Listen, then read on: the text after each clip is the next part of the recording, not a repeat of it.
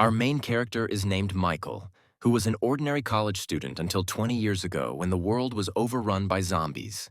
All the last years of his life, he did nothing but try to survive in a new environment full of dangers. Over the years, his mind began to crumble from the realization that he would not be able to meet his family, whom he abandoned in order to survive in this harsh world.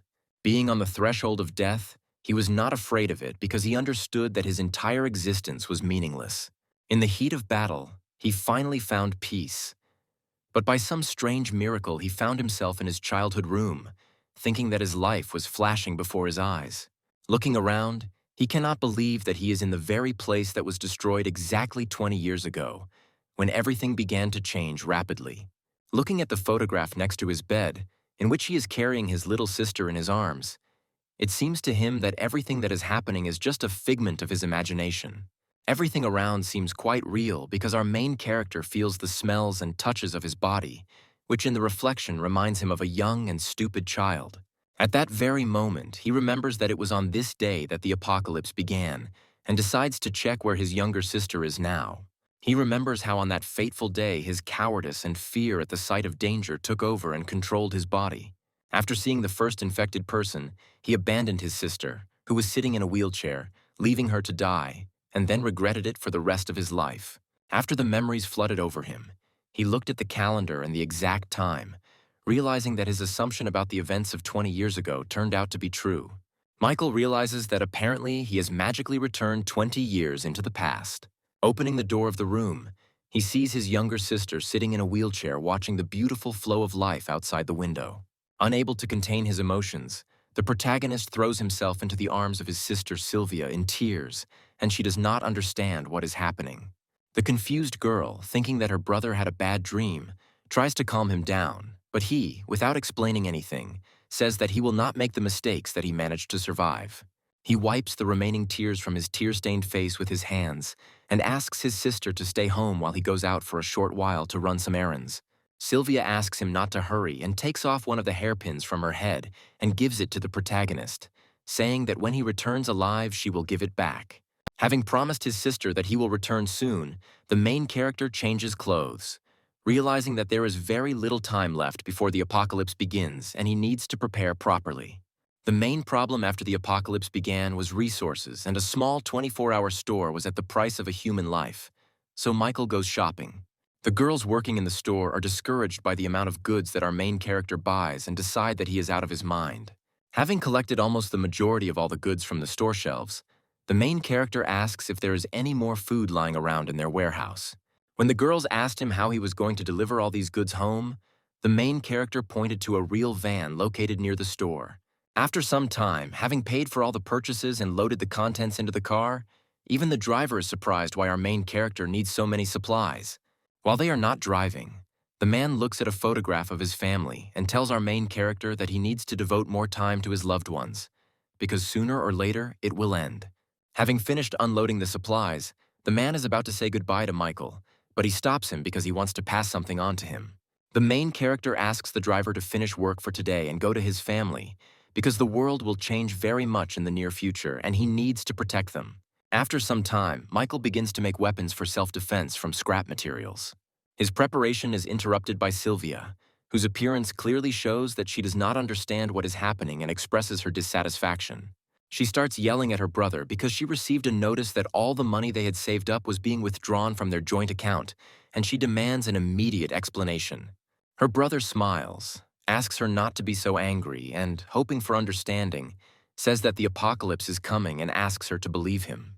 The surprised girl puts her forehead to her brother's head, thinking that he has a fever, because what he says seems like childish pranks. Michael sincerely asks to believe in his words, and asks his sister to enjoy the clean air and peaceful sky above her head one last time. Sylvia says that her brother is acting very strangely today and doing thoughtless and very strange things. But the girl notes that for the first time in her life, she sees Michael so serious, and this makes her not deny what she heard. I understand the seriousness of the situation. The main character remembers that in the first week after the start of all the events, 90% of the Earth's population will die or turn into zombies. Somewhere in the city after nightfall, an unknown man receives a message from his superiors that makes him angry, and he hears a dog barking nearby. Unhappy that he will have to work all weekend, he throws his phone at the dog with all his might, venting his anger. After which he sees how it turns out to be not an ordinary dog, but a mutated animal that attacks its offender. Our heroes, watching the chaos starting on the city streets, are overcome with genuine primal horror. Sylvia, shocked by what she saw, asks her brother what is happening when suddenly someone starts knocking on the door of their apartment. The girl hears from the voice that it is their neighbor calling for help, and the main character remembers that in the past it was because of her that they encountered the first zombie. Sylvia rushes to open the door as their neighbor's cries for help become more and more persistent. Opening the doorway, she sees in front of her the frightened face of a woman who lives nearby and asks what happened to her. Any emotion disappears from Sylvia's face as she sees an enraged mutant behind the woman. Our protagonist's head flashes with memories from a past life, in which he, along with other survivors, went on a very important mission. Their group found themselves surrounded on all sides by high-level monsters, and panic reigned among them. The protagonist tried his best to buy some time for his comrades to retreat while fighting against enemies that were superior in strength. Looking around, he noticed his close friend, who asked for forgiveness and simply left him to die and ran away. Michael remembered that he himself had once done exactly the same thing, leaving his defenseless little sister all alone. At that moment, he realized how desperate and helpless Sylvia felt, and having time to react, threw the weapon he had made towards the infected. Michael asked his sister to close her eyes, promising that he would protect her at any cost and that everything would be fine with them. He asks Sylvia to stay put and sees how the zombie with a stick sticking out of its skull rushes to attack again in the hopes of tearing the pathetic humans apart. The main character, with ease and composure on his face, parries the attacker's attack and cuts off one of his limbs. He understands that in front of him now stands the first lowest level of zombies that appeared at the very beginning of the apocalypse, and they do not have intelligence. Without any problems, with a few lightning-fast movements, he deals with the infected using his many years of experience. After defeating his opponent, Sylvia tugs at the hem of his jacket, asking her brother to stop and stop fighting. Michael hugs his sister, saying that everything is over and that everything will definitely be fine with her. After which he begins to look around because he hears someone's voice. His sister, not understanding what is happening to her brother, tries to help him, but the main character begins to lose consciousness. After some time, he comes to his senses and sees a strange sanctuary around him, shrouded in a blue glow and draining incredible energy. A few moments later, the statues located around the sanctuary shoot powerful beams of energy from their eyes at our hero. Our protagonist's head begins to split from the huge amount of information entering his brain, and he sees information windows popping up before his eyes. His body begins to change rapidly, and the voice of the system in his head says that a restructuring and study of genes is taking place. Having completed the transformation, the protagonist is informed that the recognition of the system owner is complete, and he finds himself in a changed body. Michael feels his body filling with vital energy, and context windows in his head tell him that he can improve himself and his skills. He understands that in order to develop, he needs to pay evolution points, which he will need to earn by killing various infected. He can spend evolution points on various characteristics of his body, such as strength, detection speed, intelligence, and so on. Having received his first points, he decides to upgrade his strength indicators to increase his chances of survival. Better than his skills, he suddenly feels a surge of strength in his body and hopes that this time he will be able to change his future thanks to this power. After distributing the points, he again loses consciousness and comes to his senses in our world, watching as his sister waited all this time for him to wake up. Having regained consciousness, the main character's sister immediately says that her brother scared her very much because he fainted too suddenly and she did not know what to do. Sylvia starts to cry and says that she couldn't bear it if something happened to her brother, and he strokes her head and explains that everything will be fine. Having regained consciousness, Michael immediately understands that he needs to deal with the corpse of their neighbor, otherwise even more zombies will come here. But when he goes out the door, he discovers that she is missing. Instead of a lifeless body, he sees only a pool of blood and a trail that stretches down the stairs to the lower floors. Realizing that he will have to clear the entire perimeter in order to remain safe, the protagonist decides to change his clothes because they have become too small for him. Thanks to evolution, he grew a lot and gained muscle mass, and his body became much stronger and more resilient. Sylvia, who has moved into the room, hands her brother their father's things, which should be just the right size for him. While waiting for the t-shirt to be put on, The girl begins to worry about the state of their parents now because there is real chaos in the world.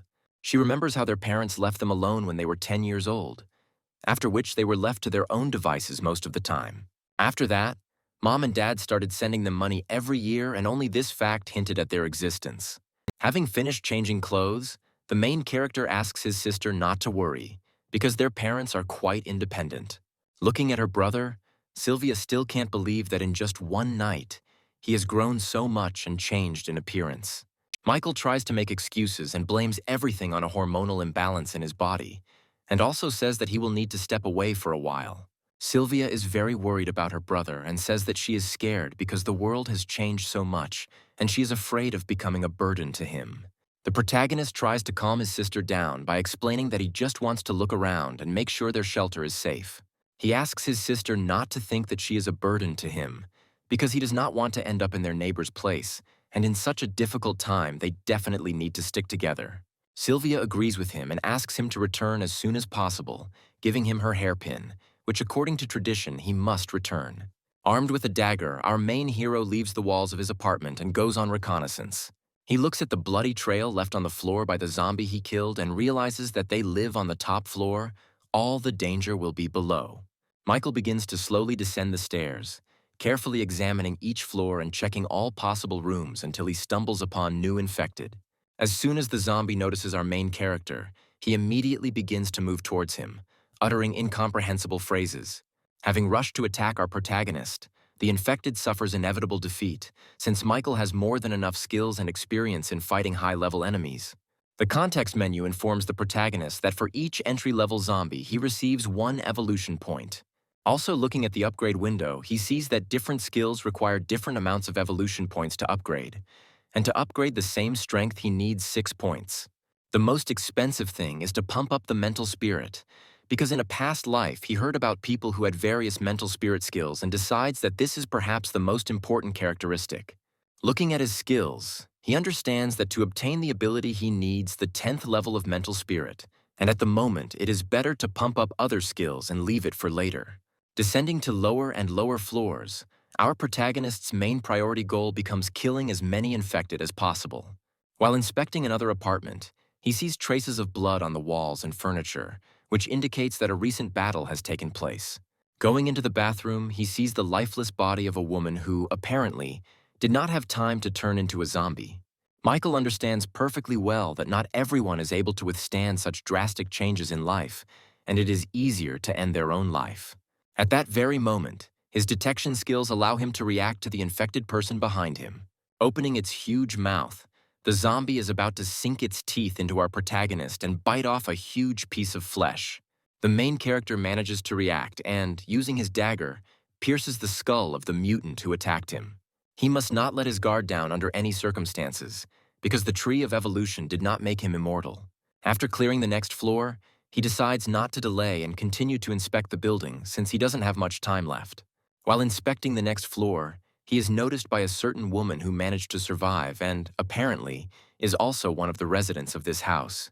After knocking on the door and asking if there are any survivors, the woman looks out of the doorway and says that her apartment is safe and asks to be left alone. The main character asks to allow him to personally verify the safety of her shelter, because he does not want to use force. The woman nevertheless decides to let the main character into her apartment for a short while, where everything looks quite peaceful and calm.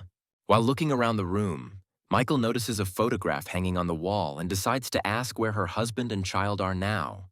The woman replies that her son is at school and her husband went to meet him and they still haven't returned and she is very worried about them. After which she asks him to leave her apartment because she is very scared, and as soon as our main character is about to leave, he hears strange sounds coming from the bedroom.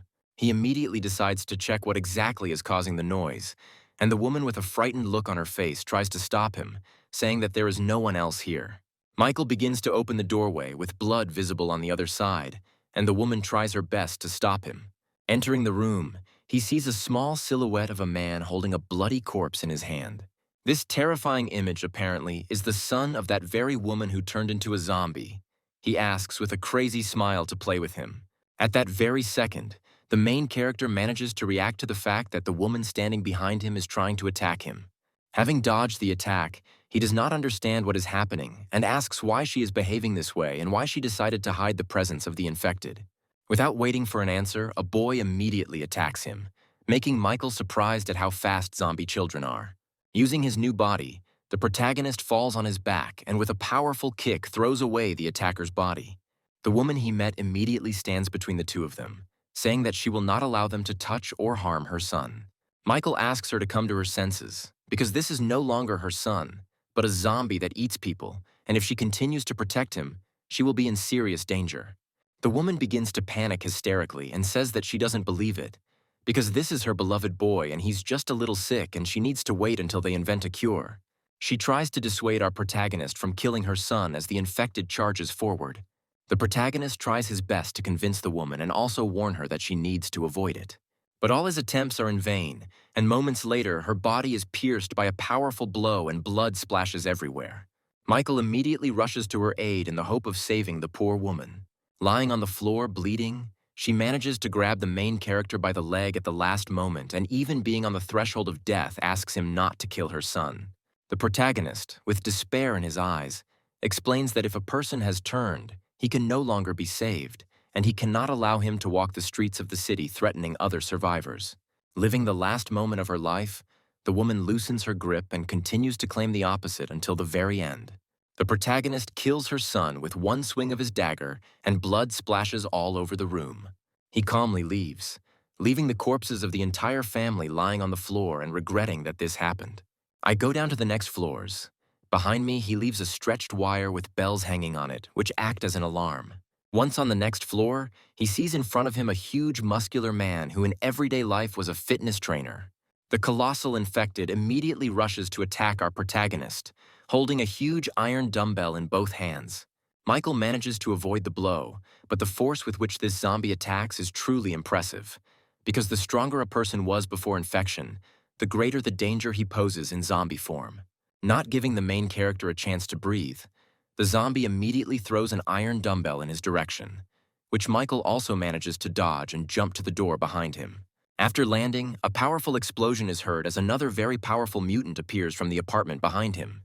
His appearance clearly takes our protagonist by surprise, and he manages to receive several wounds. In addition to the powerful zombie trainer who has incredible strength, in front of him there is a zombified animal that looks like a huge dog. It immediately rushes to attack the main character, but Michael manages to parry the attack at the last moment, finding himself on the verge of death. The zombie dog still manages to touch our protagonist, and several drops of blood begin to fall down the floors.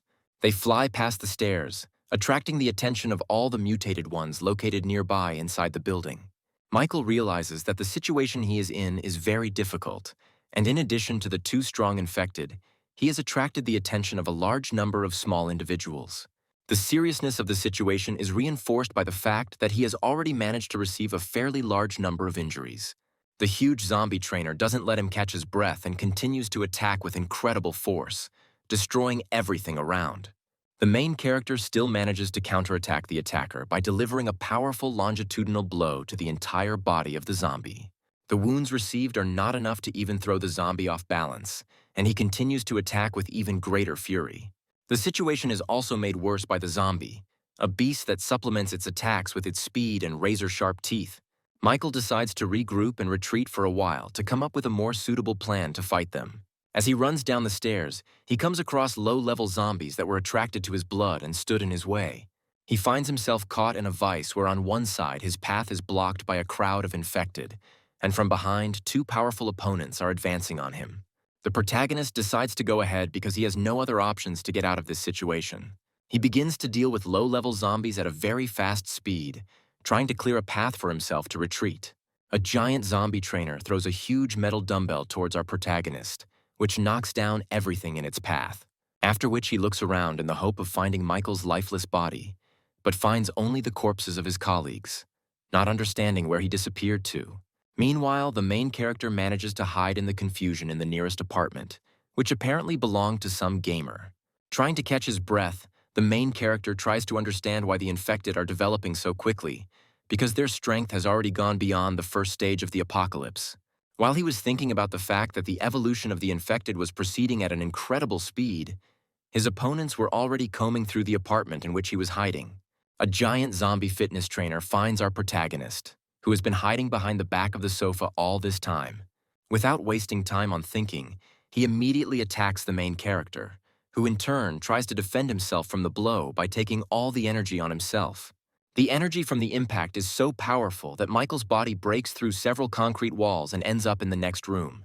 For some time, he loses consciousness and, drowning in emptiness, he realizes that even after rebirth, he still remains a worthless and weak person unable to change anything. Lying in a pile of concrete rubble, the sound of the bells he left on the upper floors breaking brings him to consciousness. He immediately remembers his younger sister, whom he promised to protect at all costs, and this thought gives him strength. Michael decides to immediately spend the points he has on upgrading his speed and strength, which allows him to get back on his feet. He rushes up to his apartment as quickly as possible, destroying all low-level infected with one blow thanks to the upgrades he received. At this time, Sylvia hears strange sounds behind the door and hopes that it is her brother and decides to open the door. Meanwhile, outside there are two infected people, on whose bodies light from our hero's apartment begins to shine, but Michael is already rushing to help.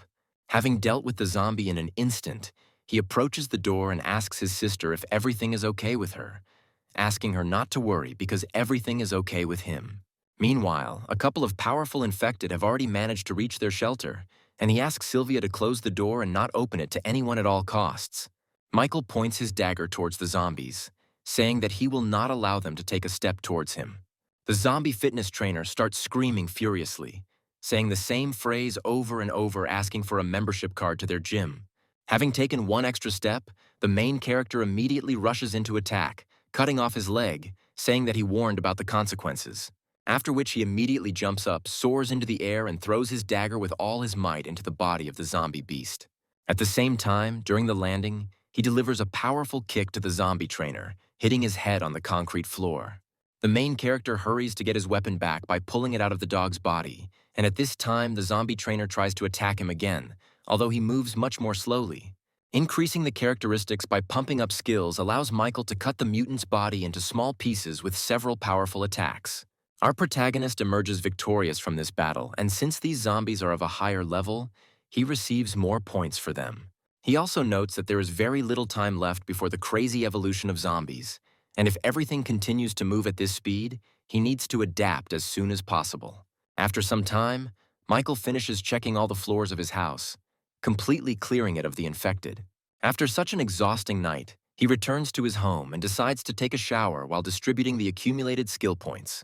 The main character decides to develop his skills evenly, investing a little into each available skill branch.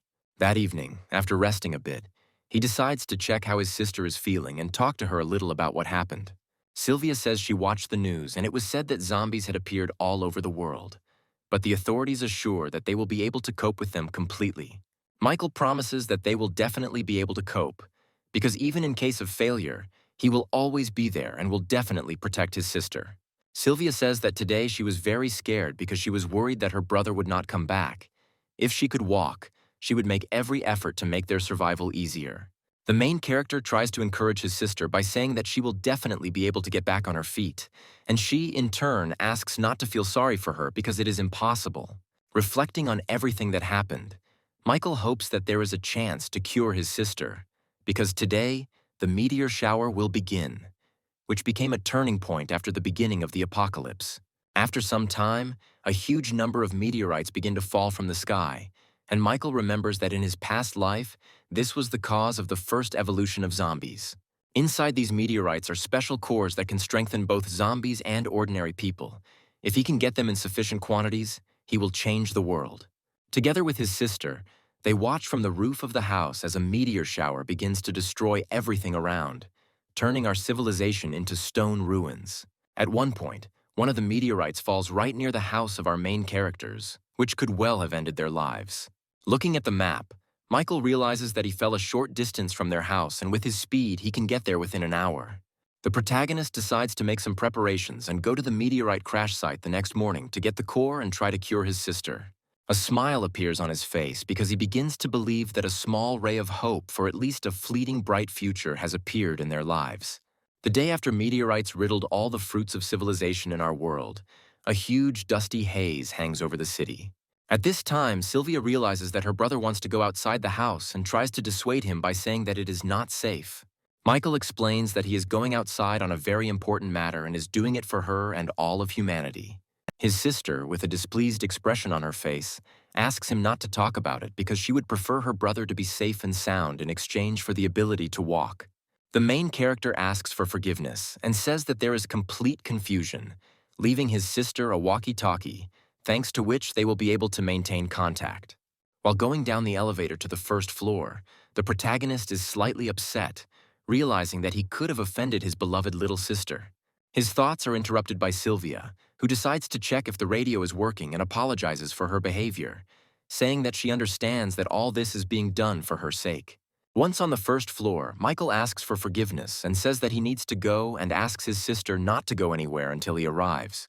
Finally, the girl tells him to check his pockets, in which she left him her hairpin, which he must definitely return to her upon his return.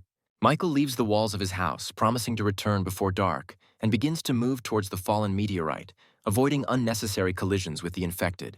At this time in the city, a group of soldiers is clearing out infected people, trying to keep the situation under control. One of the soldiers reports to the commander that all the mutated in the western part of the city have been eliminated, and their numbers have noticeably decreased after the meteor shower. Meanwhile, a tall and stately woman named Megan receives the report from the soldier and becomes their commander. Her assistant, Lena, says that they need to give the soldiers new instructions and continue clearing the city. Megan orders them to continue patrolling the area and make sure they don't miss any infected. At the same time, their conversation is interrupted by a man sitting at the table, who jumps up and asks the woman to immediately accompany them to the company. Megan grabs him by the shirt, explaining that she is a police officer, not his personal bodyguard, and if he values his life, he must listen to everything she orders. Looking at him with a frightening gaze, the girl asks him to express all the complaints that do not suit him in the current circumstances. Fearing pressure from Megan, the man can think of nothing better than to agree and stop being nervous. Leaving the men in jackets alone, the commander asks Lena to contact Mr. Leonardo, to whom she needs to convey some information. At the same time, the second man sitting at the table looks angrily at Megan, promising that one day he will get this fierce cat. After contacting Mr. Leonardo, Megan reports that all the zombies in the area have disappeared somewhere, and most likely this is due to yesterday's meteor shower, and for now, they will continue patrolling. Meanwhile, Michael moves towards the crater left by the meteorite, trying to minimize collisions with the infected so as not to attract unnecessary attention. After some time, he finds himself at the very crater from the mouth of which a huge amount of dark energy is emanating. The main character decides not to rush to hasty conclusions and to examine the surroundings by climbing the nearest high-rise building. He sees a meteorite fragment located in the center of the crater, emitting a huge amount of energy, and in his past life he had never seen it in real life. He also notices a zombie near one of the crater walls trying to get out, and who is not at all interested in absorbing the fragment.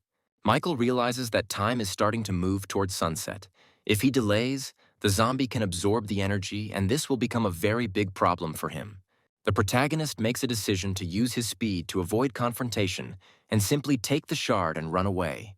Once he reaches the crater, he makes a lightning-fast dash towards the zombie in the hopes of catching it off guard and finishing it off quickly. When striking the infected's body, his homemade weapon breaks as if it were made of glass, and the zombie's skin turns out to be as strong as steel. The zombie girl turns to our protagonist and greets him, and her appearance clearly says that she is definitely not a weakling. Michael manages to notice her black eyeballs and golden pupils, as well as tattoos all over her body, and concludes that in front of him is a natural zombie. For a few seconds, he is overcome by a primal terror, as in their past life they were the ones who most terrified humanity and were stronger than anyone else. In an instant, the infected closes in on our protagonist, grabbing him by the remains of his makeshift spear and throwing him into the air with incredible ease. Trying to land on the ground, our main character begins to be hindered by vines shooting out from under the ground like bullets. Having managed to get his dagger, he manages to cut the annoying plants and remains safe and sound. Michael understands that the original zombies have special abilities, and their strength and speed are at a very high level, making them not the easiest opponents. While he tries to understand why such strong zombies started appearing so early, the girl does not give him a chance to think and attacks him again. The protagonist decides not to engage in combat and simply try to take the shard and run away, avoiding unnecessary damage. Numerous vines suddenly appear in his path again, preventing him from doing so simply. The native zombie smiles as if mocking our main character and is simply having a good time. The speed of her skills does not give our protagonist even the slightest second to think and make decisions, and he is forced to defend himself all the time. Their powers are at completely different levels at this point in time, and even trying to defend himself, Michael still takes a lot of damage. Realizing the sadness of his situation, he understands that events are developing much faster than in his past life, and apparently, history is changing. At the same time, Michael notices how the meteorite fragment and the zombie are connected by an invisible energy thread. He suggests that the native zombie, like all the others, arose from these fragments and act as his protectors. The protagonist assumes that in this case, the infected will not be able to move far from the fragment and decides to break the distance with her by going beyond the crater. The zombie girl tries to stop the protagonist with a vine branch, but he manages to defend himself and cut them into pieces. Once out of her reach, Michael manages to catch his breath for a while and decide what to do next. He decides to take refuge in a nearby building and use it as a temporary shelter in order to regroup and come up with a new plan. He takes out a red glass flask from his backpack and decides on an ambitious plan, saying that he will need the blood of a dead man. After some time, he's riding a motorcycle and leads a huge horde of infected that he managed to lure from all over the area. Finding himself near the crater where the original specimen is located, he throws a vial of blood into the air, setting his plan into action. The main character manages to break the test tube and all the contents fall out like a rain of blood. His plan was to use the dead man's blood as bait for a large number of low-level zombies that the primordial zombie would have to fight. Such impudence and insidious plan enrages the female, and she begins to attack with even greater speed and fury everything that tries to harm her. Michael begins to watch everything that is happening from afar and hopes that his plan will have at least some effect. Even with an incredible advantage in strength, the primordial zombie is unable to deal with the horde of infected rushing towards it so quickly, and they simply overwhelm it with numbers. The presence of intelligence in the original zombie allows her to get out of such a difficult situation and use her vine to fly into the air. While out of reach of normal low-level zombies, she begins to attack them from a safe location. At this moment, Michael decides to get closer to the crater and try to steal the fragment while the original is busy fighting. The only thing that worries our main character in this situation is the large accumulation of mutants, because of which he himself can fall into a trap. The protagonist also understands that he cannot delay this battle. Otherwise, the fragment will have time to restore the energy of the female and it will become even more difficult. Unexpectedly for everyone present, a very powerful and ominous roar is heard, which can only mean one thing. Looking around, Michael and the original zombie notice a huge and ferocious mutated beast. He immediately rushes to attack the female, as he perfectly senses her strength and understands that he needs to deal with her first. The beast manages to knock her to the ground, pressing her with his paw, intending to tear her into small pieces. The main character realizes the deplorable nature of the situation, but understands that the animal has every chance of emerging victorious from this fight. But looking at its fur, he understands that it will soon mutate. This will happen if the mutated beast manages to absorb a meteorite fragment, and in this case, trying to emerge victorious from this battle will be pointless. The primordial zombie, being in a less than favorable position, still manages to attack the beast with his strength, throwing it to the side. The mutant clearly doesn't like this, and with even more of his inherent animal rage, he attacks the zombies. Not having time to react and keep up with the reaction speed of the infected beast, he still manages to sink his knife-sharp teeth into the body of the female. Michael understands that the situation is taking a very unexpected turn and is already preparing to prevent the beast from finishing what he started. Because if the original loses, the situation will become even more dire. At the last moment, the main character decides to stop, not believing that such a powerful opponent, possessing intelligence, lost so easily. At that very moment, a fountain of blood begins to spurt from the mouth of the mutated beast, and its body is pierced through by the roots of the vine. His body rises high into the sky, hanging from the spear-like branches of the vine, signifying his defeat in this fight. The protagonist realizes that this was all just a plan by the original zombie to lure him closer to himself in order to deal with two opponents with one blow. The female starts to smile and praise our main character, saying that the pathetic little man was not so simple as to believe in such a trick. Michael also says that she is not the easiest opponent, and he will have to sweat a lot to emerge victorious, after which he descends down into the arena, causing surprise to the firstborn, who did not think that he would personally come to her to die and lose. The female decides not to hesitate and immediately tries to attack him with her roots, but Michael manages to defend himself once again. He continues to fight off numerous attacks with the vine, and notes that the fight with the infected beast and the huge number of low-level zombies has greatly exhausted the primordial. At her limit, she attempts to engage in close combat and personally attack Michael. This act turns out to be quite reckless, as the main character manages to easily cut off the attacker's hand with one deft movement. After this, the original zombie is overcome with animal rage and incomprehension of how a pathetic human being is capable of such a thing, and promises to finish him off here and now. The main character is quite surprised that the female still has strength to fight, and all this time she has not shown her maximum. Looking around, he notices that the original is beginning to absorb the energy of the fragment and with its help restore her wounds. After a few moments, she takes on a new form, becoming like a rose flower and becoming much stronger. Her speed and strength increase 100-fold, and she begins to try to finish off our protagonist. Michael understands that with his current level of strength, he will not be able to defeat such a powerful individual in any way and tries to escape again, but his escape routes are blocked by vine branches. The firstborn says that this trick won't work on her twice, and they will decide right here and now which of them will be stronger. The main character slowly begins to run out of strength to dodge and defend himself, and one of the blows almost reaches its target. But at the last moment, the vine branches stop attacking Michael, and the body of the original zombie begins to emit fountains of blood. The protagonist realizes that the female specimen could not withstand such a strong energy from the fragment, and moreover, her body is very exhausted after so many battles.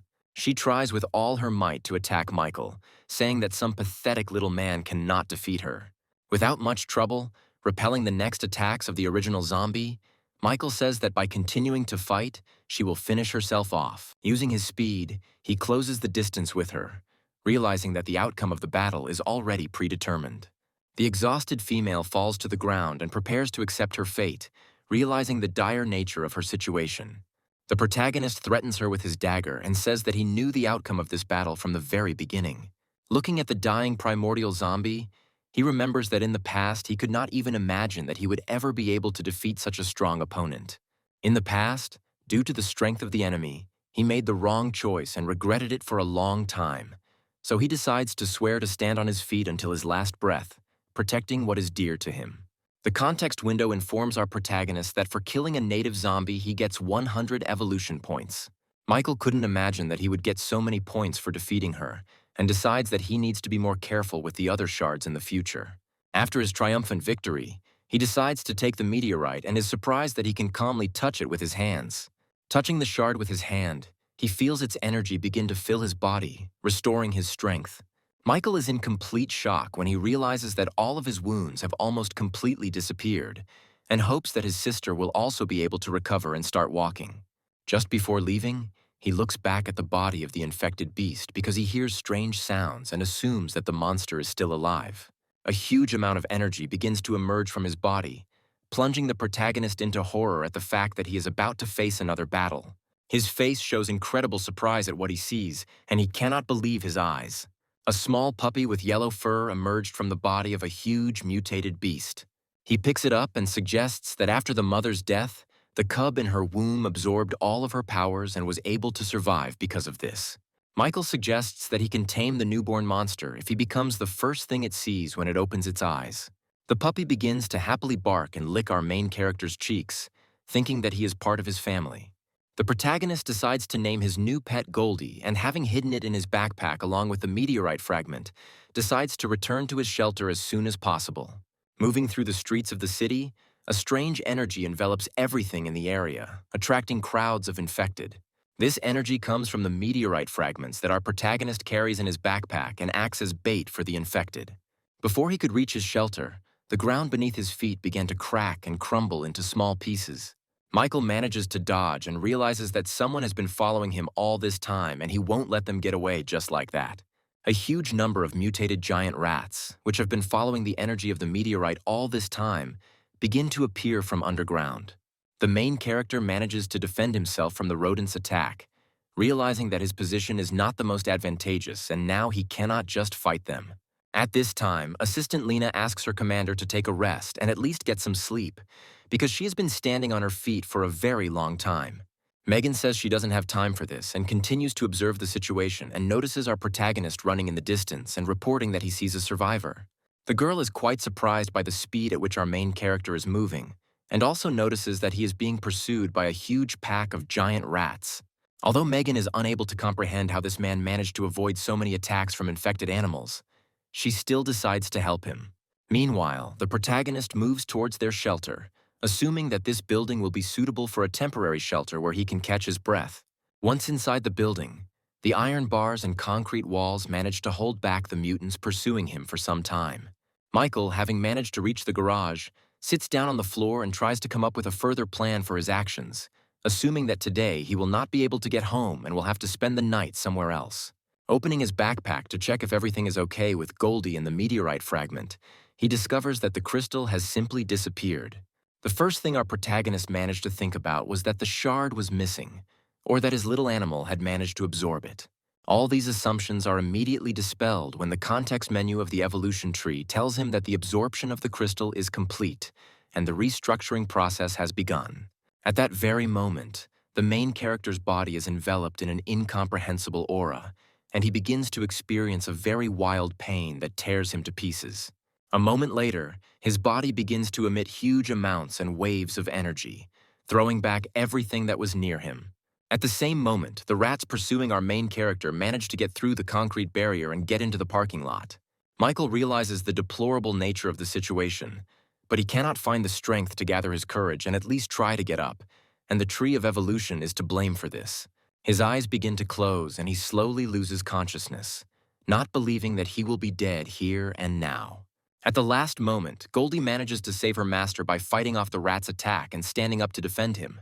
The body of the small puppy becomes covered with a thin layer of electricity and begins to emit a large amount of energy. He places himself between the attacking rats and his master's body, ready to give his life to protect him. Goldie begins to fight the hordes of rats by attacking them with electric shocks and using her speed and size to her advantage. The number of infected turns out to be too great, and through a breach in the walls, even low-level individuals manage to penetrate inside and surround our main character. The faithful puppy can't keep up with such a number of opponents and has to continue the battle with the rats located outside the building. Before attacking and finishing off our main character, one of the rats is met with inevitable death by a bullet from a gun. At that very moment, other surviving people appear in the parking lot, armed and arriving to help our main character. The gray-haired man asks Megan if they should have brought strangers to the shelter because if he was bitten, they would have a very hard time. The commander replies that they cannot abandon the survivor. They need to isolate him and observe him.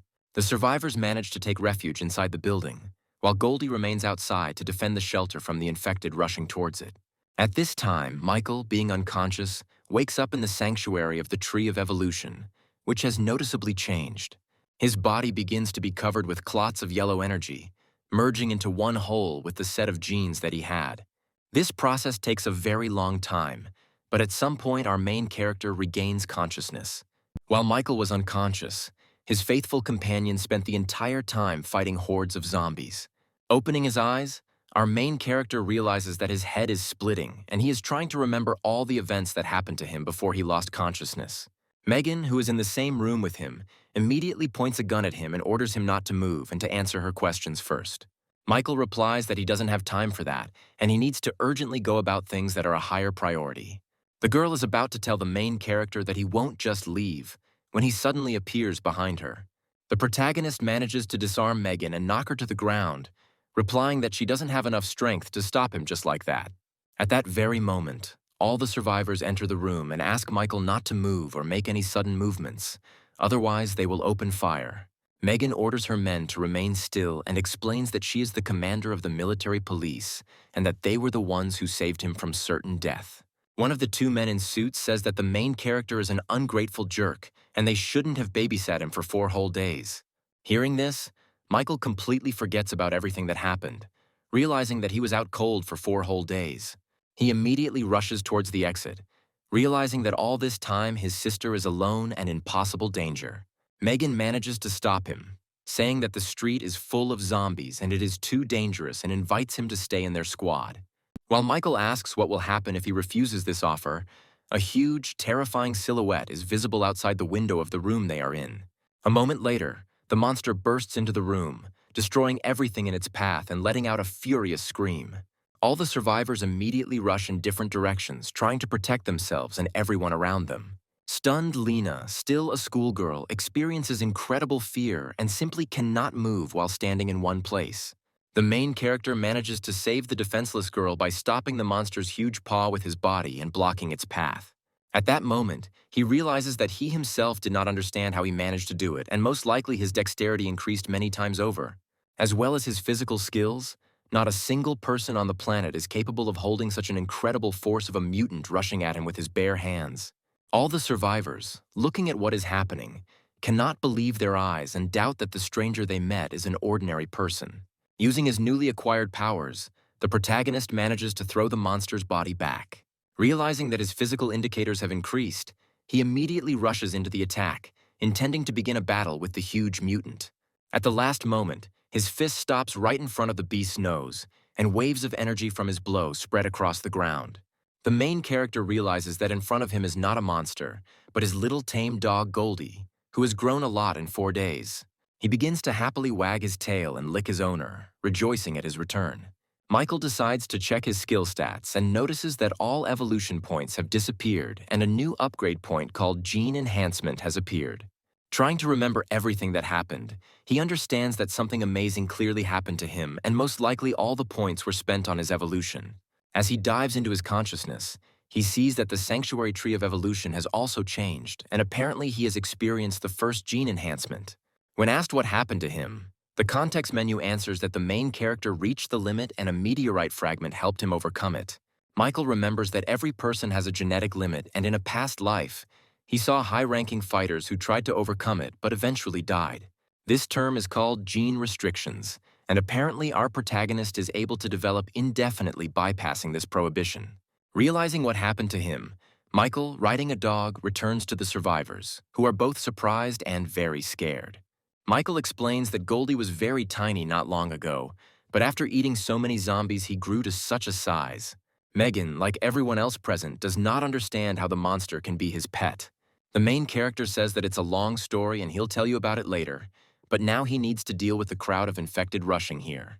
Noticing a huge number of zombies on the horizon, Megan understands that their strength is not enough to resist such a horde. The girl says that they have nowhere else to go, and they were able to find this place after a week of searching after the start of the apocalypse, and they have no other. Michael begins to warm up and asks the girl not to worry, because there is a military shelter 40 kilometers from here and they can go there. The protagonist asks them to wait in a safe place while he single-handedly deals with all the infected, and Megan says that this is just madness. Michael asks to follow his instructions and then rides into battle on his tame dog. Lena, looking at everything that is happening, asks her commander if this stranger will be able to return safe and sound and accompany them to the shelter. Having reached the right place, the main character decides not to fight with his bare hands and to rip the road sign out of the ground.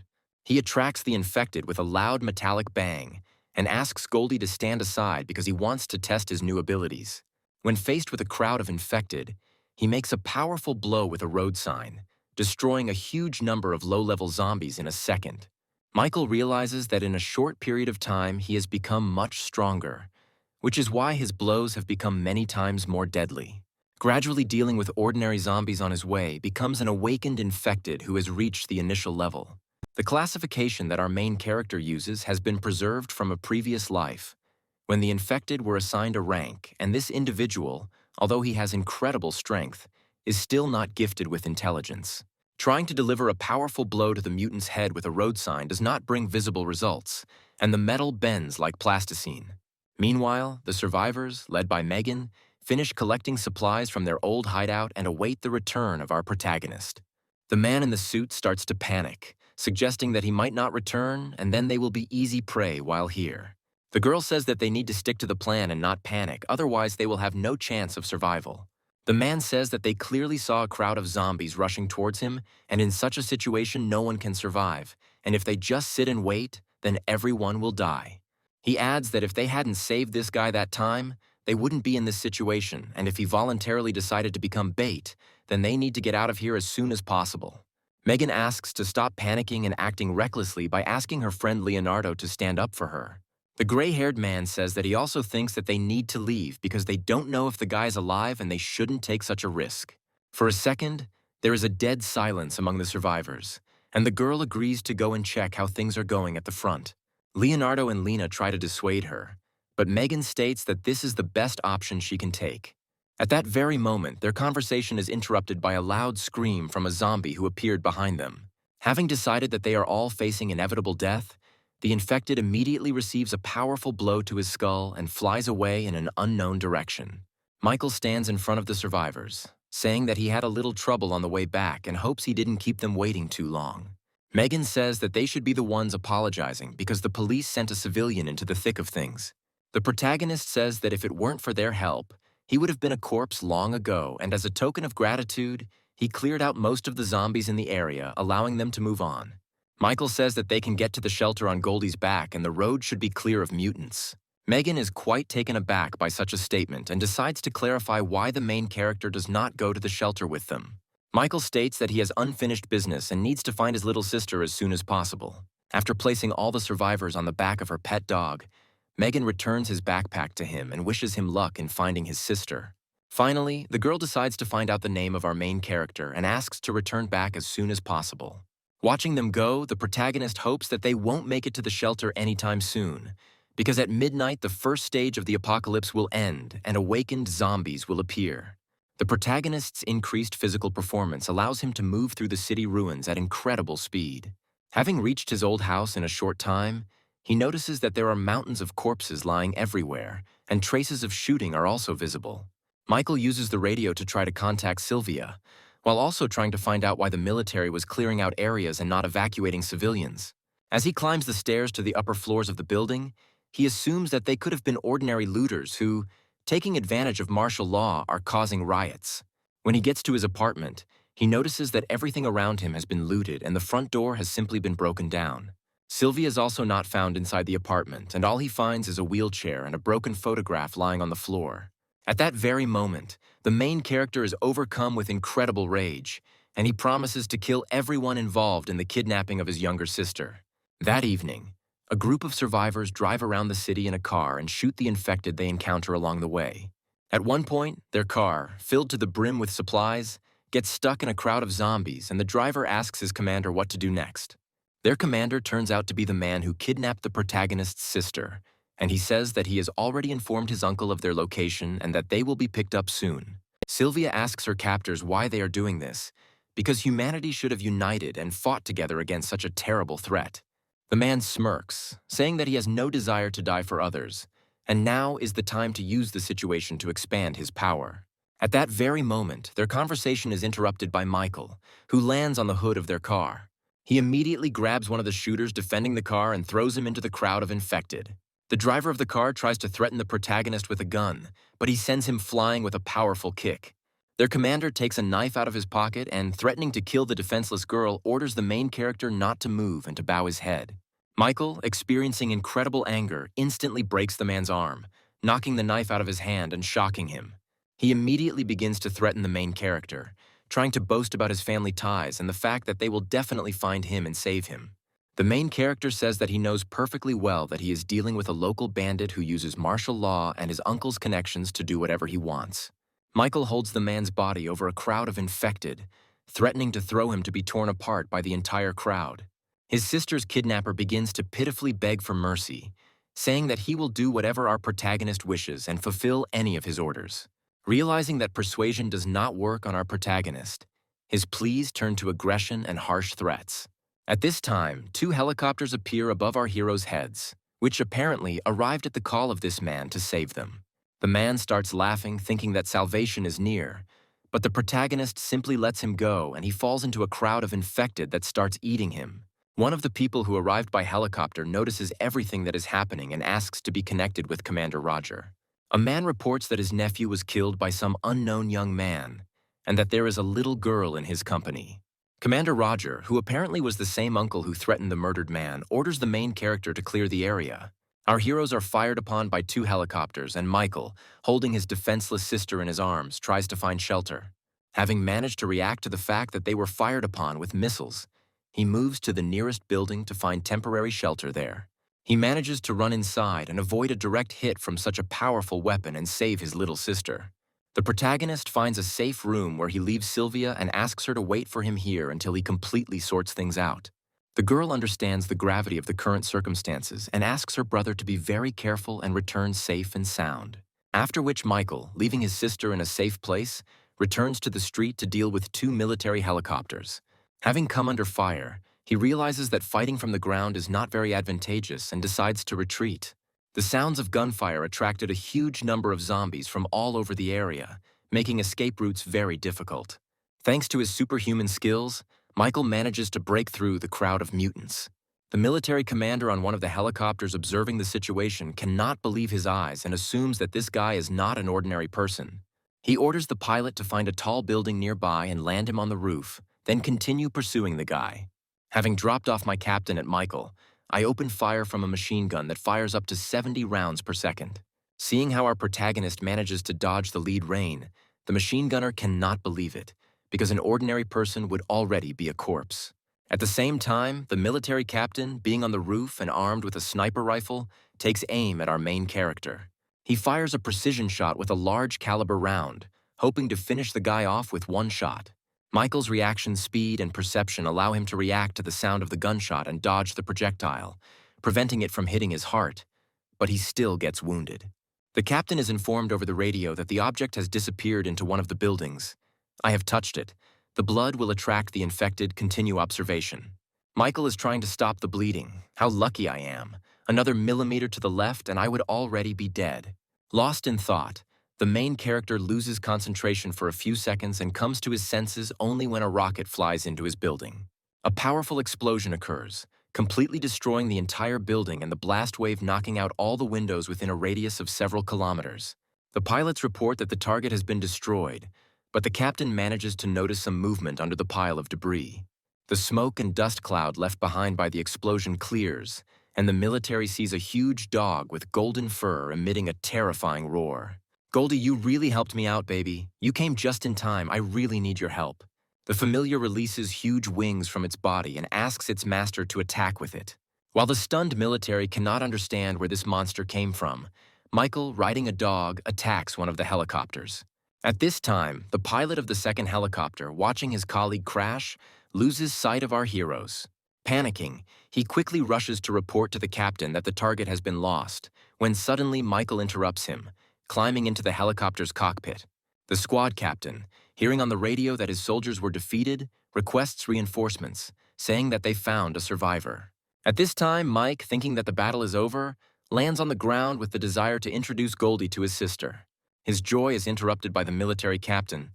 "Hey kid, it's too early to rejoice. This girl is clearly very important to you."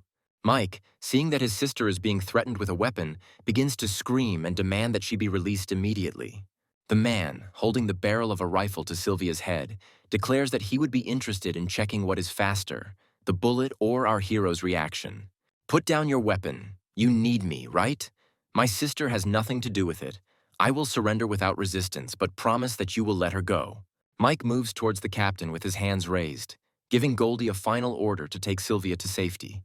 At this time, an infantryman armed with a rocket launcher, who apparently arrived with reinforcements, reports that the target has been captured and is in the kill zone. The captain grins and gives the order to open fire, and a shell is fired at our hero, producing a powerful explosion. The military is happy that the mission is completed, but as soon as the fog clears, Michael's faithful dog appears at the site of the explosion, taking the full brunt of the blow. The captain shouts into the radio that the target is still alive and they need to move to Plan B, but it turns out to be too late, and Michael delivers a crushing blow from behind his attacker. The man, having flown several dozen meters and received a lot of injuries, lies in a mountain of debris and, having miraculously remained alive, orders everyone to be destroyed. More missiles are fired towards Sylvia as Michael struggles to save his sister. A moment before the explosion, he manages to cover the girl with his body, taking the entire blow on himself. Falling to the ground, Sylvia looks at her bloody hands, hoping that her beloved brother is still alive. "Brother, don't scare me. Don't even dare fall asleep. What's wrong with you? Don't leave me alone." Meanwhile, the captain still manages to get back on his feet, while simultaneously rejoicing that all his limbs are intact and he will not remain a cripple. Michael, opening his eyes slightly, wipes the tears from Sylvia's face with his finger and asks for forgiveness for not being able to protect her. "Don't cry, Sylvia. I'm so glad I was able to look at you again. It all seems like a dream in which I want to stay forever." After these words, Michael's hand falls to the ground, and his sister begins to scream at the top of her voice, and waves of powerful energy come out of her body. The captain can't believe they fired so many missiles at this guy, and he's still breathing.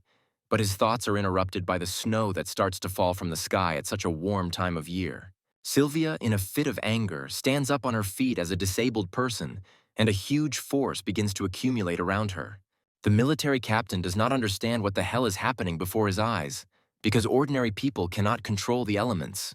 The girl, screaming that it was her fault that this happened, and that her weakness led her and her brother to this, begins to freeze everything around her using the newly awakened power of ice. The captain's body quickly begins to turn into an ice statue, and his movements are frozen by ice and the fear of imminent death.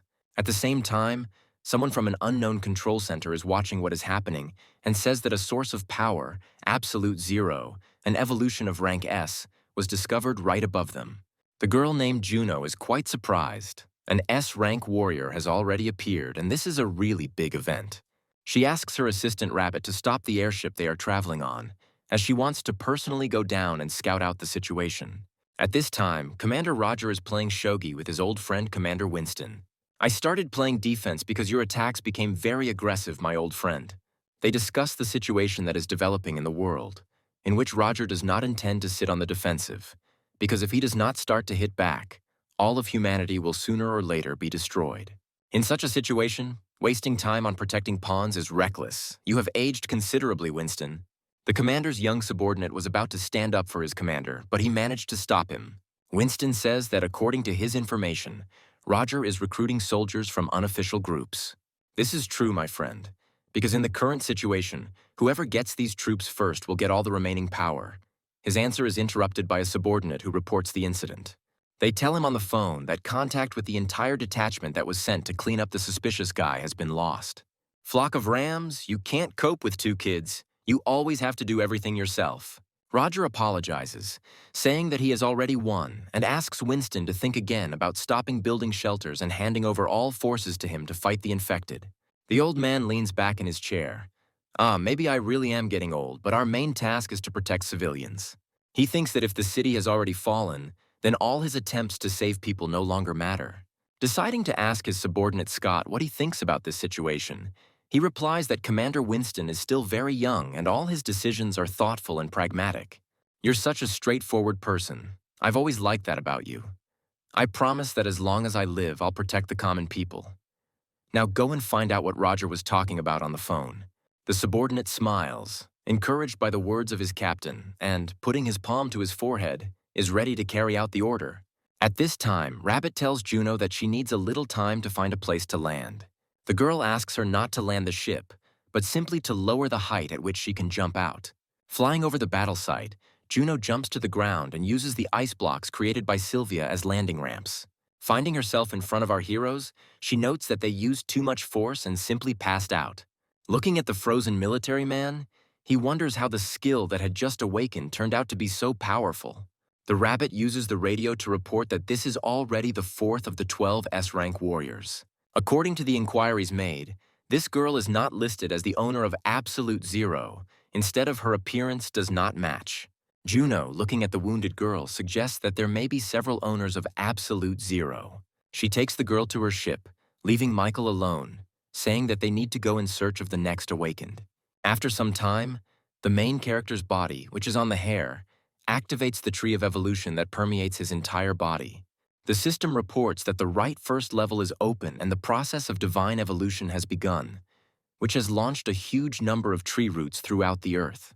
The tree of evolution began to search the entire area for any living creatures and mutants, starting to destroy them and pump energy out of them. All this power, collected in a matter of hours, began to flow straight into the heart of our protagonist, saving him from imminent death. At this time, Commander Winston's subordinate Scott enters his office and reports that he has completed the task given to him. He hands the commander a tablet with a video recording saying that this guy and the little girl were being pursued by Roger's men, but he managed to neutralize them single-handedly. However, he was wounded, and then the entire area became covered in ice for unknown reasons. At the end of the recording, rays resembling tree roots began to emanate from this place, after which the camera turned off. In the final seconds of the video, Winston notices a stranger appear, whose face is too blurry to identify. The commander orders the cattle to go to that very place and find out what happened to this guy and, if possible, deliver him to headquarters. Something very inexplicable is happening. Roger's powers are getting stronger, and my abilities have a limit. This world needs a hero. After a few hours, the roots of the evolutionary tree begin to retract, penetrating Michael's body.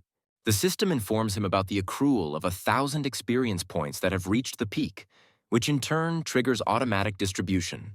At this very moment, the main character opens his eyes, trying to understand how he managed to survive and what happened to him. Looking around and not finding Goldie and his sister nearby, he rushes to inspect the surroundings, completely covered in ice, hoping that his loved ones are still alive. In such a hopeless situation, he decides to turn to the Tree of Evolution to find answers to his questions, and penetrates deep into his own consciousness. The system informs the protagonist that the deification plan has been put into action, and only one attempt has been allocated for its implementation. Michael also tells us that he has awakened, and all his stats have been increased to the 5th level of power. Looking at his stats, he realizes that his physical strength has increased incredibly since awakening. Thanks to the meteorite fragment he received earlier, he gains a new skill called absorption.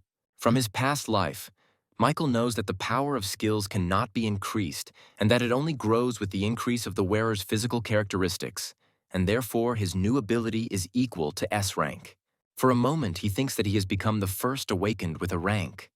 But at the last moment, he remembers that he noticed a similar reaction in Sylvia, and perhaps all this ice in the area is her doing.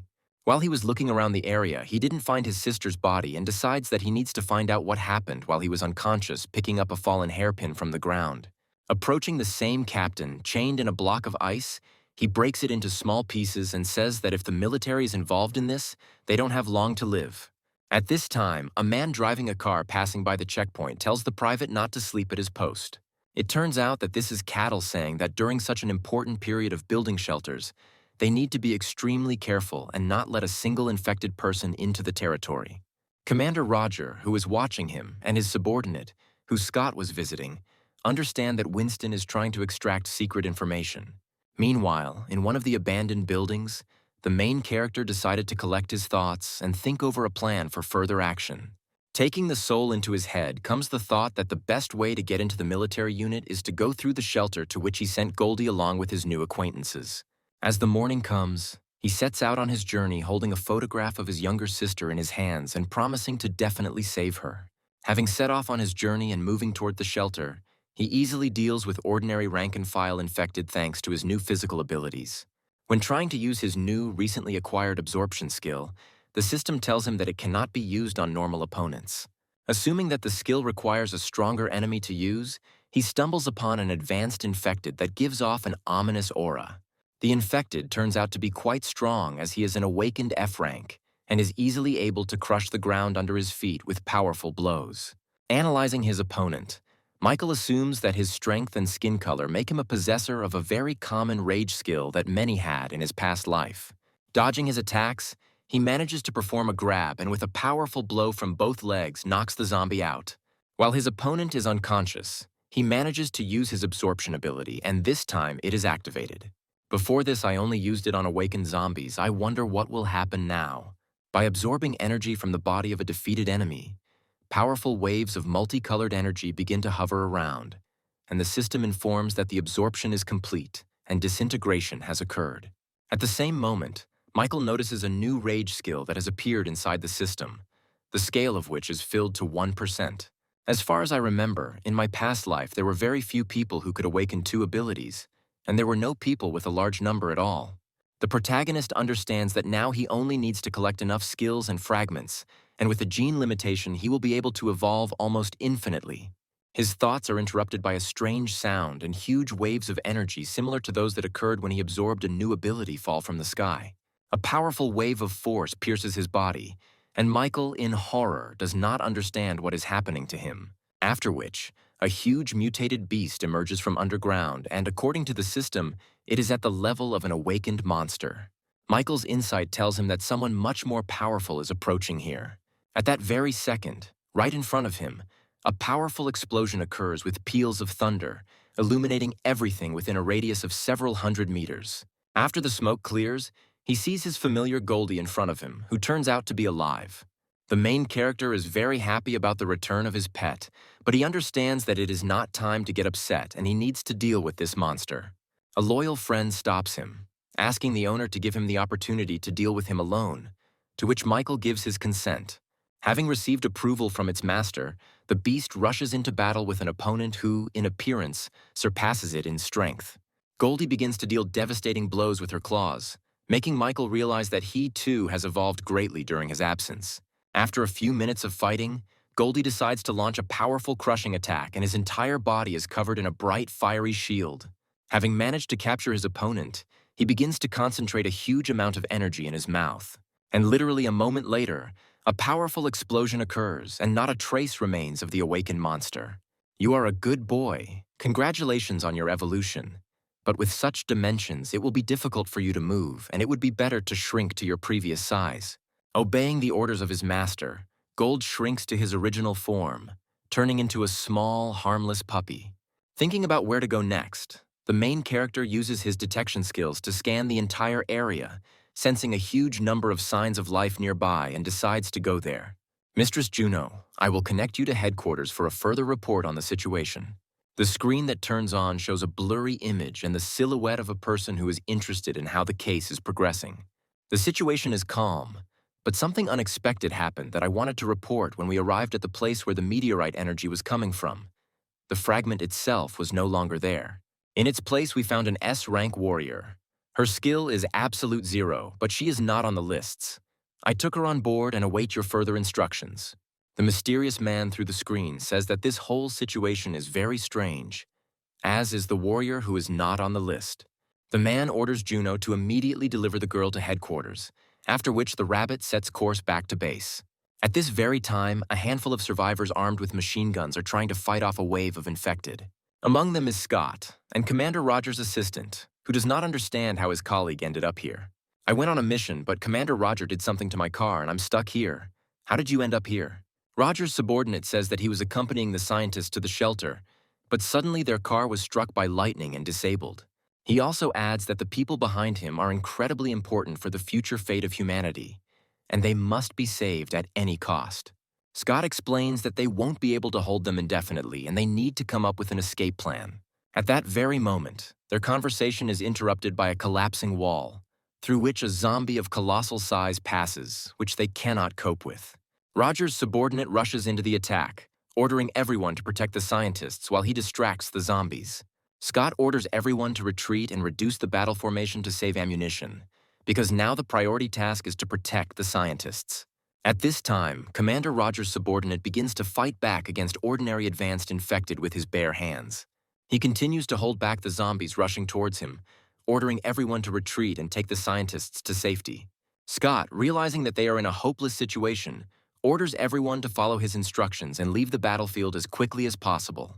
Before he could finish his sentence, an object resembling a human body flew past his face at very high speed and crashed into the wall.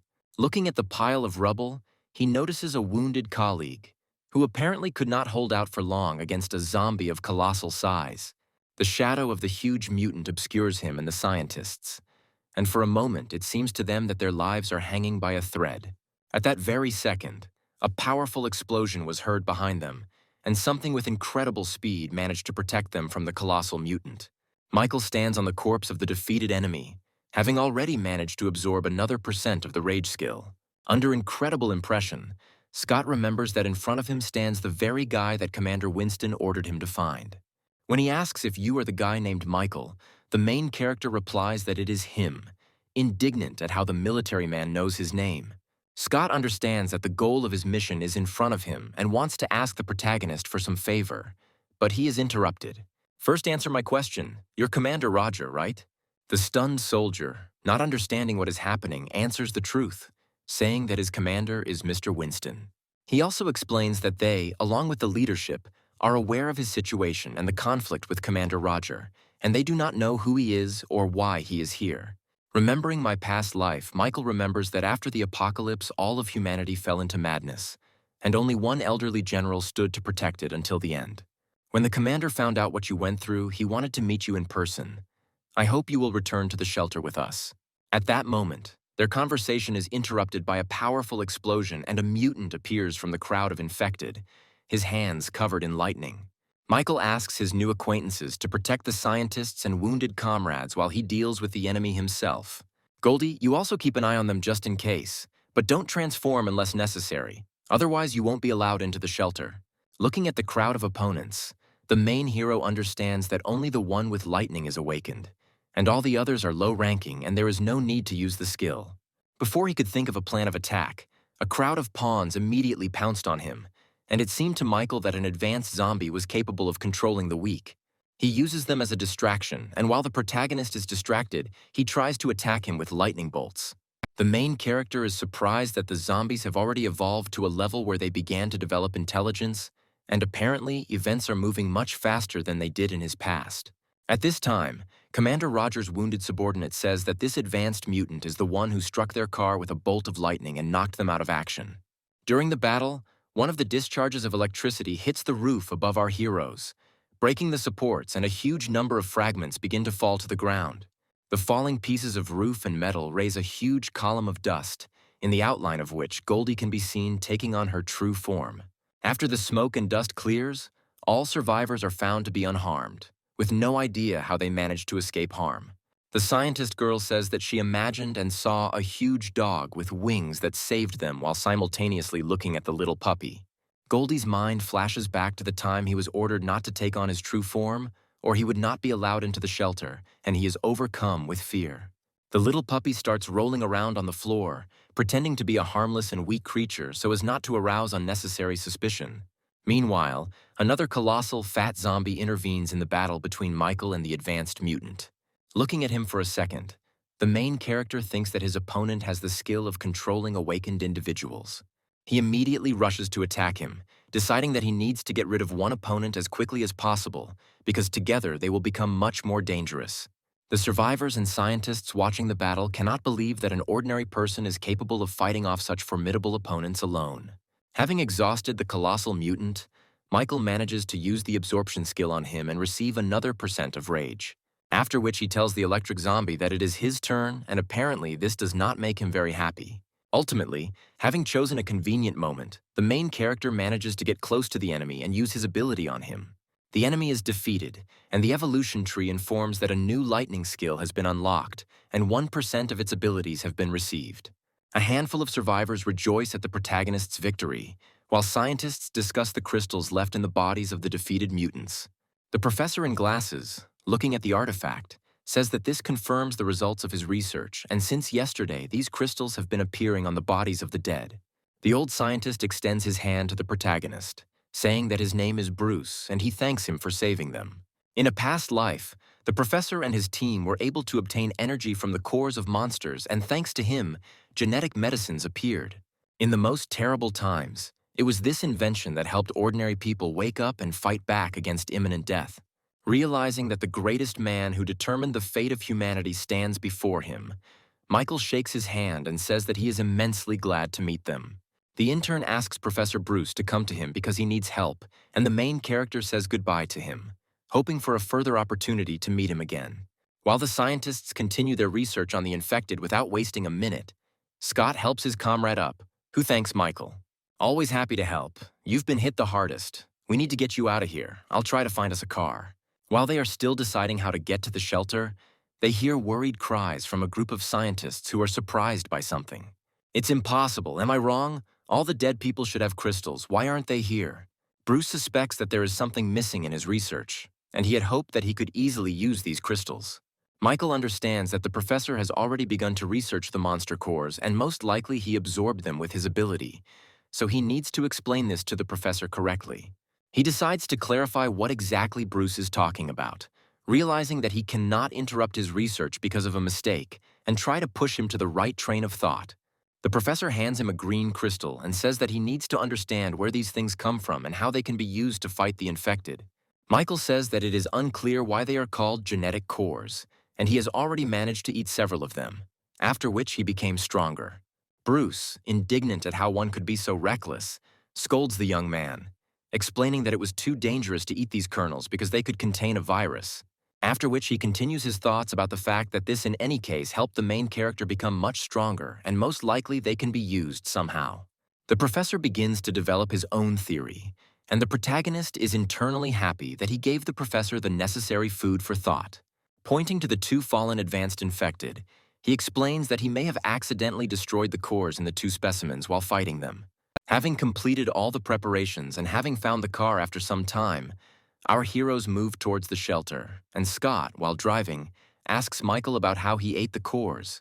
The main character says that the zombie cores he ate were the first to awaken and he was just lucky, but it would be too dangerous for ordinary people to eat them. Michael understands perfectly well the military man's desire to become as strong as possible, but warns him against rash actions. Scott says that Captain Roger is secretly gathering awakened soldiers while Winston spends his time building a shelter and he wants to protect his commander. Don't worry about your captain. He will never lose to Roger, and I am 100% sure of it. After some time, our heroes reach the walls of the base, where the construction of a shelter is in full swing. Looking at the preparatory work, Scott explains to the protagonist that the awakened with combat abilities went to Roger's troops, and the rest help Winston with the construction. Getting out of the car, Michael notices a red-haired girl driving towards him at high speed and asking him to get out of the way.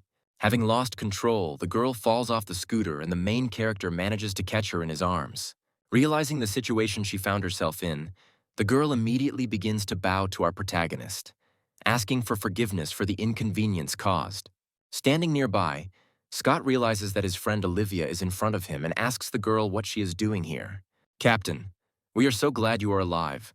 Commander Winston was unable to contact you and we thought you had died on the mission." Scott hits the girl on the head, saying that's not what he asked, to which Olivia replies that she came to meet the new survivors. "Michael, I'll report everything to the captain for now, and you go through the verification procedure along with the other survivors, and I'll try to arrange a meeting for you with Winston as soon as possible."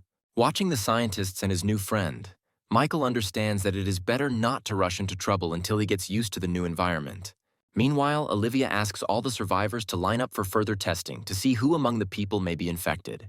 The protagonist understands that Commander Winston is doing everything right, because in his past life, he knew many cases of terrible tragedies after security measures were violated. After filling out the form given to him, after some time, he passes by a familiar girl who is accepting forms from other survivors. It turns out that it is the girl he saved earlier, Lena, who is very happy to meet our main character and that he is safe.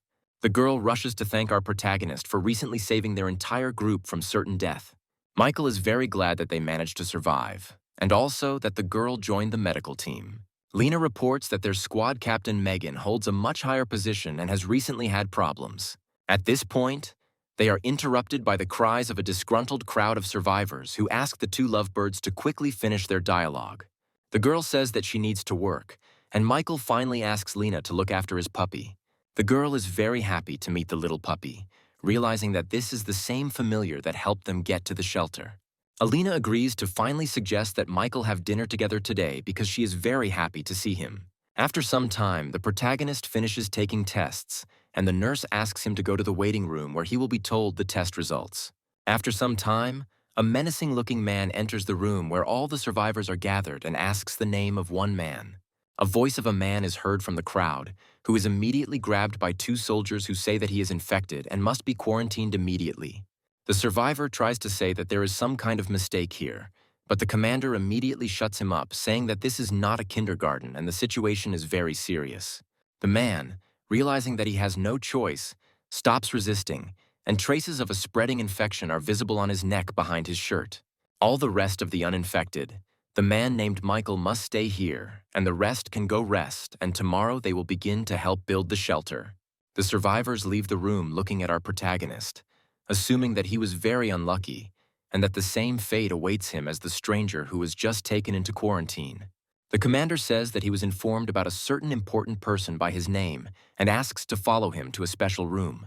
Michael sits down on the bed where he is asked to wait for a meeting with Commander Winston, and all the while he looks at a picture of his little sister.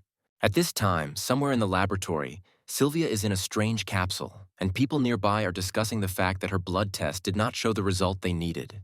After some time of waiting, there is a knock on our protagonist's room and someone asks his permission to enter. Lena enters the room, greets Michael and asks him to come with her to dinner, saying that she will take him to the dining room. They walk together through the corridors of the shelter, and Michael compliments the girl that he did not recognize her in different clothes, and that she looks very cute. Lena suggests visiting her commander Megan and giving her a surprise, because she would also be very happy to meet him. The girl also says that the problems she spoke about are related to the fact that Megan has awakened, and Commander Roger is trying with all his might to lure her to his side.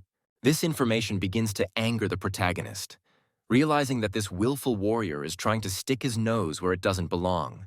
Their conversation is interrupted by an alarm, which informs that a conflict situation is occurring in the dining room on the 3rd floor. The girl assumes that this is most likely connected with her commander, and Roger's subordinates are again trying to pester Megan. At this very time, the mustachioed man tells Megan that Roger greatly appreciates her abilities, and once again asks her to switch to their side. The girl says that she will not back down from her principles for any money or values that they offer her, because she is disgusted by Roger's policies. Megan is about to leave, but she is stopped by 2 men who were saved by Michael along with her and block her path. One of them says that they don't want to work for Old Man Winston all their lives, and since she is a very capable girl, they don't just remind her that she needs to choose the right side. Megan begins to lose her temper, and her body begins to emit a huge amount of energy, and her eyes begin to glow red. Everything around begins to tremble, and the man notices that the telekinesis that the girl possesses is incredible, and now he understands why the captain needs her so much. After which he says that not only she awakened her powers and they both have F-rank abilities, fire element and metal transformation. A man throws a ball of flame at a girl and says that today she will go with them no matter what it costs them. Michael, who appeared at that very second, manages to repel the attack with his bare hands, reflecting the flying fireball. Everyone present understands that standing in front of them is the same guy who was able to single-handedly save them a few days ago. At the same moment, a mustachioed man behind them asks where this boy came from and why he dares to interfere with their conversation. The awakened man with the power of fire asks his commander not to worry, because now he will teach this young boy a good lesson. Preparing to reflect in such 2 awakened people, Michael thinks about whether it is possible to use absorption on people, but at the last moment stops realizing that this could lead to their death and attract unnecessary attention. Already familiar with a large number of skills awakened from his past life, he understands that half of his strength will be enough against the metal transformation. After he dealt with one of the awakened with 1 blow, he asks his friend why exactly they went over to Roger's side. Not receiving a constructive answer to his question, and only listening to pleas for mercy, he knocks out the second attacker with 1 blow. Megan, standing behind him, is surprised at how the guy managed to defeat 2 awakened ones in just 2 hits. Moving towards the mustachioed man, he tries to intimidate Michael by telling him not to approach him because he directly reports to Roger. Without listening to the end of his hysterical screams, the main character grabs him by the head and lifts him up on an outstretched arm, forcing him to shut up. Megan tries to stop the main character, the pig, from letting the mustachioed man go because if he dies, they will both be in big trouble. At that very moment, armed infantrymen climb the stairs to the 3rd floor, asking everyone to calm down immediately. The soldiers surround Megan and our protagonist, and their commander orders the rebels to surrender immediately. Michael is already starting to accumulate energy in his hand. I'm going to fight back against the military, asking if they are too weak to raise their hand against him. How dare you threaten us? We are the law here. If you do not follow the instructions of the authorities, we will take you out of the shelter on it. Megan manages to stop the main character, asking him to calm down. Otherwise they, together with Commander Winston, will suffer greatly. Our heroes are handcuffed and taken to another room while the mustachioed man continues to behave defiantly, looking down on them. Megan, I have a favor to ask. As soon as you're free, find out about a girl named Sylvia. This is my sister, whom I lost because of Commander Roger, and now I don't know where she is. So if you can, try to find out. While our heroes are being taken to another location, a crowd of ordinary survivors discuss the battle of the Awakened. not understanding how one boy was able to defeat two of Roger's subordinates. Standing nearby, Lena and Goldie are worried about our main character, hoping that everything will be fine with them. Moving along the corridors, the mustachioed man stops next to the punishment cell, saying that the girl should be taken to the commander and the guy should be left here. Michael completely obeys the orders of his willful commanders, fearing for Megan's safety, and is sent deep into the punishment cell. Once at the bottom, he sees in front of him a huge number of muscular men, creating a frightening appearance.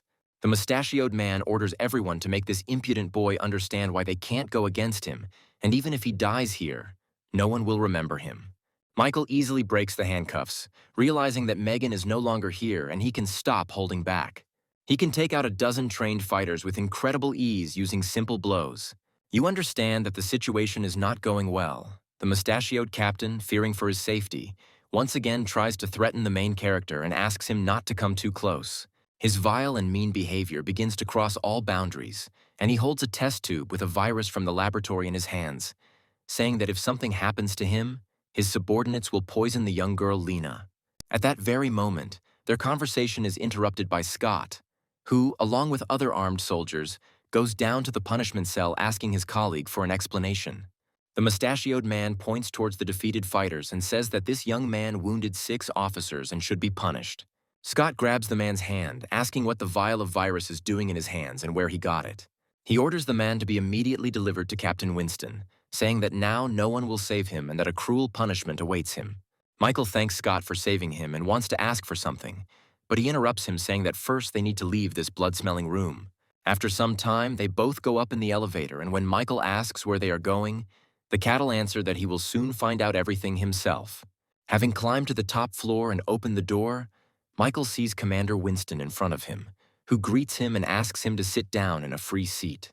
The main character is very surprised by the long-awaited meeting with the commander, because in his past life he saw only his statue, and now he can talk to him as if he were an ordinary person. Dear Michael, I'll tell you straight. I think I can guess your purpose for coming to the shelter. Commander Rogers sent a squad to kill you and your sister, and after the battle, your sister disappeared. The protagonist is quite shocked by old Winston's knowledge and asks how he found out about it. And after a few seconds, he adds to his answer that since he knows the reasons for his appearance here, he must guess that his main goal is revenge. When the apocalypse started, Roger and I were military men, but he only cared about power and wealth, not other people. I know about all his plans and that he wants to take over the shelter. Listening to Commander Winston's speech, Michael decides to ask directly if he is ready for an open confrontation with Roger. Exactly. But we are not in the best position, and we need your help because I know that you are incredibly strong. Commander Winston says that Roger controls about half of the entire army and is secretly recruiting awakened warriors into his ranks. According to my data, he already has about 100 awakened, and we only have 20, and our strengths are too different. Michael says they still have a chance because Dr. Bruce's lab is under their control. Commander Winston says that Roger is interested in the parts of the shelter that are developing various weapons. The protagonist explains that most likely the commander should have reported that ordinary people can also become awakened. Winston says that he received such information and she still cannot believe that it is possible. Michael dispels his doubts by adding to his answer that people can obtain the source's weapons. Inside the bodies of zombies, there is a special material called genetic cores, and with their help, you can get very powerful weapons. Commander Winston immediately jumps up from his seat, slamming his hands on the table, saying that the young man is simply lying to him now and cannot believe it. The protagonist understands the commander perfectly, as well as his mistrust, and asks to use a pen and a piece of paper. Michael writes down some instructions on paper and hands the sheet to the commander, saying that the basic ideas for creating the source weapon are described here. He also says that if this information falls into the hands of Professor Bruce, he will be absolutely delighted. Winston understands that before him is a difficult young man who was a university student after all. Not even a week had passed since the apocalypse, and he knows so much. The main character is very happy that the old man does not ask him where he knows all this information from and allows him to keep the secret, after which he hands the captain a photograph of his sister, saying that he assumes Roger is connected to her kidnapping and asks him to check it out.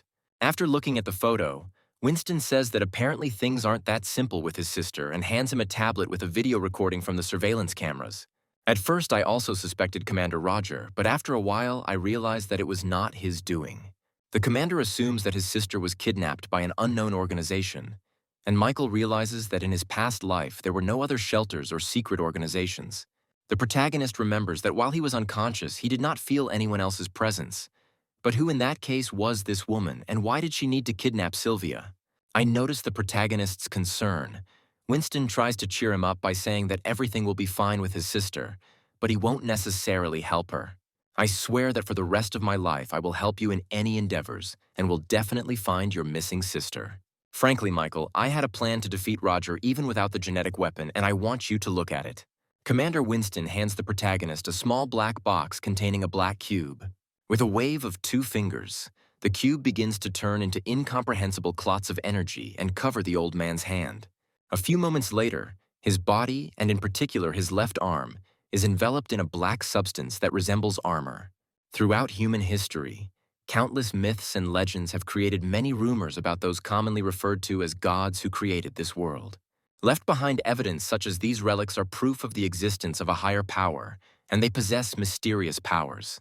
After humans reached the peak of their development, they learned about hidden places on this planet called ancient ruins.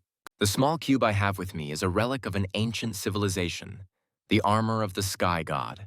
Michael is very surprised that myths and legends are not fiction, and decides to ask if Winston knows where the ancient ruins are. The commander replies that he was appointed to his position more than 40 years ago, and his main motive is to protect this secret. He says he only has one relic in his possession, but with their current technology, it's difficult to obtain them without resolving the ancient ruins. Michael remembers that in his past life, the commander had to reach the 2nd floor of the ancient ruins to defeat Roger. Young man, I hope that you can help increase the rate of ruin mining and speed up the opening of the 2nd floor, and as a reward, you can choose any relic there is. The main character thanks the old man for his help, clarifying that he needs help in finding his sister. Winston gives his consent and also wants to discuss ideas and directions in the construction of the shelter, hoping for the help of our protagonist. Having finished the negotiations, Michael leaves the commander's office, and at the exit, Scott is waiting for him, asking how everything went. On the way to the living quarters, he says that the meeting went well and that things will only get better in the future. Commander Winston spent the whole night in his office, pondering the information he had received from Michael and solving organizational issues.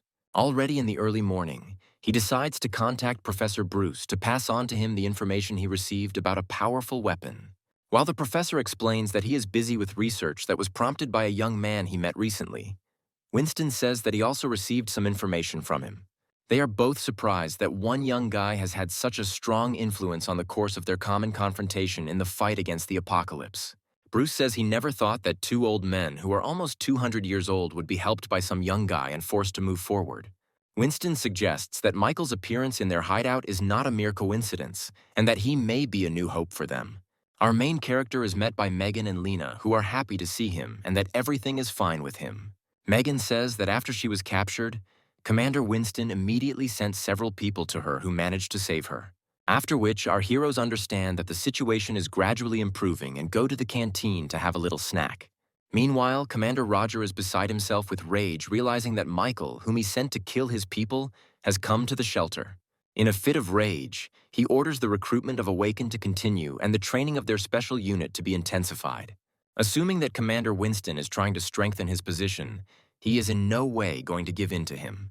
That evening, 2 sentries stationed on the walls of the shelter take turns at the observation post. While one of the soldiers looks around through binoculars, the second reassures him, saying that there has been no danger for several weeks and there is nothing to worry about. Suddenly, the man notices a huge crowd of zombies moving straight towards them, and the entire shelter becomes alarmed. All people are informed that 15 kilometers away from them, a large group of infected has appeared and is moving towards their base, and according to rough estimates, there are more than 10,000 individuals there. This can't be.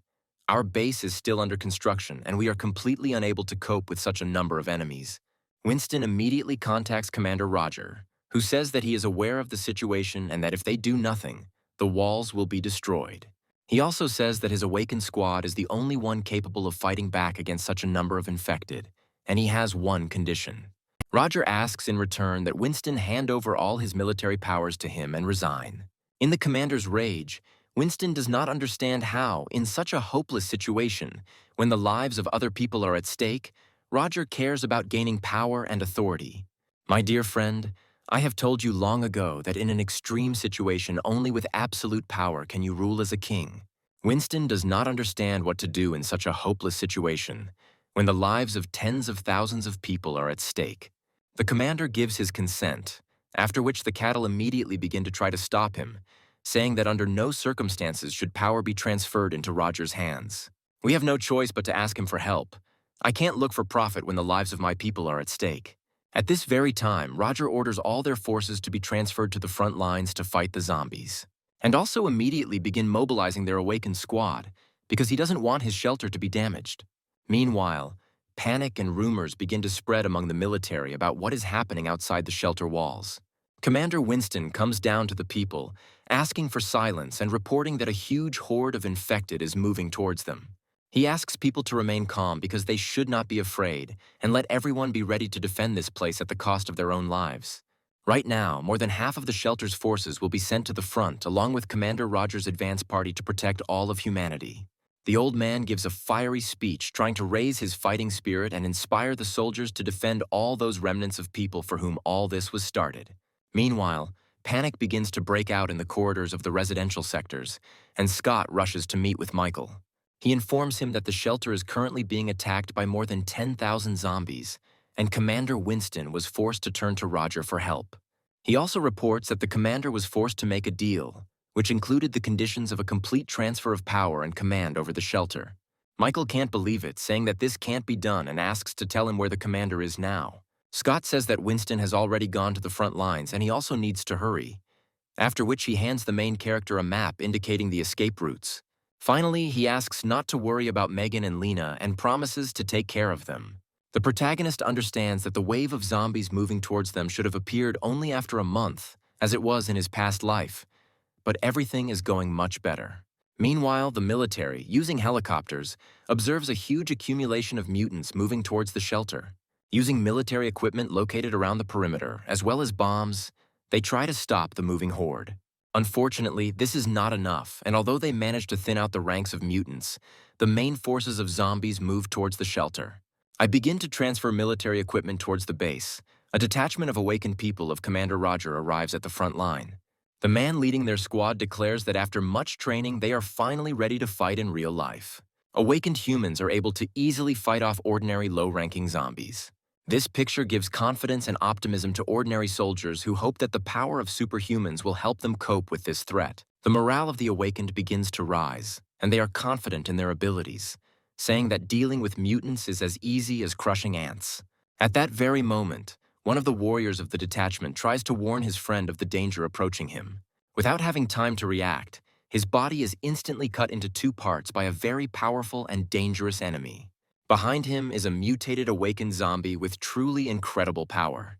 The squad leader says that they have about 200 people, which is enough to deal with ordinary zombies, but the awakened ones outnumber them, and at this rate they will lose. At this time, on the walls of the shelter, the commanders watch the battle unfold. Commander Roger is informed that 50 men from his squad have already died, and he orders them to retreat immediately. Old Winston, we cannot afford to sacrifice the awakened just like that and must give them a chance to regroup. The two captains are also informed that due to the sudden attack, the amount of military supplies is running out very quickly, and there is still about half of the available weapons left. Commander Winston orders a team to be created and the mines to be restored in front of the shelter, and also orders that civilians be taken to the bomb shelter if necessary. He distributes the task among his subordinates, ordering them to manage their defense points and not allow the slightest mistake. Looking at this, Roger understands that even in an emergency, his colleague is able to issue tasks in an organized manner and he really deserves respect. After half an hour of preparation, the wave of zombies reaches the last line of defense, which contains mortar guns and traps along the road to the shelter. Roger says that they don't have enough power from him to fight for a long time and they have no choice but to admit their defeat. He asks to stop showing off and follow him, because if he and the other awakened ones unite, they will still be able to fight back. There is nothing we can do in this situation, and if we continue like this, we will all eventually be finished off. Scott, realizing that the situation is becoming hopeless, wants to take Commander Winston to a bomb shelter because it is becoming too dangerous on the front lines. Unexpectedly for everyone present, one advanced zombie manages to get close to the very walls of the shelter. He rushes to attack Commander Winston, and everyone present does not even have time to react to save their captain. The old man is called out by someone's voice asking if all the fun is over, after which in an instant the mutant is cut into pieces. In front of our heroes stands Michael, armed with several katanas, who apologizes for being late as he spent too long looking for the armory. The old man is surprised by the appearance of the main character, and he, in turn, asks the commander to be a little more trusting and not doubt that he will leave them. Michael asks everyone to remain calm, promising that nothing will happen to the shelter and that he himself will be able to deal with this whole crowd of infected. The protagonist jumps off the walls of the shelter and in mid-flight, his faithful familiar Goldie transforms into a colossal beast, taking on her true form. At this time, all the people present on the walls are surprised by the behavior of the young man, considering him a complete madman who just jumped off the high walls and is now going to die. A powerful and colossal column of fire flares up in front of their faces, rising into the air in front of their faces. They look up to see Michael riding on Goldie, not understanding where this lion-like creature came from right under their noses. Looking at everything that is happening, Commander Winston catches himself thinking that Michael can actually defeat the zombie horde alone. Our protagonist, without wasting a second, goes on an attack on the front lines, demolishing everything in his path. He splits up with his familiar, who begins to hold off most of the low-ranking infected while our protagonist is busy clearing out the stronger ones. Michael finds himself thinking that from a close distance, the wave of zombies looks simply monstrous, and in his past life, he was never so close to the epicenter of the battle. Making his way through the crowd of mutants, an advanced beast-infected with snake skills stands in his way. Dodging this monster in this way, he understands why the squad of awakened ones suffered a crushing defeat, because among the crowd of low-ranking mutants there are truly powerful opponents. Trying to attack an advanced snake zombie, his katana simply breaks on its thick and impenetrable skin. Our protagonist tries to regroup and retreat for a second, dodging attacks and thinking about a new plan of action. Realizing that conventional weapons will not be able to harm advanced zombies in any way, he decides that it is necessary to use supernatural abilities. His body is covered in a powerful purple aura and he charges forward, his evolution tree informing him that he has already killed over 800 infected. The technique that our main character used bears fruit. He manages to defeat the zombie snake, as well as absorb 1% of his skills. Michael is well aware that he has only dealt with 1,000 mutants and that he still has a very long battle ahead of him. With even more weight on his heart, he continues to chop up the flesh of the dead as if he were cutting vegetables for a salad. In the heat of battle, he thinks that activating the ability to devour with bare hands is rather inconvenient, and it would be nice to come up with another way. He suggests that it is possible to activate the ability to devour energy by transferring some of one's powers into the weapon. His katanas become covered in a bright purple glow, and he uses them to strip down hordes of zombies. His theory turns out to be correct, and the experiment bears fruit. But conventional weapons are unable to withstand the full force of ability devouring, and the katanas quickly become unusable. At this time, Goldie, using powerful area attacks in the form of fire breath, deals with most of the ordinary low-ranking mutants. The captains, watching everything that is happening from the walls of the shelter, cannot believe their eyes, because our protagonist single-handedly manages to stop the wave of zombies. Looking around, Commander Winston notices that thanks to Michael's actions, morale among the ordinary soldiers has risen greatly. He also orders Scott to gather all the awakened people under his command as soon as possible and bring them here. This young guy who just arrived at the shelter immediately rushed into battle, and we can't just sit back and watch all this. Looking at this, Roger is indignant, thinking that all this time his old friend was simply hiding such a powerful weapon in his command. At this moment, Goldie's body begins to be covered in a bright scarlet flame, radiating incredible power and heat. Looking back at his familiar, Michael realizes that things are bad because he had to use this form to deal with a large number of infected. Collecting a huge amount of energy inside its mouth, the faithful dog shoots a powerful beam of flame, burning everything in its path.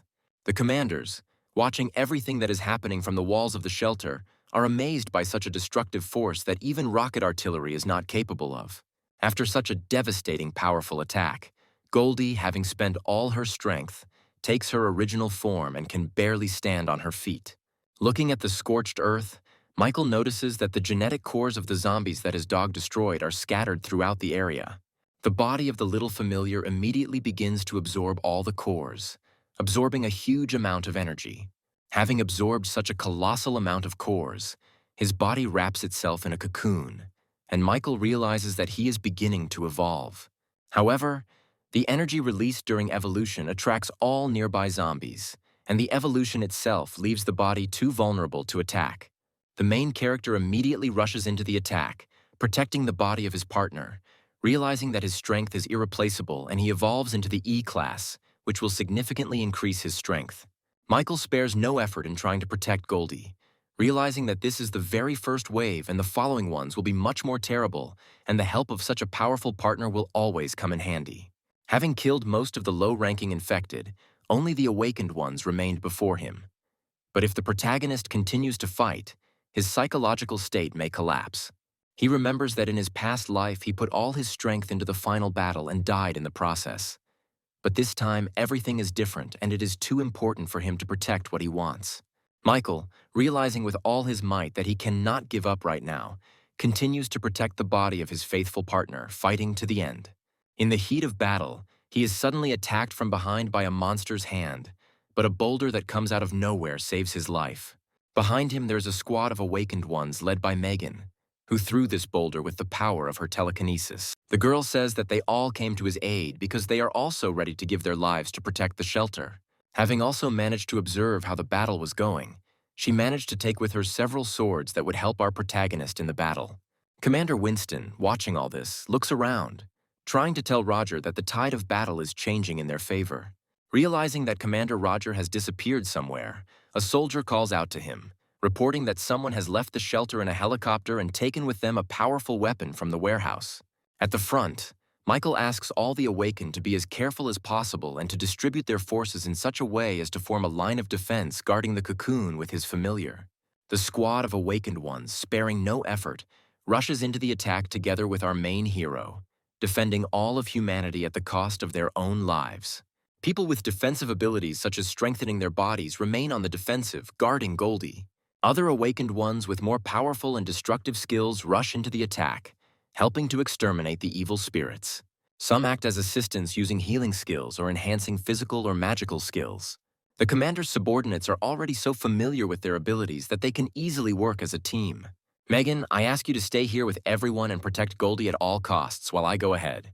The girl is very worried about the main character's exhaustion, but he tries to calm her down by saying that it doesn't matter now and every second can be decisive. At this point, one man begins to strengthen Michael, calling him a hero and saying that if he had not appeared at the shelter, they would all have died long ago. The protagonist immediately rushes into battle, thinking about the fact that before he knew it, he had already become a hero for other people. Meanwhile, the awakened frontline fighters encounter huge zombies and try to call for reinforcements. They tremble in fear, expecting a quick death, but the main character, rushing to their aid, saves them at the last moment. Using his incredible speed and strength, he cuts the body of an infected zombie giant in half with one movement. He asks people to regroup with their team and not get lost alone, concentrating their firepower and helping other people.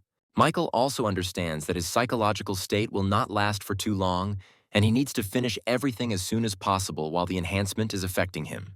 With incredible speed, he begins to deal with crowds of ordinary infected using the blade of his swords like a real chef. He deals with more serious large opponents using his absorption skill, sucking out their strength and abilities. At this time, the squad of survivors defending Goldie's evolution continues to repel the attacks of the mutants rushing towards them. Commander Winston notices a combat helicopter flying past the walls of the shelter. Using the radio, he immediately contacts Commander Roger, asking him to stop immediately and return to base. It seems you've already guessed what I'm going to do. I can't stay alive unless he dies, and I'll do it with my own hands. Roger, stop right now. I may not pay attention to what you did in the past, but at least you understand what you are going to do. Old Winston, listen to me. Don't act rashly. I will ask Michael for forgiveness on your behalf. If you apologize, everything will be fine. Commander Winston is asked to resolve this situation peacefully to avoid something irreversible and irreparable happening. Roger starts screaming in rage, saying that he can't just let this brat survive and demands that he be given command of the entire shelter immediately. He understands that there are not so few zombies left, and the main character is now very exhausted and weak, and all he needs to do is destroy them. At this time, panic also begins to reign on the battlefield, as all the survivors from the awakened squad do not understand who sent the helicopter. One of the men with the ability of incredible vision says that Commander Roger is on the helicopter. At this moment, a huge number of missiles fly out of the helicopter, moving in the direction of our protagonist. Megan uses her telekinetic powers to try to stop the swarm, but with her current power, she can't control things that are moving at such a fast pace. An incredibly powerful explosion occurs, which is visible even from the walls of the shelter. The survivors cannot believe that Commander Roger just killed the hero of the shelter, and also for what purpose he did it. One among the people despair hangs, and they decide that everything is over because the rest of them will not be able to defeat the awakened zombies. The girl standing in front of the wall of flames does not believe that Michael just died, screaming into the air that his sister is still alive and waiting for help. Commander Roger at this point states that the young man died heroically in battle and that they should not lose their fighting spirit and continue to defend the shelter. Let me command the battle, for thanks to me, the dawn of victory will come very soon. At this point, he states that the commander himself attacked the main character, and Winston cannot simply turn a blind eye to this. Megan asks all the survivors not to believe Roger's words, saying that he attacked Michael on purpose. Someone from the squad of awakened ones says that they don't have time to sort things out because they are in the very heat of the moment and need to think about how to survive. At the same time, some awakened mutants are shown from behind the wall of fire, who were able to survive the explosion and are still moving towards the walls. After which, at that very second, they fall face down on the ground, and behind them appears our main character with an imperturbable and frightening look. After I found out that it wasn't you who kidnapped my sister, I wanted to forgive you if you worked together with Commander Winston. But you used the lives of innocent people in the shelter to threaten the commander into handing over his military powers. Listening to his speech, Commander Roger cannot believe his eyes, not understanding how he managed to survive after such a sudden and powerful attack. Now that the situation is not in your favor, you tried to eliminate me at the cost of other people's lives. Ignoring the zombies attacking him, Michael continues to read his speech while fighting off all sorts of evil spirits. He makes a few light swings with his katana, and the infected standing next to him disappear without a trace. Roger tries to command his subordinates to kill our main character, but none of the survivors dare to attack him. The commander begins to fire at the protagonist with a rapid-fire machine gun, trying to personally deal with him. Michael soars into the air trying to reach the helicopter while simultaneously deflecting all the bullets flying at him with his blade. A moment later, he finds himself behind Roger, who immediately begins to beg him for mercy, saying that if he spares him, he will appoint him deputy commander of the shelter. Don't follow Winston, because everything he promised you I doubled. Everything he has will become mine, and if you are a smart person, you know which choice is right. After which the helicopter begins to fall, and pitiful cries for help are heard from its cabin. A few seconds later, the protagonist lands on the ground, his entire katana covered in human blood. The protagonist thanks Megan for saving him and being by his side on the front lines all this time. He explains that thanks to that short pause when she slowed the missiles with her power, he managed to hide behind the bodies of 2 advanced zombies. After which, thanks to her power, she continued to heal him, and only thanks to this he survived. The protagonist also adds that it is too early to let down one's guard, since the battle is still not over. Listen to me. Time is running out, and I will not waste time on trifles. Commander Roger has been sacrificed, and from now on, Winston is in command of all the survivors and the shelter. This man-made fortress is humanity's only refuge and our home, and the crowd of zombies left after their battle is a small group compared to the initial wave. There are only a little more than 1,000 zombies left, most of which have awakened, and although there are much fewer of them, we must definitely cope. Our only advantage is Goldie, and I will spend all my strength to win at least a few more minutes of time for him. After such an inspiring and fiery speech, all the survivors immediately rush to help the main character, defending the cocoon with all their might. Michael goes ahead to fight the awakened while the group of survivors tries to buy time.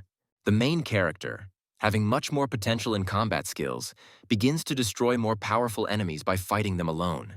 If a wave of zombies breaks through my line of defense, Goldie and the entire shelter will come to an end. In the heat of battle, the protagonist's weapon cannot withstand such a powerful onslaught and once again breaks into many pieces. Trying at that very moment to come up with a plan on how to continue the battle, a new blade flies behind him at breakneck speed using telekinesis. He immediately catches it in midair and in the blink of an eye destroys the two awakened mutants standing in front of him. Michael understands that Megan helped him and hurries to thank her, but at the same time, someone is moving underground at breakneck speed in their direction. The survivor, who has the power of the stone and the fortification, asks to give it to him and tries to stop the underground enemy with his powers. For a few seconds, everything is quiet, and they are happy that their friend managed to stop the attack, and it was just incredible. But a moment later, the mouth of a huge mutated beast appears from under the ground and swallows the cocoon with Goldie. All the survivors watching the situation realize that Goldie has just been absorbed and things are getting pretty dire. The zombie beast's huge body begins to emit a colossal amount of energy, becoming covered in a shining golden aura, after which, two huge wings, which Michael's faithful familiar once possessed, grow from his body. The protagonist is immediately overcome with fear, because in his thoughts, he is thinking that Goldie has just been absorbed and his strength can no longer be counted on. He plunges into despair, not understanding how he allowed this to happen, and once again faces the fact that he is losing someone who is very close and dear to him. His thoughts are interrupted by a powerful explosion, which resounds throughout the area, leaving only a huge column of dust behind. When the smoke clears, a huge golden dog with glowing red eyes and black wings appears. Megan and everyone present smile and rejoice that their baby has woken up and is still alive. Michael is glad that his partner is still with him and immediately jumps on his back, realizing that he has fulfilled all the conditions for evolution. He asks everyone to stay put because they have almost exhausted their reserves of strength and asks them to leave the rest to him. His loyal familiar has evolved to E-class, so it should be able to defeat all the remaining mutants. Once near the infected, Goldie begins to concentrate a huge amount of energy in her mouth, preparing to attack her opponents. After a few seconds, it spews out a huge stream of fire, destroying and incinerating everything in its path. Turning back, Michael notices that another crowd of evil spirits has crept up on them from behind and tries to warn his partner about the danger. A huge zombie with a bull mutation, possessing very high strength and defense, grabs Goldie by the tail. The dog immediately manages to react and, turning his head 180 degrees, attacks the offender with a powerful energy beam. The enraged bull immediately rushes to attack, but Goldie manages to block his attack by grabbing him by the horns. He then throws the bull to the ground and takes off into the air using his giant wings. While in the air, he begins to accumulate a large amount of energy, and all survivors immediately rush away, realizing that a powerful attack is about to occur. Goldie releases a huge beam of fiery energy onto the ground, destroying everything within a radius of several hundred meters. People looking at the huge wall of flame understand that if they had delayed even a few seconds longer, only ashes would have remained of them. Scott, along with Commander Winston watching from the walls, rejoice, realizing that their main ally Michael turned out to be a very reliable and first-class warrior. "Thanks for your hard work, buddy. You've dealt with a lot of monsters, so you can head down to the ground." At the same moment, Goldie manages to react to the sharp spears of energy flying at him and manages to dodge. The survivors on the ground also managed to notice strange rays of light that were released in the direction of the main character. Michael looks around, trying to see the remaining infected survivors as he no longer senses the presence of monsters. From the dissipating fog emerges an E-class zombie with a bat mutation whose attacks contain a powerful poison. At the same moment, one of the squad of awakened ones comes to the aid of the main character, saying that there is only one zombie left and suggests that Michael take a rest and leave all the work to him. The protagonist tries to stop the naive man, telling him not to come closer to this person, because she is different from ordinary zombies. The man assumes that this is usually a low-ranking infected who doesn't even have time to take a few breaths before his body is torn into several small pieces. All the survivors are in shock, realizing that their friend was just destroyed in 1 second, and they are paralyzed with fear. Everyone step back immediately. She's on a completely different level. If you get too close, you will simply die. Goldie, this concerns you too. You were poisoned with a strong poison. If you strain yourself, it will start to act faster, and this should not be allowed under any circumstances. Megan tries to stop Michael, saying that going alone and fighting such a powerful enemy is pure suicide. The protagonist explains that it is useless, and if they go with him, they will simply be a burden. After these words, he immediately rushes into battle, hoping that his absorption ability will help him deal with such a powerful opponent. In his current state, being almost on the verge of exhaustion, He still tries to attack the infected individual head-on, but she blocks the attack without any problems. The E-class zombie turns out to have very powerful defense, and after blocking it, immediately counterattacks our protagonist. Trying to defend himself from her furious and powerful attacks, the main character catches himself thinking that his consciousness is gradually beginning to switch off, and his eyes are simply closing on their own. At one point, the mutated zombie grabs the main character by the neck, intending to tear him into small pieces. Michael decides that this is the right moment to activate his ability and grabs the zombie's hand and tries to suck all the energy out of it. The infected immediately understands the danger of this ability and throws the main character's body in the opposite direction. The evolution tree informs Michael that since the target is too strong to activate the absorption, the ability must be maintained for 1 minute. The protagonist is unhappy with this turn of events, realizing that after the zombie saw him, his trump card would increase his defense several times. Realizing that there is no way out of this situation, he continues to rush into the attack, trying to come up with a more cunning plan on the fly. Michael decides to limit her mobility in order to buy time to activate his ability while simultaneously trying to attack her. The zombie girl, continuing to avoid direct confrontation, activates her ability, releasing a huge swarm of bats from her body. These small animals begin to fly all over the area, covering a huge area around the battlefield. All the survivors left behind the main character begin to fight off a huge flock of bats. Michael realizes that thanks to these creatures, she is absorbing energy from all living beings at an incredible rate. He immediately rushes into the attack, realizing that he cannot give her much time to replenish her strength, because in this case he will 100% lose this battle. He understands that he is superior to her in physical strength, and he just needs to find a gap in her defense and put all his strength into one blow that will turn the tide of the battle in his favor. He rushes into the attack, activating his ability to devour, putting it into the blade in his hand. The survivors, watching the battle, manage to notice that the bats have stopped moving and the course of the battle has most likely changed. The zombie girl managed to block Michael's attack, and his blade only slightly scratched the skin on her face. At the last moment before the strike, she managed to use all of her bats as a living shield to block such a powerful attack, after which the mutant immediately counterattacks the main character, who is trying with all his might to defend himself against an enemy superior in strength.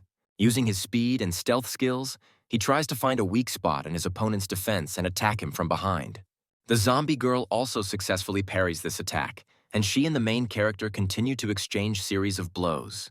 During the battle, Michael thinks that the restraining factor in his fight is the fear of death, and the fact that before this he never tried to be careful and put everything on the line.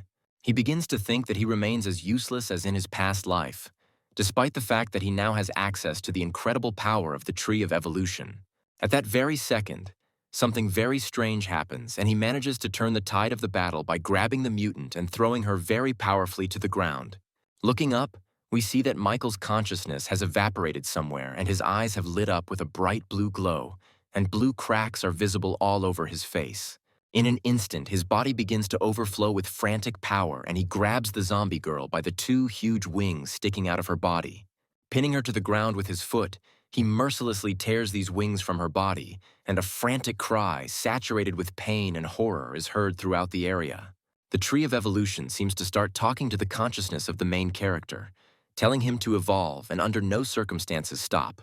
At this time, Michael's consciousness comes to his senses, and he tries to understand where he is, because a second ago he was on the battlefield and fought with a powerful enemy. Opening his eyes, he sees a huge shining blue tree in front of him and tries to understand what it is and where he is. From the branches of the tree appears a blue spirit of evolution, who says that the main character's mind has disintegrated and he must not fail under any circumstances and continue to evolve. Michael does not understand what is being discussed and how exactly he should continue to develop and what exactly the tree wants from him. The spirit continues to repeat the same thing, saying that now his mind is in danger and begins to sprout blue tree roots. The main character's body begins to become entangled in the roots of the Tree of Evolution, taking control of his body and mind. At this time, the monster girl, screaming in pain, rushes to attack our protagonist, promising to tear him to pieces. Michael's body, apparently controlled by the Tree of Evolution, fights back against the attacker without any difficulty. He continues to furiously attack the infected mutant, and his face shows no emotion, as if he is not human. In an instant, the zombie manages to attack the protagonist with sharp energy spears, poisoning his body. At this point, Megan notices that the main character is left without a weapon and is trying to pass him the katana lying nearby using his power. Michael, with an unperturbed look, manages to catch the flying blade in flight, after which he calmly takes out sharp spikes from his body. The mutant girl assumes that her opponent must have been badly damaged by this attack, but somehow still continues to press her. What happens there is that the green energy accumulated from devouring abilities was used to heal the protagonist's body. The zombie girl tries to hold back the powerful pressure, and the main character is told that it is simply unfair. She senses a strange, inhuman energy from him that she simply cannot compare to. The infected woman understands that she needs to escape from him as quickly as possible and hide, because she will not be able to emerge victorious from this fight. But the main character is not going to let his opponent go just like that, and the lightning attack manages to pin one of her hands to a nearby rock. Using the katana in his opposite hand, he accumulates enough energy and plans to pin down the other hand. At this time, the survivors realize that all this time Megan was helping the main character by strengthening his attacks with weapons. But the girl also understands that something strange is happening, because her body was moving as if someone was controlling it and she felt an invisible force. Looking back at Goldie, Megan realizes that our protagonist's familiar also feels some strange and unknown force. All these facts lead them to the idea that something very strange and inexplicable is happening to Michael. The protagonist, using his katana, immobilizes the infected zombie's second hand to a rock and grabs her head with his free hand, preventing her from making a sound. After which, with an unperturbed face, he begins to activate his absorption ability, and the evolution tree begins a countdown. The survivors, watching everything that is happening, as well as Captain Winston, freeze in anticipation of the end of this fight. The evolution tree informs us that the absorption has been completed and the vampirism ability has been unlocked. And for killing an E-rank zombie, 500 evolution points and a mysterious energy sphere have been received. In the hands of the main character, all that remained was the body of a once harmless girl, dried up to the last drop. The night gradually gives way to dawn, and Michael, standing over his defeated enemy, gradually begins to regain consciousness. Having managed to open his eyes for a moment, he immediately begins to fall to the ground because he is still not ready to accept the current state of affairs. A few seconds later, his consciousness again finds itself in an incomprehensible place, and he tries to remember everything that happened to him over the past few hours. At some point, someone's voice calls out to him, and turning around, he sees his younger sister Sylvia in front of him. He immediately tries to start talking to the girl and also to get closer to her, but his legs are enveloped in the roots of the tree, preventing him from moving further. Sylvia apologizes to her brother and says that she cannot go with him yet. "I ask you not to go. Do not leave me alone. At least tell me where you are, and I will immediately rush to your aid." "I'm sorry, but I can't. The current you is not strong enough and must become much stronger, and I will wait for you." After these words, Michael immediately regains consciousness and, looking around, realizes that he is in a hospital room. Remembering that the battle with the zombie horde was successful, he sets himself a new goal to find the very person who kidnapped his sister and deal with the evolution tree. He immediately transfers his consciousness to the temple tree from which his path to becoming a hero began. After a long time of sorting through the trophies obtained during the battle, he finally finished distributing his skills. He sees 3 new types of notifications in front of him. The first is a kill, because a crowd of zombies allowed him to get more than 10,000 evolution points. The second is the ability to devour, which at some points can take quite a long time and informs about a large number of abilities. Thirdly, it is a treasure, because killing a rare monster gives a certain chance to get a rare energy source, which in this case was obtained after killing an E-rank zombie. The Tree of Evolution offers to open the energy sphere, and after agreeing, he receives a fragment of a universal ability that can replenish 20% of any skill. This is quite an unexpected gain, and this way I will be able to collect and accumulate abilities faster. Initially, the protagonist assumed that he would be able to develop to E-rank, but the absorbed gene core has several garbage substances that will be removed. Looking at his body's indicators, he understands that strength, speed, and detection are at level 5, and intelligence is at level 3, and to increase the first 3, he needs 1,000 evolution points. The system offers him to perform a reactive gene process and spend all the accumulated points. But Michael decides to stay at his current level for now until he evolves to C rank. Strength and dexterity are important for battle, so I'll raise them to level 6 first. Mental spirit also cannot be neglected in the horde of monsters. Instant spirit, there are problems. So the remaining points can be spent on improving the mental spirit. After successfully distributing the upgrade points he had accumulated, the protagonist decides to go out onto the balcony of his room and admire the sunset. He is interrupted by Megan, who asks how long ago he regained consciousness and what he is doing here. The girl says that now for all the survivors of the shelter he is a real hero, and some even call him the god of war. Michael says that he is not worthy of such a title because he could not even protect his little sister, and he does not have the qualifications to become a real hero. The girl says that the main character was unconscious for 3 days, and every morning Commander Winston came to visit him in the hope that you would regain consciousness as soon as possible. Looking at Michael's thoughtful face, Megan assumes that he wants to leave the shelter's walls and decides to ask him about it directly, after which she receives an approving answer, marking the beginning of a new chapter. Before setting off, Michael decides to look in on the commander, who is very glad that he has regained consciousness and is doing well. They both sit down, and the old man asks if the main character's body has completely returned to normal and stopped after the injuries he received. Commander Winston, I'm here to ask you about what happened today and how the genetic medicine research is progressing. When you were in a coma, I went to the research lab. The creation of gene medicine is almost finished. We are preparing for injections to people. Michael smiles as he is very happy with this news, and he says that in this situation he can calmly leave the walls of the shelter. Winston can't believe his ears and asks our protagonist why he decided to leave them and for what purpose. You must know why I came here. Now that what I wanted to do here is ready, I need to go in search of my little sister. I approve of your decision, young man. So tell me everything you need for your further journey and what kind of help you need. I will go to the central areas of the city and conduct an investigation there to find evidence of the disappearance of my younger sister, because the appearance of a horde of zombies may be connected with this. Winston says that the city center has become a desert since the apocalypse began, and no one even dares to go in that direction. Michael asks him not to worry because he knows perfectly well what he is doing, and there is nothing more important in his life than the task at hand. The commander understands that he won't be able to stop the main character just like that and doesn't even try to convince him otherwise. He asks him to wait for a while and contacts the research lab by phone. After 15 minutes of waiting, he receives a call, and Winston asks Michael to go with him to a place because he wants to show him something. The research lab is an amazing place. After you fought the zombie horde, I ordered Bruce to make a special weapon for you.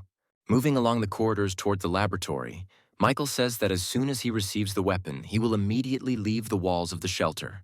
Through the transparent windows, he watches as awakened people in the courtyard engage in competitive sparring to determine their strength levels. Some of the survivors will be assigned to the SHIELD team. They must ensure the safety of the shelter, remain and guard the base. The second type of people will be a team of hunters, which will have many different squads responsible for clearing nearby areas of zombies and collecting various supplies. The third type will be a team of super warriors, which will consist of the most unique people who are able to fight a horde of zombies and have high fighting qualities. Michael can't believe that Commander Winston could come up with such a detailed plan to protect the survivors in such a short time. At that very moment, all the awakened people gathered on the street notice our main hero through the windows of the building and begin to chant his name, calling him a hero. The protagonist tries to justify himself by saying that he once again does not like this attitude towards himself and that he is just another ordinary survivor. After some time, they reach a secret elevator, which takes them down to the lower underground floors where the laboratory is located. You saved everyone, I'm not exaggerating. Without you, the shelter would have been destroyed and your departure will be a serious blow to us. Michael already wants to start making excuses, but the old man hits him on the back and says that he is just joking and understands perfectly well the situation he is in. Finding himself at the huge and fortified walls of the laboratory, he asks Bruce to open the gates as they have come to obtain a new weapon. At the entrance, they are met by a professor who asks them to follow him quickly because he still has a lot of work and time is limited. Bruce opens a huge armored capsule containing a small cube, and he says that it is a metal with a memory effect and is made according to the model of the armor of the heavenly god. He hands it to Michael and asks him to test it, and he in turn agrees and begins to pour some of his power into the metal. The mysterious cube quickly begins to absorb energy and takes the form of two incredibly sharp and durable daggers. Bruce says that thanks to Winston's observation, he combined the fighting method and combined it with the Sky God's armor, which resulted in a similar material. Its original state can change into the form you want. Try to put your ability there. Michael tries to transform the metal again, and the blades turn into a ring that envelops his index finger. For now, I'm considering this as a weapon. When the second layer of ruins is opened, I'll let you choose a new one. Michael thanks the professor and says that he is immensely happy with such a generous gift, after which he hurries to leave the laboratory as quickly as possible. Finally, Michael asks Winston where his partner Goldie is now, and he replies that he saw him in the company of Lena. After these words, Michael hurries to leave the shelter walls as quickly as possible, and the professor asks his friend if he is worried about the young man. Until now, I didn't believe that this guy could really handle more than 10,000 zombies and suspected that he would replace not only Roger but also me and use the shelter's resources. While collecting all his things, Michael visits Lena thanks to her concern for Goldie, and the girl asks him to be careful and return back as soon as possible safe and sound. At the exit from the shelter, our protagonist is met by Megan, who does not believe that he will simply leave the walls of the fortress and leave them alone. Michael says that he is simply not used to this kind of thing, and he cannot leave his sister alone waiting for her to show up. In that case, let me go with you. The city center is too dangerous, and perhaps I can provide you with acceptable assistance. I thank you, but it's too dangerous. I don't want you to risk your life. The shelter just survived a zombie outbreak, and you all need each other. Finally, Megan screams and asks Michael if he will come back to them and if they will be able to see each other in the future. The main character says with confidence on his face that he will definitely return and they will see each other soon. After several hours of flight, our heroes find themselves near the nearby quarters of the place where they were heading and observe a huge accumulation of mutated zombies there. All this time, while the main character was in a coma, some zombies managed to evolve to C rank and pose a very serious danger to him. Since the evolution tree reacts this way, and I feel a lot of energy is accumulated there, I definitely need to go and check that place out. At this moment, Goldie does not feel any fear because he wants new adventures, and also to sort things out as soon as possible and return to rest. While combing through one of the buildings from which a huge amount of energy is emanating, he does not feel the presence of zombies. Goldie's sense of smell is stronger than mine. Maybe there really is an infected person who can hide his smell and presence. Michael takes out his blades and asks his familiar not to rush into hasty actions, because they need to be more careful and study the surroundings wisely. Having climbed up to the main floor, the hero notices a white-haired man with a little girl who calls him Big Brother and holds an apple in her hand. The man immediately notices our hero and reacts to him by standing up to defend his sister. The main character greets the survivors, but he couldn't even imagine that he would meet ordinary people in such a dangerous zone where everything is teeming with awakened mutants. The man covers his sister, saying that he doesn't believe that they were caught up so quickly and asks the girl to stay behind him, after which he rushes to attack our main character, calling the name Blake and saying that he will not surrender to him and will avenge his sister. Michael dodges the attack, saying that he clearly has him confused with someone else and that he doesn't know any Blake and has no idea who he is. The stranger immediately notices his mistake and hurries to apologize as quickly as possible, saying that he mistook the main character for someone else. They bow together with their sister and ask for forgiveness, saying that they are very sorry and did not want to cause him unnecessary trouble. Michael asks them not to worry and decides to introduce himself as quickly as possible, asking his new acquaintances to state their names. The stranger man says his name is Aaron and his younger sister is Amelie, after which he spends 20 minutes explaining what happened to them. Aaron explains that the girl is actually his wife's sister. Now I only have this girl left and I can't let anything happen to her in memory of my wife. The protagonist is overcome with rage, and he tries to calm Aaron down by promising that these scoundrels will definitely get what they deserve for such behavior. That's not all. Blake used people to lure zombies and feed that very monster. Michael understands that under normal circumstances, if it was a zombie or a beast, they would simply start a fight. But these people are feeding the monster, and something is clearly wrong here. The protagonist's insight tells him that something is wrong with his new acquaintance and asks him to let him examine his hand.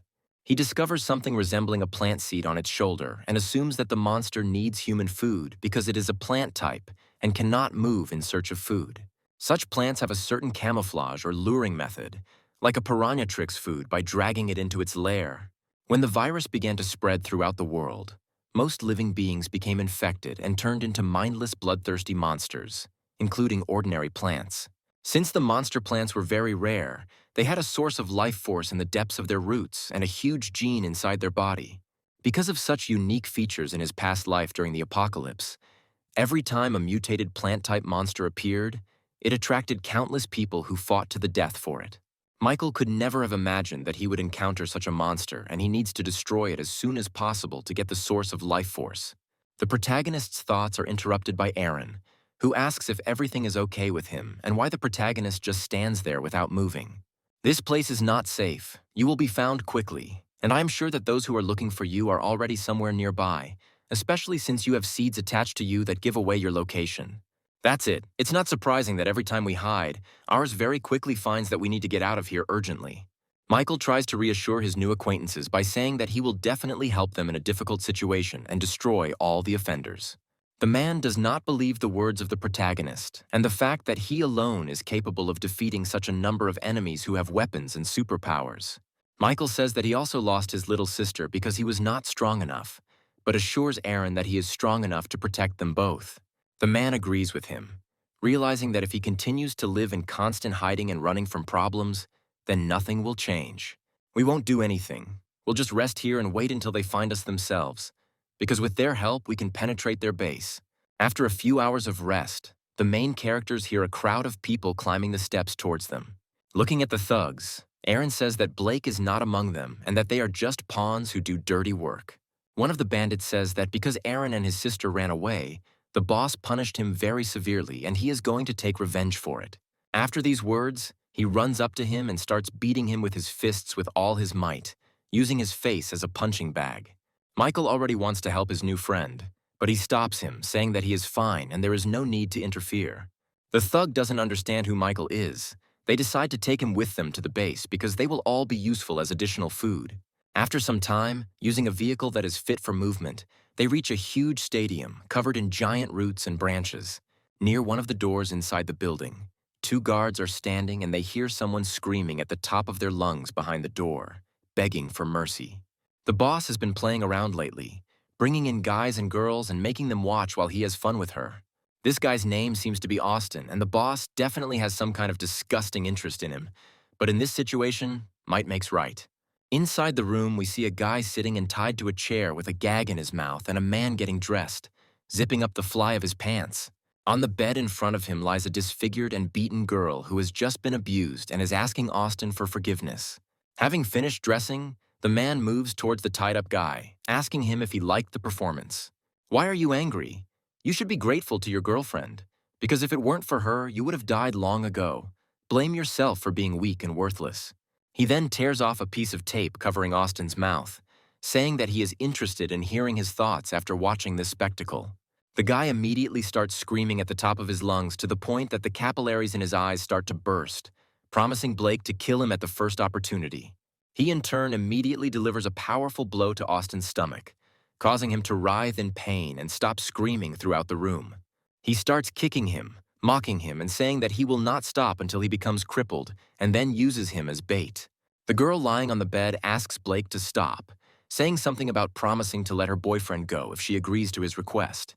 Blake says that she turned out to be a naive fool because he had no reason to just let them go and lose valuable ingredients for the plant. At that very second, a powerful explosion occurs and a huge hole appears in one of the walls, through which our main character enters the room. "You bastard, where did you come from? You want to become a hero? Do you at least know who I am and what will happen to you after such impudence?" Michael is behind Blake in an instant, saying that he doesn't need to know the name of the man who is going to die in the next few minutes. He gives the girl his jacket, asking her not to worry about anything and to find a safe place to hide. Blake immediately starts screaming at the top of his voice, telling the guard standing behind the door to immediately go inside and grab this insolent fellow. At that moment, the rest of the team members appear and ask him to save his strength, since they have already dealt with his henchmen. Austin, who had been tied to a chair the whole time, notices Michael and calls him by name, saying that he knows him. The protagonist remembers that once in elementary school he was bullied for not having parents, and Austin was the guy who always protected him. Blake's body begins to change, and he apparently activates his ability, saying that after such a heartfelt meeting between his classmates, it's time for them to die. He attacks the protagonist with a huge mutated hand, and Michael realizes that he has the ability of the beast claws, which is too weak at this stage. Unless the claws have a strong nerve-paralyzing poison, this is one of the most useless abilities. The main character, without any problems, inflicts a huge amount of damage on Blake in a few seconds, forcing him to retreat. His opponent, realizing the seriousness of the situation he found himself in, begins to beg for mercy and asks not to kill him. At the last moment, Austin and Aaron stop Michael and ask him to give them the opportunity to deal with him themselves. They say he should know how badly he treated them, as well as their girlfriends and wives, and they want to pay him back. Looking at them, Michael feels the presence of a small part of the potential of the awakened bodies and decides to give them the opportunity to realize it. He agrees, but asks them not to force the issue and to be wary of the poison of his sharp claws. Blake realizes that these two guys clearly want to die and he can use them as hostages to escape from here. The boys immediately begin to attack Blake using steel bats as weapons and try to overpower him. "You want to kill me, but you are just a worthless piece of trash who can't even protect your own women." Blake doesn't understand how these guys have so much confidence after everything they've been through. He begins to get furiously irritated by the fact that some worthless people like them look down on him, and he promises to destroy everyone who is here. Even though Blake is seriously injured, he still manages to hold his own against two opponents, keeping up with each one's movements. The girl, watching all this from the side, asks the main character to help her boyfriend because they could die in battle with this villain. "I understand their pain. They hate him because they are weak and desperately trying to protect what they love.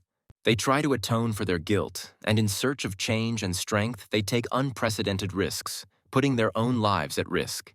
The girl continues to beg the protagonist to help them, but he does not dare, hoping that in a critical situation they will still be able to awaken their potential. At the last moment, he decides not to risk the lives of innocent people and rushes to attack Blake. At that moment, his body becomes very heavy and he stops, and everything around him begins to shake and tremble. He looks at Aaron, who has clearly awakened the power to control gravity, although he himself does not understand what is happening. Gravity control is a B-rank ability that controls gravity and can control the gravity of any location, and its control increases depending on the user's strength. Looking at Austin's body, which is in Blake's beast hand, Michael realizes that something strange is happening to him too. He doesn't believe that both of them immediately awakened powerful abilities, and Austin simply disappeared and appeared behind the offender's back because he received a very rare rank A ability, Shadow Rupture. Shadow Rupture is an ability that covers the user's body, turning them into a shadow and allowing them to change into any shape, as well as dive inside objects to avoid damage. Austin says he's not going to just kill Blake. He's going to cut him up piece by piece, slowly and painfully, just like he did with the other victims. He decides to let him feel the despair that their wives experienced and cuts out his tongue so that he cannot scream and speak, after which he does not stop. With a malicious grin, he cuts off Blake's hand, causing him to scream in pain. Michael watches with an impassive face as Austin mocks the body of his defeated enemy, realizing that after everything he's been through, this is a natural outcome. After some time, they both stand in front of Blake's lifeless body, which simply lies on the floor and does not move. A few seconds later, Austin also falls to his knees and starts coughing up blood, trying to figure out what's happening to him. Michael says that apparently Blake managed to poison him, and I also spread throughout his body. At that moment, the building begins to shake, and Aaron grabs his friend, saying that they need to run as quickly as possible, because apparently the monster living within these walls has awakened. "I'll stay to deal with this monster, because that's the reason I came here, and you're going outside because you'll only get in the way." The wounded boys, along with their sisters and girlfriends, rush to leave the stadium as quickly as possible, hoping that Michael will have enough strength to fight the monster alone. Austin notes that he has known the main character since elementary school, and although a lot of time has passed since they met, he has changed a lot. That weak look that was in his memories has completely disappeared, and in front of him stands a real mature man, who can really be relied upon and believed in. Meanwhile, the plant's roots begin to penetrate every centimeter of the building, demonstrating all of its monstrosity. Outside the stadium, huge roots begin to rage from side to side, and the real body of the monster is revealed. It can't be. This is the monster that Blake fed, and we lived next to him all this time. Tyrant King Flower is a large size. In my previous life, I heard about a raid on an S-rank monster. That battle was won with many losses. The system informs Michael that at this stage of development, the flower is only D-rank, and its energy is very unstable. The monster says that the main character is very strong, and he, in turn, is amazed that the plant can talk and has already acquired its own consciousness. You have destroyed my puppet, and now you must take his place and be the source of food for my development. I'm not going to do that. If you're trying to scare me into becoming your puppet right now, then stop talking nonsense. Michael orders Goldie to stop the flower's body while he goes inside its torso and tries to finish it off. The protagonist activates his absorption ability and then begins to cut down the giant vines of the flower in hopes of destroying it and absorbing its ability. The system says that the enemy's body is too large and its ability cannot be absorbed, and therefore Michael needs to destroy the plant core himself. Meanwhile, Goldie is frantically fighting the plant's roots, trying to stop it and minimize the destructive damage. Finally, Michael asks his familiar to be careful, as these vines are very poisonous inside. Why are you helping a person work with me and absorb him? I feel a huge, unimaginable energy in his body. Goldie replies that no one wants to make money with an ugly plant like you and is simply making fun of it. Meanwhile, the main character penetrates deep into the roots of the plant, where everything is covered in mucus and there is an incredibly rotten smell. It looks like the entire center has merged with it, and this must be its inner region. The core is located somewhere nearby.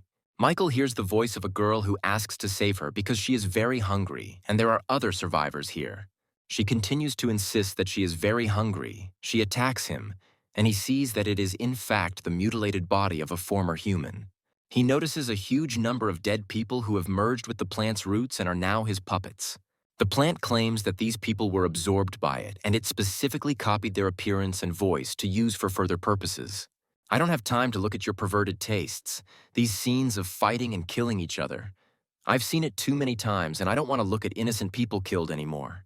The monster tries to attack him with the help of his puppets, trying to awaken a feeling of pity and compassion in the protagonist and undermine his fighting spirit. At one point, he even uses the body of a little girl, calling the main character his brother and trying to awaken warm, loving emotions in him. Michael claims that this is not his real little sister, but he still can't just cut into pieces what was once an ordinary person. The protagonist is overcome with incredible rage, and he, emitting a huge amount of energy, prepares to finish off this annoying creature. The plant grins and says that Michael wants to die as soon as possible, and now it will strangle him to death with its own body. The main character activates his absorption ability by soaking his blades with it and begins to chop up all the plant roots that come his way with furious speed. This causes incredible pain to the monster, and the protagonist manages to break through a huge layer of thickets to the mutant's core. The plant is indignant and furious, not understanding how an ordinary person is so sure about where the core is located. Michael could never have imagined that such a huge monster would turn out to be such a small core resembling a human eye. He asks the monster not to be afraid of death, because ultimately he is an ordinary infection that needs to be eradicated from this planet. Trying to touch the core and use the absorption ability, blue roots suddenly shoot out of his hand, and the protagonist does not understand what is happening. The tree of evolution located inside his body actually begins to absorb the remains of the plant monster. What is happening to me? Why does your human body have such a pure plant source? Who are you anyway? Michael is immediately transported to the Temple of Evolution and asks the tree why it absorbed the flower of the Tyrant King before him. The tree replies that since it is the same type of plant as itself, it can absorb its essence to obtain a purer source. Michael finds himself quite stunned that all of his subordinates are evolving and developing much faster and earlier than he did. The evolution of the tree opens a contract for the main character, the abilities of which can be concluded in order to obtain the abilities of other people without killing them. The essence of the contract ability of the equivalent skill level, the ability to devour, can absorb fragments of abilities so that the contract ability increases. Michael realizes that now, in addition to absorbing the skills and powers of zombies, he can safely contact people and also receive their skills. Finally, the tree informs Michael that in the realm of plant creatures there is someone much more powerful than himself. Having returned back, the main character assumes that it is precisely what is in the very center of the city that the tree was talking about. Meanwhile, the survivors outside notice that the monster's body simply collapsed to the ground, and most likely our protagonist emerged victorious from the fight. Austin asks his friend to go and check the situation, and also to find out if everything is okay with Michael and what condition he is in now. Meanwhile, the main character still manages to find a source of life force, thanks to which he can heal himself, as well as strengthen his current skills. At this moment, Aaron finds him, holding little Goldie in his arms, and he says that they were very worried about him. The man reports that they found a familiar lying in the ruins of a building and decided to take it with them, for which Michael thanks him. He also adds that this place is very safe and he should bring Austin here because they need to deal with his poison as soon as possible. He places Goldie's body in the life force source and says that he did well and needs to rest and recuperate. After a few minutes, Aaron manages to get his friend to the source and also places him inside to help him neutralize the poison. By this time, Goldie has managed to restore all her powers, and Michael suggests that Aaron also dive into the source to restore his powers, as well as enhance his current abilities. Looking at them, Michael realizes that they will need much more time to recover and decides to check something. He has collected many fragments that can be used to level up the ability contract and decides to activate it on one of the guys. He touches Austin's body, thereby activating the ability contract and trying to subjugate his power. The system informs him that the ability contract has been activated and the main character has received a new skill, shadow breaking. Michael asks his familiar to stay here and protect the source of life, and he will go on patrol to scout the area. Now I need to collect as many ability fragments as possible and sign Austin's ability. Now I'll clear the nearby areas of low-level zombies, and at the same time get acquainted with the shadow breaking ability. At this stage, I can use the shadow ability within the detection range of my penetration, which is at level 5, by combining it with the absorption ability. Using this combination of abilities, Michael manages to gain a huge amount of evolution points at an incredible speed, destroying everything in his path. Shadow Rupture combined with the Devour ability is very useful for clearing low-level zombies. Looking around, the main character feels with the help of his insight a strange aura which, apparently, clearly belongs to someone who is not infected. Somewhere on the street of one of the neighborhoods, a zombie girl, reminiscent of a ballerina, is dancing a magnificent dance. Next to her stands a huge mutant. On the shoulder of this big guy sits a little girl who claps her hands and laughs. They say that the girl is very beautiful and dances well. The girl comes down to the ground to draw with crayons when suddenly our main character appears next to her, who says that he now understands where this strange aura is coming from.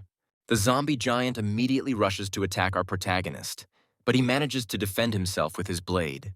"Who are you, and how did you suddenly appear here?" "After all, I placed many puppets all over the area and would definitely have found out if someone had come close." Having heard everything that was said, Michael understands that it was not in vain that he left those zombie puppets alive and was able to get here unnoticed using the shadow gap. The main character decides to ask the girl how she controls the zombies and what her name is, to which she sticks out her tongue at him and says if he doesn't apologize, Anya won't answer his question. In his memories, a girl named Anya appears, who in her past life was an S-rank warrior and had the nickname Black Queen. In his past life after the apocalypse, the Black Queen was the first human to be infected with the virus. But for some unknown reason, the virus damaged her body but kept her from losing consciousness. Thus, Anya became a zombie with a human consciousness and possessed two abilities: destruction of the mental spirit and control of zombies. One side of her personality wanted to kill her, and the other tried to survive. As a result, people were divided into two camps. Some treated her as a person, and the others wanted her destruction. Eventually, the Black Queen chose to be a loner, and rumors circulated that she was cold-blooded and a demon in human form. Michael apologizes and says he had no bad intentions and just wanted to be friends. Anya says that they already came to her, and she said that she would not be friends with them under any circumstances. You understand that someone has already come to her. Michael asks her to describe these people, and after thinking a little, the girl suggests drawing what they looked like. The girl draws two strange people on the ground and says that a few days ago they came to find her, but she ran away. Anya also says that they were all dressed in black cloaks and their target is zombies, as well as evolved beasts and other ability holders. At that moment, the earth under their feet begins to crack, and the main character manages to grab the little girl and save her. A huge mutated beast rushes at them from underground, and Michael asks Anya to hold on to it as tightly as possible. Using a combination of his abilities, as well as incredible strength, he destroys the monster in one move, cutting its entire body in half. Anya is very surprised by the protagonist's strength, and begins to think that there is a prince in front of her who simply shines and sparkles. Michael promises to take her to a safe place, and the girl calms down, realizing that the main character is not like those evil guys and most likely will not cause her any harm. After some time, they return to the place of the source of life where Austin and Aaron finished their recovery, and all this time we're waiting for his return. Michael says he found this girl while he was on patrol and decided to take her with him. We've become much stronger after absorbing the life source, And I'm also interested in the ability you just used. The ability I just used is your shadow gap, and I can open the possibility of borrowing other people's abilities. After the explanation, Michael asks the guys to come closer to him because the situation has changed a lot and they need to plan their next steps. Michael explains to his new friends that the situation is getting complicated and staying here could be dangerous, so he suggests that they go to the shelter and wait for him there. He also, realizing the seriousness of the situation, asks the guys to look after two defenseless girls while he deals with other matters. Noticing how little Anya is playing with Goldie, he decides to send his familiar along with the survivors for additional protection. Austin suggests that the main character go with them and not risk his own life if it is so dangerous here. I will refuse this offer. The center may contain information about my sister and I need to find out. Aaron gives Michael approval, noting that since he now has Austin's ability, they will only be a burden to him. The protagonist also says that he will take little Anya with him, since she is very unique and is temporarily not suitable for being in the shelter. Friends tell the protagonist that they will wait for him at the shelter and ask him to return safe and sound. Little Anya says that Goldie would prefer to stay with them, but because of his submissiveness, he cannot refuse, and also wonders if she can take control of him with her own powers. They watch together as the familiar flies away along with a handful of survivors while the little girl waves goodbye to them. Michael dresses his body in a shadow cloak, and Anya is surprised by his appearance and the fact that he begins to shine at this moment. The girl does not understand why everything around her has turned black, and the main character explains that he is not in the shadow of his abilities, and so will be able to move much faster and remain unnoticed. Michael realizes that there may be many unknown things in the city center, so they must be prepared for this, and decides to spend the accumulated evolution points. In total, he has more than 20,000 points at his disposal, which he spends on increasing each of the main characteristics. He decides to spend the remaining points on detection, because with the help of the shadow gap, he can increase his advantage in battle. I confirm the distribution of skills. The evolution tree informs him that after exiting the menu, his body will undergo changes. Such a colossal amount of points releases a huge purple aura around the main character's body, which slightly frightens little Anya. This situation does not cause much damage to health or the surroundings, but the protagonist realizes that although he is still an F rank, he feels like he has reached the D rank standard. At the same time, somewhere near the city center, a small group of survivors is wandering around, clearly busy with some kind of search. A guy in glasses named VJ expresses his dissatisfaction because they have been searching for several days, and so far they do not see even a hint of an entrance to the ruins. Looking at the map, the leader of their squad, a guy named Alan, says that the entrance should be somewhere very close. Vijay says that if he is so confident in his assumptions, then it's time to check if the entrance is really somewhere nearby.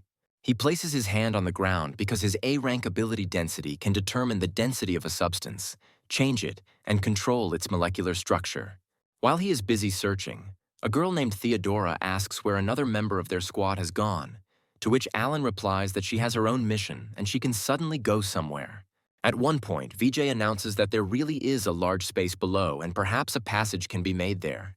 Having received approval for the coupon, he uses his ability to awaken the earth and reach the supposed entrance below. A group of survivors standing in front of the entrance to the supposed ruins sense an ominous dark energy emanating from below. At this time, Michael and Anya both suddenly felt some strange energy and are trying to get to its source as quickly as possible. As they move towards the supposed source of energy, they come across a massive B-rank monster, which is completely defeated and burned to ashes by an incredibly powerful force. At the same moment, Michael assumes that, in addition to him, one of the survivors may also be looking for an entrance to the ruins, and most likely this energy comes from them and he was clearly beaten to it. After 10 minutes of searching, our heroes manage to find the very hole made by the search party, which leads to the entrance to the ruins. Michael begins to worry about what might be waiting for them downstairs, so he tries to warn Anya and asks her to stay outside. The girl begins to get indignant and says that she also wants to go to the ruins with her older brother Michael because she is very strong and can also be useful in battle. Having succumbed to the persuasion of little Anya, he nevertheless takes her with him and they descend into the depths of the ruins, beginning to move along their dark and narrow corridors. When they reach the fork, they notice that a handful of survivors have gone to the right, because on this side the knight's armor is completely broken, and on the other it is completely untouched.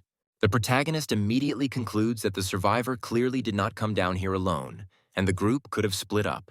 The protagonist, together with Anya, decides to move in the opposite direction where the knight's armor remained intact, and also assumes that they perform a security function. His fears immediately come true, because at that very second, the seemingly lifeless armor comes to life, saying that invaders have been discovered in the ruins and must be destroyed.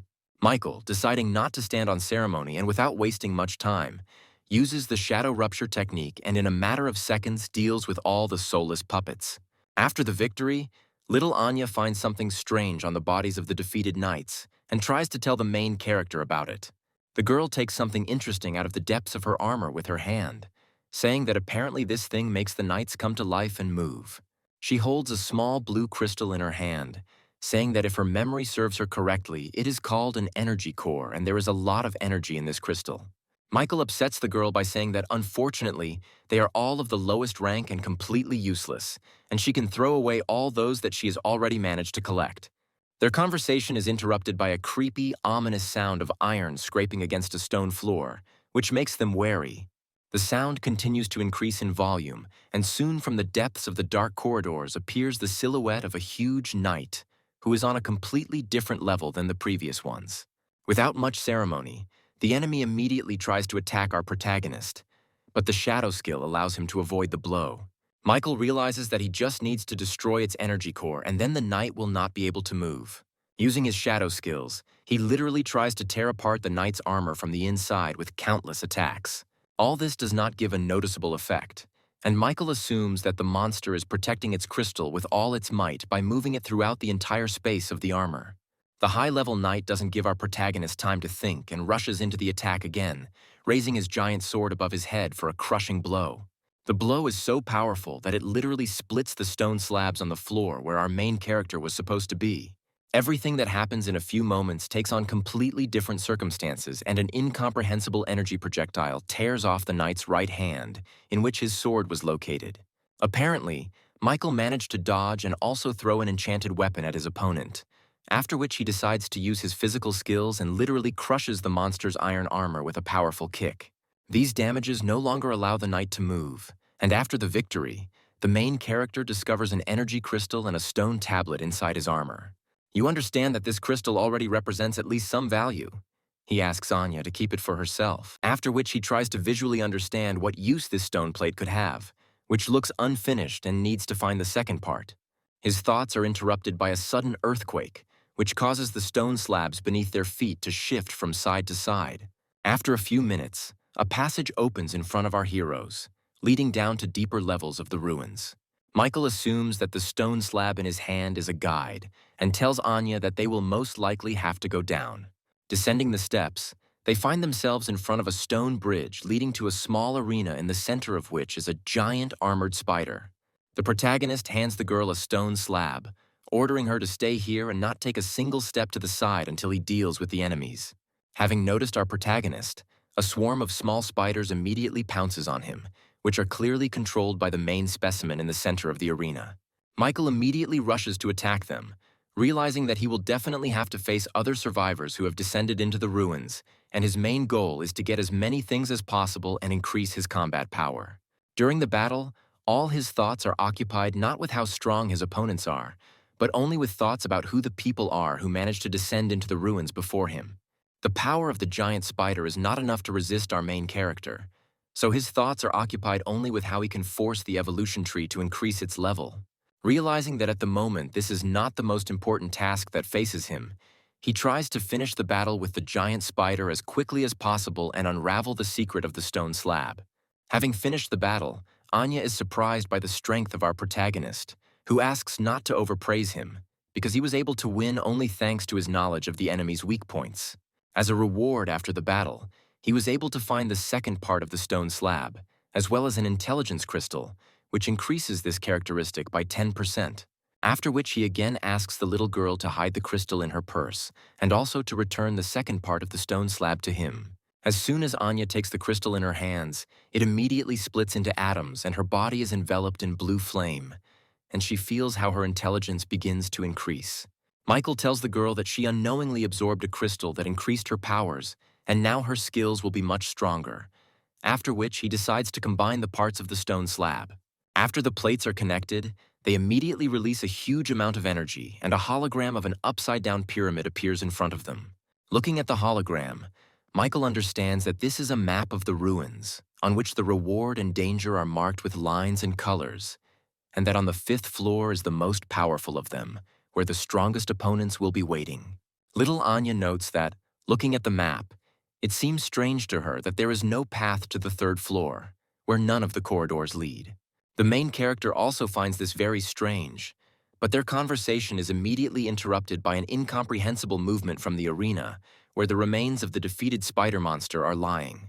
Looking up at the map, they both notice that the downward movement of the arena is synchronized with the appearance of a passage to the 3rd floor of the ruins. Immediately after this, the pyramid-shaped hologram begins to shrink, turning into a small star with an energy core in the very center. Trying to understand what this little star is, our heroes can't find anything better to do than just take it with them until they can use it. Approaching the edge of the very arena that began to move downwards, they notice a huge staircase leading into the depths of the 3rd floor of the ruins. While our heroes are descending to the 3rd floor, a handful of survivors who found themselves in the ruins before them had already managed to reach the 5th and lowest floor. Moving along the only corridor leading to the chambers of what our researchers assume to be the main boss, they try not to make noise. Looking at the mysterious stone statues that look like knights, they hope that at least they do not live at one point and will not have to fight with them. The girl in the squad points out that it is just a pile of stones, not a helmet and armor, and most likely they are physically unable to move. Once in the main hall of the group, the researchers look around trying to find the dungeon boss with their eyes, because they can't wait to show off their skills. In the center of the hall, they see a crystal coffin suspended by golden chains from the ceiling, inside which is a stone slab in the shape of a circle, which is the broken divine hand they are looking for. Inside the coffin, there is also the body of a white-haired girl who is clutching this very stone slab with all her might. Alan asks a fat guy named Hans to take this slab and to be extremely careful because anything can happen. He asks everyone else to take a fighting stance because he senses the presence of other opponents who should soon be nearby. He decides to directly ask those who all this time simply watched from the depths of the shadows as they moved through the floors of the ruins to come into the light. Behind him, several mysterious cloaked figures emerge from the shadows, whom he calls Disaster, and who he believes are a bunch of rats. The silhouettes and cloaks say that the researchers have betrayed the true God and will be punished for such a rude act. The organization that hides in the dark also claims to be traitors. Rats must hide in the sewers. After these words, they immediately enter into battle, and Alan orders you to protect Hans and the stone slab at all costs. Meanwhile, Michael and Anna finally descend the long stairs to the 3rd floor of the ruins, and the girl says that she is very tired. Once they reach the entrance to the 3rd floor, they both sense a strange aura from the other side of the door. Suddenly, the main character grabs his chest with his hand, experiencing a strange sensation that slightly agitates the little girl, who begins to worry about him. Michael understands that this is the reaction of the tree of evolution, and apparently it really craves what is right in front of them. He guesses that right at the entrance to the 3rd floor, there is a plant of a higher class than the flower of the Tyrant King that they encountered before. Upon entering the room, he notices a plant-type energy core and assumes that he can absorb it very quickly and safely without having to fight it. Once I obtain the energy core of the evolution tree, it can evolve again, allowing me to increase my strength. Then I can rush to the 3rd floor and fight those people for the treasure of the ruins. Using the shadow skills, the main character tries to get to the core unnoticed. But something goes wrong and it detects the main character, starting to move higher and higher. Rising higher and higher to the ceiling of the hall, our heroes discover a huge, colossal-sized knight made of stone, with whom the plant core begins to merge into one whole. The plant grows into the stone knight's helmet, and its vines take control of his entire torso. Michael understands that nothing is as simple as he thought and asks Anya to hide in his shadow once again and give him the opportunity to figure everything out himself. The girl tries to scream that she can't see anything, and the main character, using his abilities, takes her to the other end of the hall. He understands that the tree of evolution may appear to reabsorb the energy core, and he cannot allow Anya to find out his secrets, so it would be better to hide her. This energy core uses vines to control the statue. I just need to extract it, and victory will be inevitable. Trying to use his physical skills, Michael tries to make a direct attack on the Stone Knight's body, but his durability is different from everyone else's, and this attack does not bring the desired results. Realizing that the weapon is powerless in this situation, he continues to dodge the attacks of the giant stone statue and decides to limit its mobility, and then try to destroy the core. I'm trying to come up with a plan on how he can do this. Moving along the edge of the arena, he stumbles upon long branches of a vine growing along the entire wall. Grabbing one of them with his shadow skill speed, he wraps it around the Stone Knight's body, trying to create a kind of trap. Let's see how long you can last when faced with my level 8 power. Michael pulls with all his might on the makeshift rope, allowing him to bring the Stone Knight to the ground and knock him off his feet. The speed of movement and immobility of the statue is not enough to quickly and lightning fast get back on its feet. And during this time, the main character gives the evolution tree the opportunity to finish this battle. At that moment, Michael is surprised that the tree, unlike the previous time, decided to personally go outside to beat the energy core. It releases its roots, digging into the eye of a defenseless plant and beginning to suck out all the juices from it. After absorbing the core, the tree of evolution begins to shine and change, and in front of our protagonist appears a tall, slender girl, who all this time was the tree of evolution. At the same second, a context window appears in front of him, which informs him about the possibility of evolving and increasing his rank, for which it is necessary to have a certain set of skills that the main character already possesses. I accept the offer of the tree. Michael feels how his body begins to overflow with energy, and all his characteristics begin to noticeably increase. Once promoted, all of his skills also level up, and the tree informs him of the required levels of dexterity, intelligence, and detection to advance to the next rank. Thanks to the tree with a brush, the upgrade is much faster and more convenient. Remembering the past, to increase the level I ran like crazy, killing a cloud of monsters. Looking at the girl, the protagonist decides to clarify whether he should still call her the Tree of Evolution, to which he receives consent. Michael also asks why his evolutionary tree chose him as a victim for revival, to which he receives the answer that she cannot answer his question right now and she does not have a memory of all the events. My evolution is the key to solving my past life.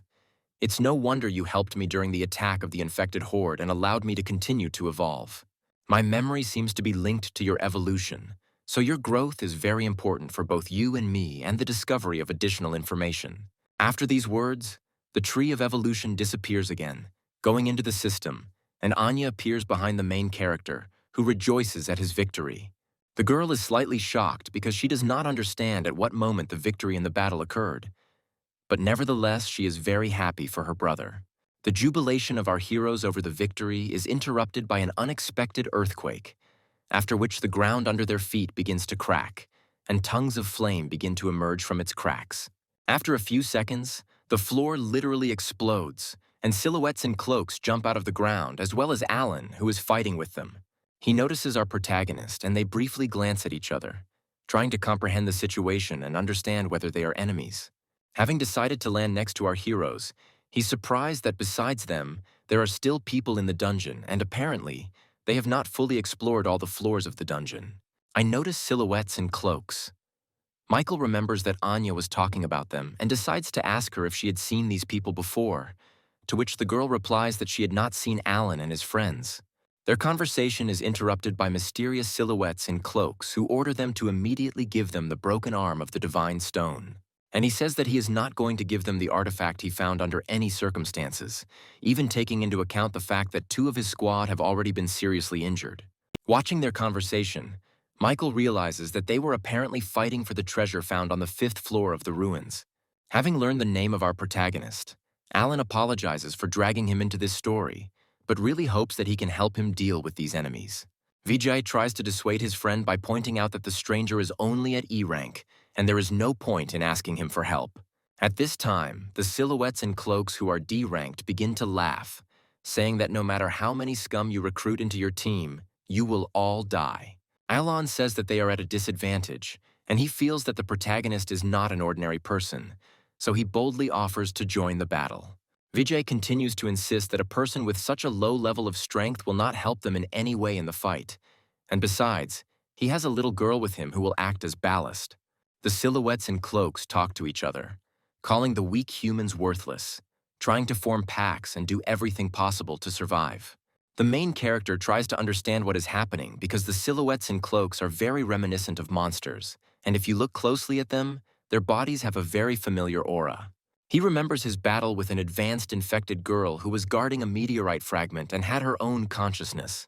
Immediately after this, he asks the fair-haired guy and Alan to stay here to protect Anya until he sorts things out himself. Alan tries to stop the main character, but he immediately rushes into the attack with incredible determination, realizing that these are unusual opponents and that fighting them will be much more dangerous. Starting the battle, he immediately tries to understand if there is a main individual among these monsters in order to first deal with the minions. Suddenly, one of the silhouettes tries to attack the main character from behind, but a charge of fiery energy flies into his face, which saves Michael from being hit in the back. This stream of fire turns out to be released by Alan, who asks him not to act so rashly because he will be the main attacker who needs to be supported. Looking at him, Michael realizes that this man is a D rank awakened with a very strong flame ability. At this time, the silhouettes and cloaks begin to talk to each other about the main character, not understanding how a low-level person can be so fast and that they sense divine power in him. And he asks Michael to be careful, because these creatures are difficult to deal with and such damage is just a speck of dust for them. After these words, the main character instantly approaches one of the monsters and with a powerful blow of his blade literally cuts his body into two parts. Vijay is incredibly amazed by such speed and strength, and little Anya says that her brother is very strong and will not lose so easily. Alan also confirms his words, realizing that his assumptions were correct, and the main character is really not so simple, perhaps even too simple. Standing over the protagonist's defeated opponent will prompt a context window to inform you that 600 evolution points have been received for defeating a D-rank monster. The second silhouette in a cloak. Looking at the protagonist does not understand what is happening, because a low-level human cannot have a divine aura and be so strong. Michael says that from his words, one can conclude that they also call themselves divine, in which case he must be a deicide. At that moment, the monster in the cloak starts screaming, saying that this simply cannot be and that he is not going to be the loser in this battle. Screaming that all humans will be destroyed, he begins to prick himself with needles sticking out from behind his back and begins to transform. Michael says that he has already encountered this type of enemy and apparently he begins the transformation in order to fight with all his might and asks everyone to run away from here as quickly as possible. Vijay immediately grabs little Anya in his arms and says that this is complete madness and that ordinary people definitely won't be able to cope with this. And he says that he is not going to just run away because this monster injured his comrades and he cannot just leave. Looking at the monster, they realize that it has completed its transformation and is now somewhere around C rank in strength. He immediately begins to attack our heroes with a spear covered in vines, which, after the blow, rush after Michael and Alan. Reflecting the attacks with a vine, Alan tries to understand who Michael really is because, having only an E rank level, he is able to resist monsters much stronger than him. At the same time, he charges a huge fireball in his hand in order to assess how powerful the enemy in front of him is. Trying to attack the monster standing in front of him, he realizes that his attack doesn't even leave a scratch on his body, and this is very sad. Taking advantage of the moment of confusion, Michael at this moment finds himself behind his opponent, trying to attack him with his daggers. The monster manages to react to this by defending himself from the attack, and they say that such a pathetic nothing will never be able to defeat him. The protagonist realizes that this native type of monster is much stronger than what he has encountered before, and it seems that they continue to evolve at a breakneck pace. He also realizes that he himself is not the same as he was a few days ago because, like other survivors, he is evolving, but he still needs to restrain himself because there are strangers nearby. Michael fights the monster using only Shadow Rift and his own physical skills, but even this is enough for Alan and Vijay to be amazed by its colossal strength. Alan asks his friend not to ask how this is possible, because this is the first time he sees an E-rank fighter being able to suppress and fight on equal terms with a C-rank monster. At the same time, the main character continues to push his opponent with a powerful blow, sending him towards the nearest wall. Retreating to Alan, he says that he is amazed at his strength if he is able to fight alone against such a terrifying opponent. Michael says that his defense is too high and his current weapon won't be able to deal him fatal damage, while in his head he understands that he can use the ability to devour to instantly kill him. But he needs to check something. Now he has a plan to deal with it, but he needs Alan to give him some time to prepare. His new friend gives his consent, And Michael understands that this is being done in order to test the fighting abilities of his new acquaintance and his strength. After his request, Alan engages in battle with the monster using his strength to the maximum, causing a huge column of fire tornado. The infected, breaking through the wave of fire, tries to shout offensive phrases at people, but Alan shuts his mouth with a firebomb. Even if I can't defeat you here and now, I can at least make you shut up for a while. The main character understands that fire abilities are very strong, and it is not surprising that the guy was able to reach D rank in such a short time. Considering the destructive explosive power and large attack area, he assumes that this ability will be very effective for him in the future. He hopes that in the future he will be able to find an opportunity to make a contract with him for the ability. But for now, he returns to the body of the defeated Stone Knight to take his spear. At this time, Alan tries his best to distract the monster, dodging its attacks while trying to inflict at least some damage on it. All this running around begins to drive the infected into an unprecedented rage and drive him crazy, which is why he wants to end the battle as quickly as possible. He uses his needles to catch up with the fleeing guy and finish him off right here and now. But Michael, who arrives in time, does not let him do this. Throwing a stone spear lying on the ground with all his might, he throws the mutant away, saving Alan's life. The guy can't believe what he just saw, because an ordinary person cannot have such strength to lift a giant stone spear and throw it such a distance. Unfortunately, the force of the throw is not enough, and the monster manages to catch it in flight and survive. At that very moment, Michael, who had arrived, began to try to press from the opposite end of the stone spear, trying to prevent the monster from having the opportunity to come to its senses and counterattack. Alan also immediately comes to his aid and begins to help, creating efforts to defeat their common enemy. The infected tries to suppress their morale by saying that a pathetic little human who only knows one attack won't be able to do anything to him. Alan states that in order to deal with such a worthless person as he only needs to know one attack, and he begins to concentrate a huge clot of flame in his hand. He asks Michael to stand still and not to lose his position, after which he releases a huge column of flame, which, performing a reactive function, pushes the spear towards the monster. Trying to resist this effort, the infected person catches himself thinking that his consciousness is beginning to change, and as if someone is trying to take control of him. For a moment he pauses, lost in his own thoughts, saying that Anya is the sweetest and most beautiful girl in the universe. This second is enough for our heroes to squeeze out the last of their strength and send the mutant flying on a spear towards the nearest wall. Looking at little Anya, they understand that she tried with all her might to control this monster for at least 1 second. She had to spend all her strength on it. Fortunately, these efforts of our heroes are enough to achieve victory and deal with such a formidable enemy. Just after a crushing victory, Michael helps Alan to his feet while grabbing his hand and activating his ability, forming a contract for the ability of fire. Immediately after this, Michael asks his new acquaintance to tell him everything he knows. I tell you that these people in black cloaks belong to an organization called Catastrophe. They are extremely mysterious. Their location cannot be determined by the usual human methods. Catastrophe. What kind of organization is this, and what is their goal? Asks the main character, while remembering that in past lives he had never heard of such an organization. All that is clear to me is this, and the fact that they are constantly catching the infected. But I can't tell myself more. The protagonist understands that his words almost exactly coincide with Anya's testimony, and also decides to clarify how they were able to find these ruins. And he says that they are mercenaries and came here as part of a mission, and as for the recruit, they themselves do not know. This is a broken arm made of divine stone, the loot we got on the 5th floor. You dealt with the disaster, and this thing should belong to you. There is no need for this.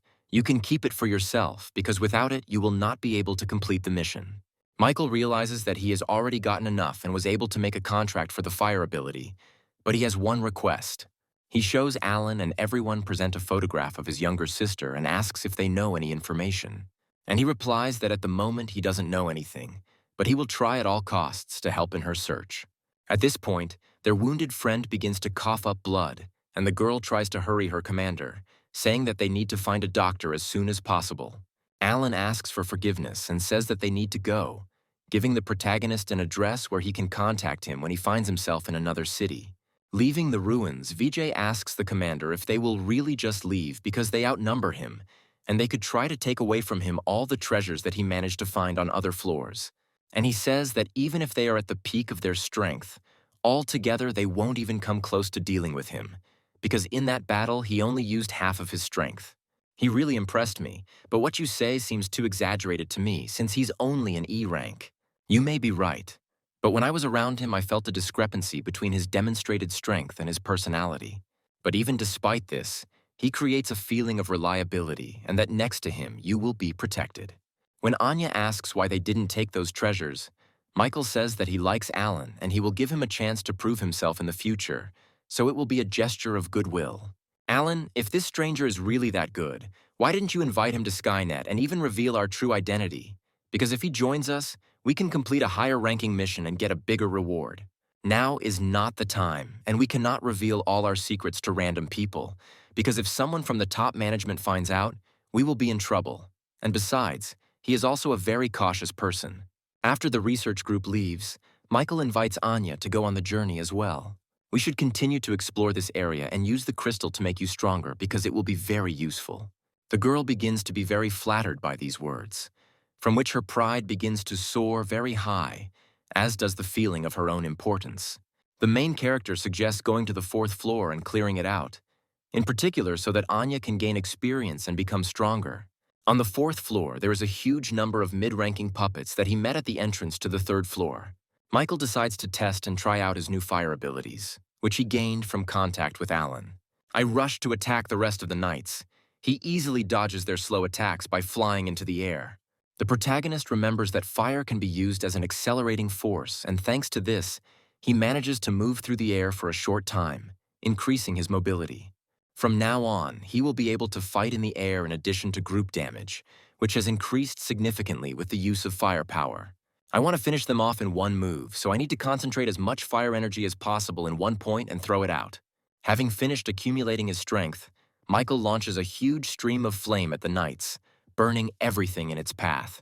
After such a powerful attack, only melted armor remains from the knights, and the main character realizes that this ability has a purely destructive nature, after which he asks Anya to collect all the crystals. Starting the collection, the girl asks her brother to forgive her because the red crystal that Michael gave her for safekeeping has disappeared somewhere. The protagonist suggests that Anya could have absorbed it and asks to take another red crystal and split it as he did with the crystal of intelligence. The girl takes one of the red crystals left behind by the knights and is surprised that it can also be absorbed. With a little effort, it also crumbles into particles, causing the girl an incorruptible shock. Michael realizes that Anya doesn't kill zombies but captures them so she can't get energy to level up. But in return, she can directly absorb energy from items to evolve. He offers the girl to absorb all these crystals so that she can become stronger and improve her fighting skills. Having collected all the available crystals on the battlefield, the girl begins to emit a huge amount of energy and her body begins to evolve. Having completed the evolution, Michael congratulates little Anya that she has now reached the status of an E-rank warrior. Next, our heroes go to clear the corridors of the dungeons and eventually find themselves on the 5th floor in the very hall that the researchers visited. They see a crystal coffin in front of them and assume that inside it there must have been the treasures of this floor, which Alan and his friends had already managed to take. The little girl suggests that apparently the coffin contained the protector of these treasures, and it seems that the atmosphere around becomes piercing. At that very moment, a primal horror hangs on little Anya's face, and behind them there is an enraged monster trying to attack them from behind. With an unperturbed face, Michael, with a slight movement of his hand, sends the monsters flying with incredible force. He suggests that Alan and his friends had to fight the disaster after taking the treasure and did not have time to clear the dungeon of monsters. Little Anya says that she can't take control of this individual, after which the main character decides to take on the matter himself. Trying to get closer to the enemy, the monster activates the ability of lightning, covering its entire body, which forces Michael to retreat for a short time. Deciding to end the battle safely, he uses his shadow skills to capture the monster and absorb all of its powers. By using the absorption skill, he gains some evolution points as well as 2% of the lightning ability fragment. After defeating the floor's defender, the round stone slab in front of our heroes begins to rotate.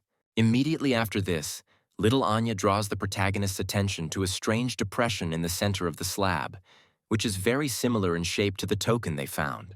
After inserting the token into the correct slot, it immediately begins to glow, depicting the silhouette of two triangles that activate the hologram of the dungeon, reflected vertically. After which, immediately behind the round stone slab, a passage opens leading to deeper floors of the dungeon. Moving down the stairs and exploring the ruins, little Anya asks Michael if she can fight, to which she receives the answer that when they encounter stronger zombies, they can fight together. If I meet a suitable one, let her fight with him, and I will stand on defense in order to later implement my abilities. As they move through the corridors, they encounter monsters in berserker armor. The armored doll became a warrior, and it looks like there is a very large gap between the upper and lower floors. The armored warrior immediately rushes to attack the main character, but he dodges to the side without any problems. He throws one of his blades towards the monster to distract its attention, after which he instantly approaches him and activates the ability to devour, receiving 400 evolution points and also 2% of the fragment of the berserk ability. Immediately after this, Anya screams that further down the corridor a huge number of warrior monsters, also dressed in armor, are approaching them. The main character asks the girl not to interfere with him and to give him the opportunity to deal with them. After a long period of time, the battle finally ends, and Michael realizes that using several abilities at the same time is draining him of a lot of energy. They were also finally able to reach the next floor in preparation for the next boss fight. Having opened the doors, a flock of angry birds immediately rushes at our heroes, which apparently are the defenders of this hall. Michael realizes that these are mutated owls and tells Anya that the plan has changed, and because there are too many of them, he will immediately send her into the Shadow Rift. The girl expresses her dissatisfaction, saying that she doesn't want to constantly hide behind his back and that if she has now evolved, she will be able to stand up for herself. While dodging an attack from one of the birds, the girl tries to use her control skills and manage with a few words. Taking control of one of them, she manages to cause a small stir in the enemy ranks and also begin to fight. Looking at everything that is happening, the main character understands that Anya really increased her powers and he should not worry so much about her. Unconsciously, he treated Anya like his own sister and tried to overprotect her and defend her from any danger. At this time, the little girl is attacked by a swiftly diving eagle owl with bright red eyes from the sky. She still manages to dodge the attack, as at that moment, another bird's fiery feathers fly at her. An argument begins between the two owls about who attacked the girl first and who should get her. Michael suggests that Anya take control of Phelan, saying that he is very strong and apparently is the leader of this small group. The girl says that she is not going to do this because she does not like him and she will not make him her companion. She also looks at the small white owl, which seems to be emitting S-rank ability energy, and its overall combat power is the strongest among everyone in this building, but he can't use it yet. The girl says that she can help him awaken his powers if she manages to enter his mind, but for this, she needs a little time. I try to take control of the white owl and barely manage to dodge the attack of two angry owls, as she still manages to take control of him. Little Anya starts laughing, declaring that she never doubted for a second that she would have enough time and she would get the greatest familiar of all time. At this time, all the other owls in the room look at the little familiar and call him a traitor. Little Anya gives a name to her new pet, calling him Boo-Goo and giving him confidence in victory. He immediately goes on the attack using his S-rank ability called Absolute Wind Tornado, which allows him to quickly deal with his opponents. Anya hugs little Booga with all her might, amazed at his strength and saying that from this moment on they will become best friends. Michael congratulates the little girl, but asks her not to lose concentration, because now they don't have time to relax. Watching the behavior of a flock of owls, he assumes that the main owl, who is the boss of the floor, should appear soon. His assumption turns out to be correct. After a few seconds, a magical beast with the ability to increase its size appears in the center of the arena. Overflowing with energy, Anya asks the main character to let her deal with such a formidable opponent herself, because this will be the first fight for little Booga. Michael gives his consent to the little girl, telling her that he will be there to help and give her the opportunity to concentrate on the goal. The little familiar doesn't really like this whole idea, but Anya takes control of him and he understands that he is once again no longer in control of his body. Immediately after this, the giant owl tries to attack the little Booga, but he easily dodges the attack due to his size. Meanwhile, Michael protects the little owl from being attacked by other owls using his shadow ability. He asks Anya not to rush and do everything in a measured manner, because she must trust her companion and not just control him. Anya understands that when she first entered the consciousness of little Booga, she felt that he was cowardly and unsure of himself, and she thought that if she forced him to fight, he would regain his confidence. From childhood, he was treated as a different species and was often bullied and mistreated. Gradually, he began to fear those around him and stopped trusting others, and Anya understood this perfectly well, because she was the one who also had no parents and was constantly bullied. The girl says that at one point she still managed to meet her older brother Michael and he treated her with all kindness, so she wants to do the same for Bugu. Such a motivational speech immediately gives the little familiar an unprecedented boost of energy, which allows him to begin fighting with greater strength. Taking advantage of its speed, as well as the clumsiness and colossal size of its opponent, the little owl manages to deliver many quick and lightning-fast attacks.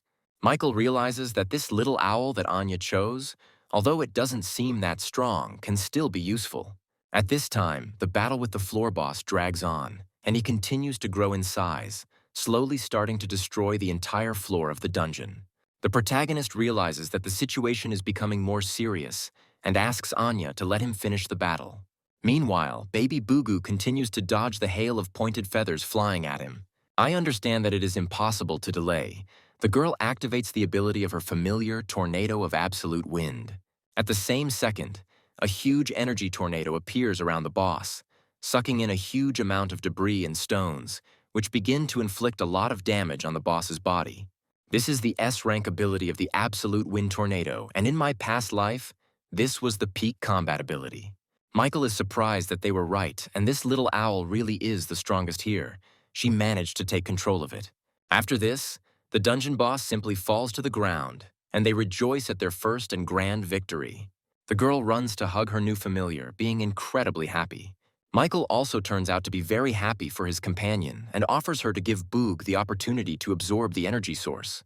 The familiar goes to absorb the boss's body, and the protagonist asks the girl how she was able to assess his potential. Anya says that when using mind control, she can see the abilities of monsters and determine the strongest one, and then control him. The protagonist is surprised, albeit briefly, that a warrior like Anya has an ability that can directly influence the strongest enemy unit and turn it into an ally.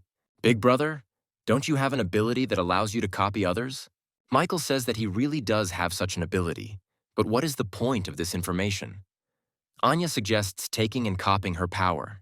The girl says that after everything that happened, she trusts the main character very much and wants to let him also get her ability to become even stronger. Michael realizes that he must have enough points to develop another ability and tries to make a contract with the little girl as well. The evolution tree cancels this request, informing that concluding a contract with a monster is simply impossible. Anya asks if everything went well and if Michael can control the opponents from now on, to which they receive a negative answer. By this point, Bugu has finished absorbing the boss's energy and evolved to E rank. Little Anya rushes to her familiar to congratulate him on his new level of evolution, which is why it was not possible to conclude a contract with Anya. He remembers that the girl is not human, but is also a monster that resulted from the apocalypse. But during the time spent with her, he had already begun to forget about it. He promises himself that this time he will not allow society to do to her what happened in his past life, and invites her to move on. Making our way further into the dungeon, our heroes think over further plans for the battle, because their forces have already been significantly depleted. Even if Anya didn't show it, this little girl has been through so much with me and is most likely holding on with all her might. Michael activates the Shadow Rupture ability to get the most out of this place to level up. Analyzing this evolution tree about the required levels of power, intelligence, agility to level up, he realizes that he needs about 150,000 evolution points, and at the moment he only has 40,000. At this time, somewhere within the walls of the shelter, a small commotion begins to reign in connection with an unexpected guest. Some stranger tries to pick a fight with every survivor in the shelter, trying to find a worthy opponent, and also wanting to see the god of war. Megan notices panic within the shelter walls, not understanding what is happening, receives information from one survivor that people from another shelter have appeared and want to fight us to determine our strength. Meanwhile, on the third mirror floor of the ancient ruins, Michael and Anya feel a strange, mysterious energy. The main character suggests that the girl move forward because soon they will meet their last enemy. After passing the fourth floor, I received 90,000 evolution points. The fifth floor gave me 20,000 as a backup. First, I better improve my combat abilities. Michael spends almost all the points he has collected to upgrade his skills, after which the evolution tree informs him about the transition of the strength skill to a higher level of power. The only skill that remained at a lower level after distributing points is intelligence, to raise which the main character needs to accumulate a few more points. After distributing the skills, the increase is so great that it causes a severe attack in the body. Little Anya decides to check if everything is okay with the main character, as she is very worried about him. Michael says he's fine and suggests entering the main hall by opening the gate and fighting the boss. This time he asks the little girl to wait for him outside because he is very worried that she is exhausted and simply does not have enough strength. Michael doesn't care what kind of enemy is behind the walls because he wants to test his new power. Upon opening the door, he discovers a huge armored python with the ability to poison anything it damages. Having dodged his first attack, the main hero soars into the air and concentrates 30% of his strength in his hand to test the snake's strength. Even 30% is enough to slam the snake's head into the stone floor with incredible force. The enraged monster clearly doesn't like this arrangement, but the main character is glad that he will be able to play the test of strength a little longer. The monster decides not to stand on ceremony, accumulates a huge amount of poison in its mouth, and splashes it towards the main character. Using the shadow skill to dodge the attack, Michael once again goes behind the snake and this time decides to put 50% of his maximum into the strike. This blow is so strong that the snake begins to bleed completely, and the protagonist understands that 50% of his strength is the limit that the enemy can withstand. Realizing that defeat is inevitable, the snake tries to carry out its last attack, putting the rest of its life force into it.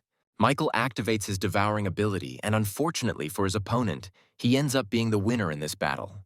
At this time, Anya, waiting outside the doors of the boss's chambers, feels that there is no movement inside and hopes that everything is fine with her brother. She decides to ask Little Booga if they should go inside, to which Phelan replies that they are both intellectuals and won't be able to just open the stone door. After a few moments, the door finally opens and an unharmed Michael emerges, asking for forgiveness for the wait, since everything ended much earlier than he expected. He also looks at the little girl and says that he has a gift for her, which makes her sparkle with all the colors of the rainbow. He hands Anya a small gold medallion, saying that it will suit her very well and that she needs to try it out. The girl says that this icon is very beautiful, but she still doesn't know how to test it, and Michael asks to simply activate it like the energy crystals. Our heroes find themselves in a special cube, and Michael says that this medallion activates teleportation to a special space, which is very useful when taming various monsters. The protagonist says that this medallion has similarities with his shadow abilities, but unlike the medallion, it can move, and Anya will be able to leave the real world for her own safety. Okay, I suggest we leave these ruins because we've been wandering for a very long time, and I'm very hungry, and it would be nice to find something to eat. Once on the surface, Michael says that he used to store all his food nearby in the nearest supermarket and suggests going there. Having reached the store, he suggests that Anya go in search of food while he clears the streets of zombies, who have changed greatly during his absence. Even after killing this python from the ruins, I still don't have enough points to increase detection to level 9 and need to get another 3,000. At this stage of development, our main character's strength is at level 15, agility at level 13, detection at level 8, and intelligence at level 5. He decides to continue clearing the areas until he can evolve to a new rank, because he needs to become as strong as possible and return the memory of the evolution tree.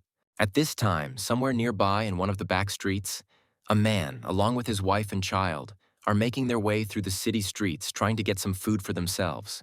The man does not understand why the world suddenly turned into a real ruin in such a short time. But remembering the words of one young man, one must always look for resources for survival. At that very moment, the foot of a huge monster appears above the car in which he was trying to find some supplies, about to crush him. His wife, standing nearby, tries to warn her husband of the danger and that in just a few seconds he will be dead. I think that he has already ended up in the next world. He is unexpectedly saved by our main character, who orders him to get out of here as quickly as possible, otherwise next time he might not be around. After which an E-rank monster falls to the ground, for which Michael receives 400 evolution points as well as a fragment of the ability to increase. The man, seeing death flashing before his eyes, thanks him and also hints that he has seen him somewhere before. He remembers that they saw each other on that fateful day before the apocalypse began, and he helped him deliver groceries from the store to his home. He also says that he took the guy's advice and managed to save his wife and daughter, but unfortunately now they have to look for resources to survive. They are interrupted by the appearance of the horde of infected, and the protagonist asks them to retreat for a moment and continue the conversation after he finishes the cleanup. Gradually destroying monsters, the evolution tree reaches its limit and informs him that he has reached the required number of points to move to D rank. At this very time, little Anya and Bugu ate so much that they simply could not move. Michael immediately enters the room with a family of survivors, saying that he met them on the road while clearing the area of infected. He tells the man that for now they can stay here and eat, and later he will take them to the shelter, for which he receives incredible gratitude. Anya says that she will take care of everything, and the main character can also take a break and at least have a little snack at this time. Having had a good meal and going out onto the balcony, Michael finally decides to distribute the evolution points and start moving up to a new rank. He dives deep into the system and finds himself in his consciousness in the middle of the Temple of Evolution.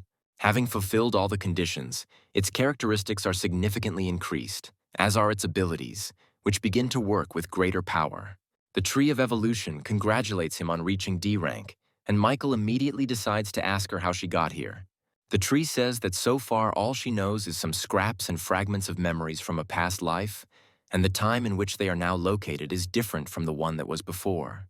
The main character immediately tries to ask what exactly she means and what kind of world she implies, but his questions are immediately interrupted by his sister's voice, which is heard in the air.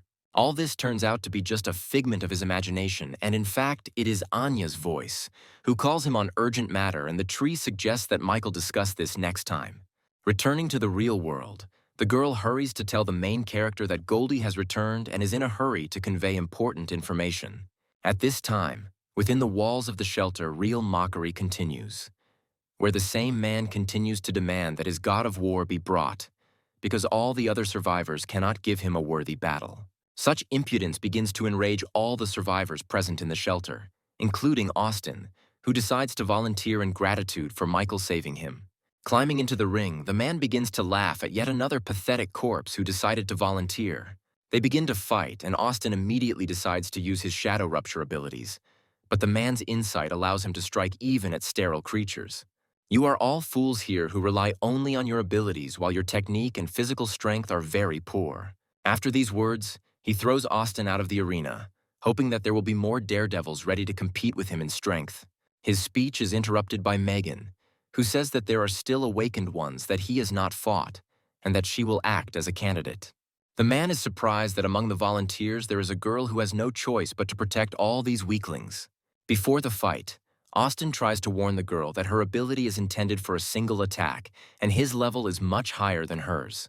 Having climbed into the ring, the man offers the girl to make a deal, and if she agrees to have dinner with him, he will not beat her.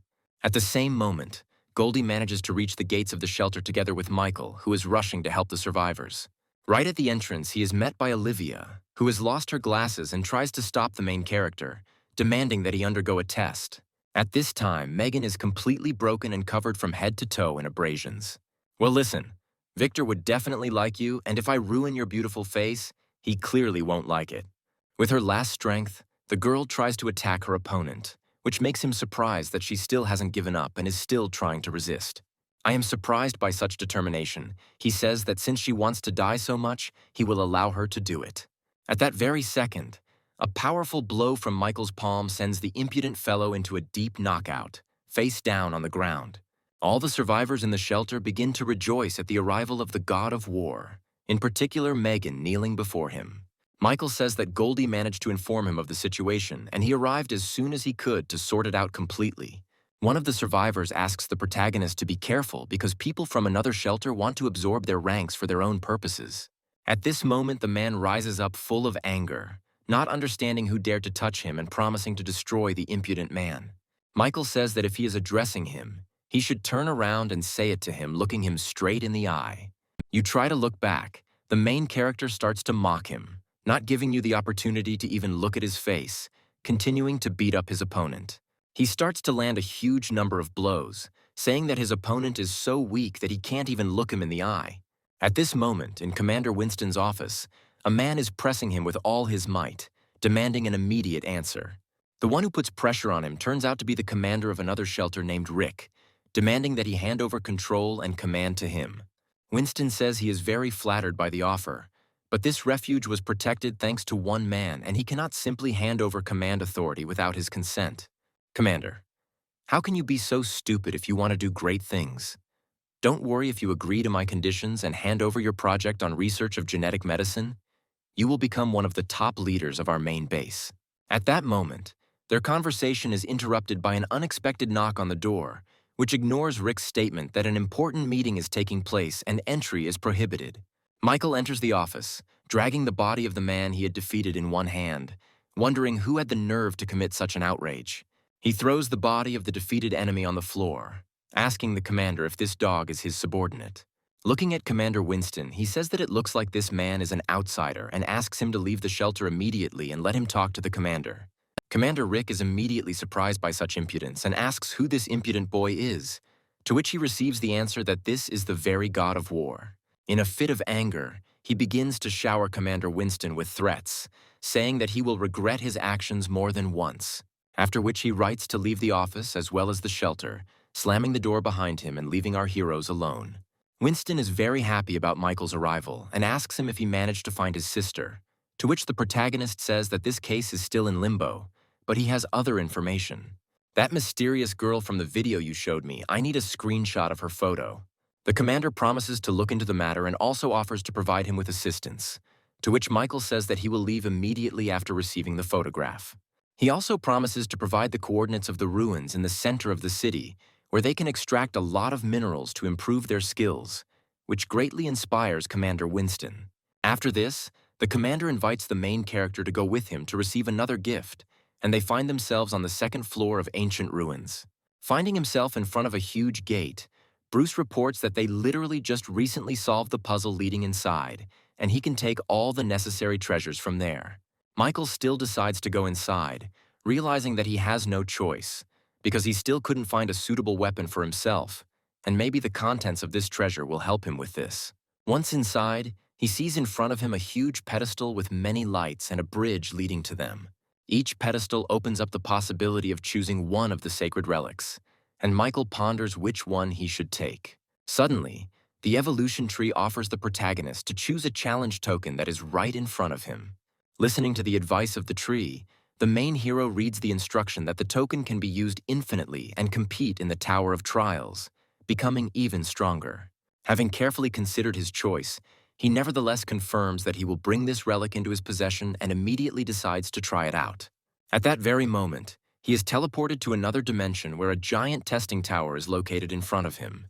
At that very moment, a cute girl appears in front of him and says that she is the conductor of the testing tower. She also says that she will accompany the participant during the entire passage and will also answer any question regarding the tower. The testing tower is a place where the test subjects practice. Each floor has a step. The higher the floor, the more difficult it is to go further, and there are 600 floors in the tower. Also, on every 150th floor, debuffs will be created that increase the difficulty, and the main character has half a month to pass the test, after which the token will simply disappear.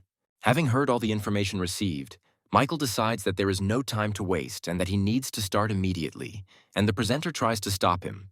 Once on the first floor of the initial rank, our main character finds himself in a small testing arena. The girl says that it is very thoughtless to just go forward because she was going to say that there are fixed decorations on each floor, and the entrance is just a teleportation gate. To get to the next stage, you need to kill all the monsters on this floor, after which you can get to the next level.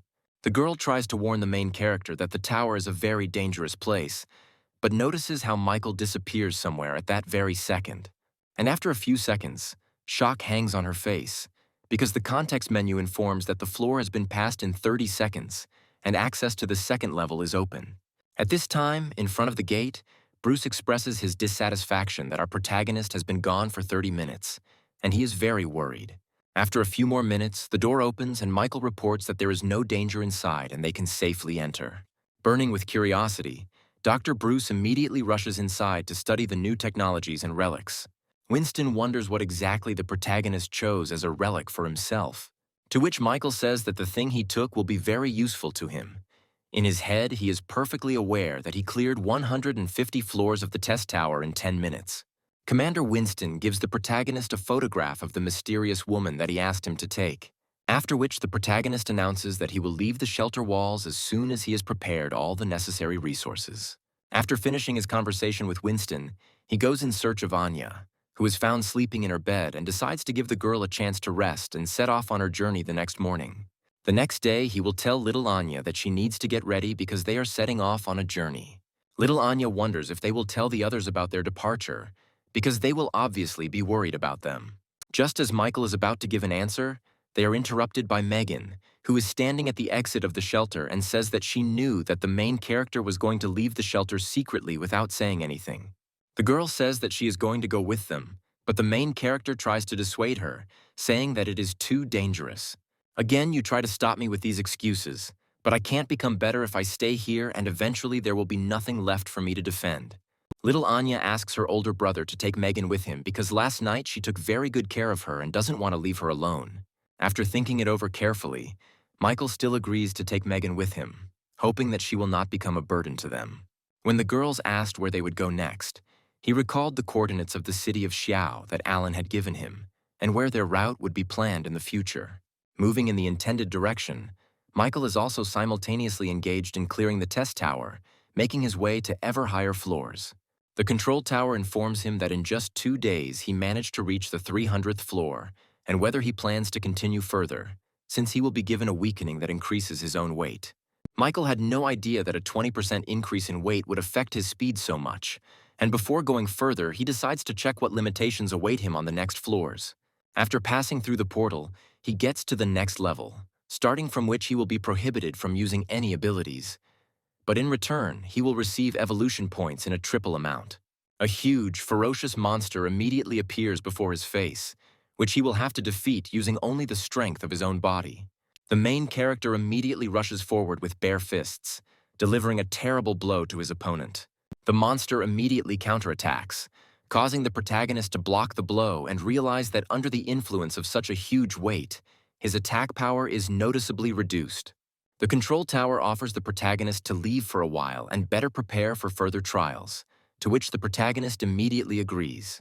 But before leaving, he still decides to go through this floor of the tower, stating that at this stage it does not pose any big problems for him, after which, using a crushing blow to the air, he clears the floor. The manager, looking at this, is simultaneously shocked and upset, because at this rate she will lose her job and have nothing to do. After clearing the floor, Michael returns to the temporary base in one of the abandoned multi-story buildings where his comrades are located.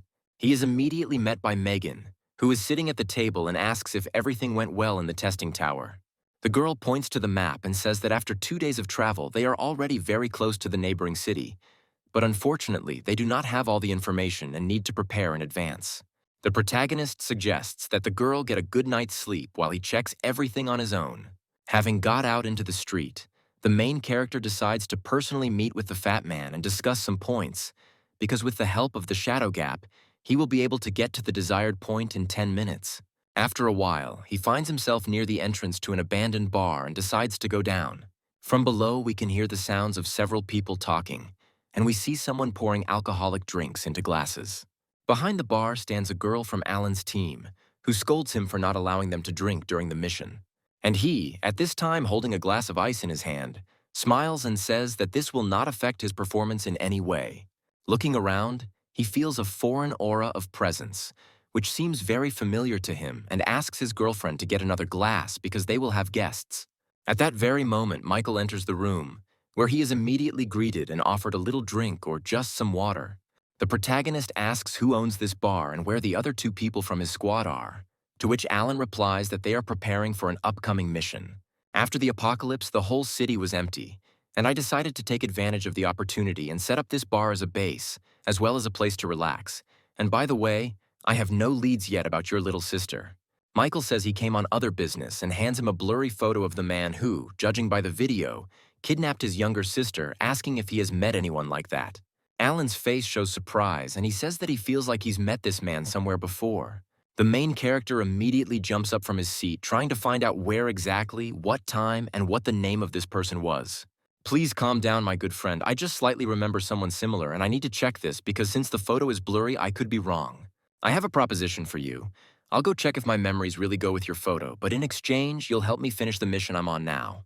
Michael immediately agrees to such conditions, and Alan shouts that this needs to be celebrated. But the girl behind the bar immediately stops him and says that it is too early to celebrate.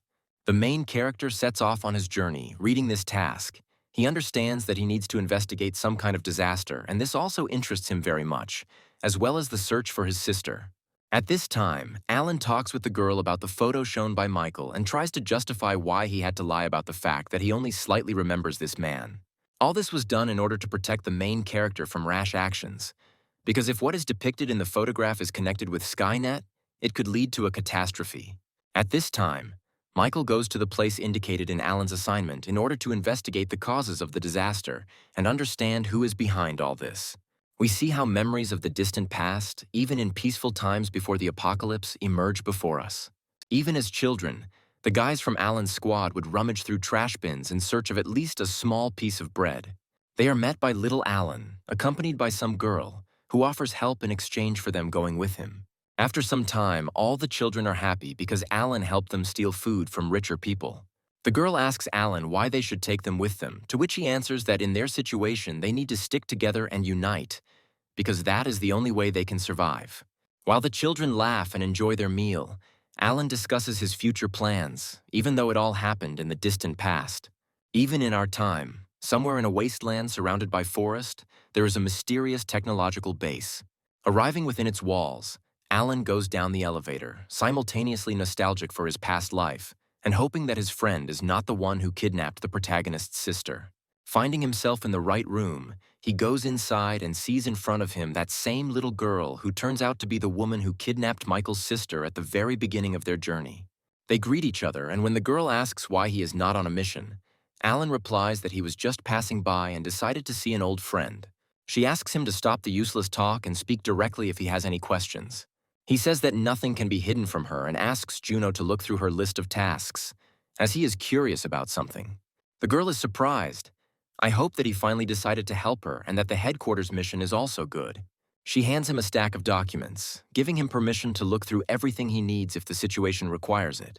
Ala begins to scroll through the lists of documents in search of the name Sylvia, because that is the name of the main character's sister. Unexpectedly for himself, he finds the personal file of little Anya and remembers that he saw this girl in the company of the main character. He is quite surprised that she is also Juno's target, as she is on her task list. He returns the documents to her, and the girl asks what happened to him and why his facial expression changed so abruptly. And he tries to change the subject by explaining that he is fine and asking why she is so late in fulfilling her assigned duties. Juno explains that her superior is putting a lot of pressure on her because there are 9 targets found so far and 1 is still missing from the list, so she has to work a lot. Having heard the information that the general staff wants to get the last victim into their own possession, the puzzle in Alan's head begins to come together into a single picture.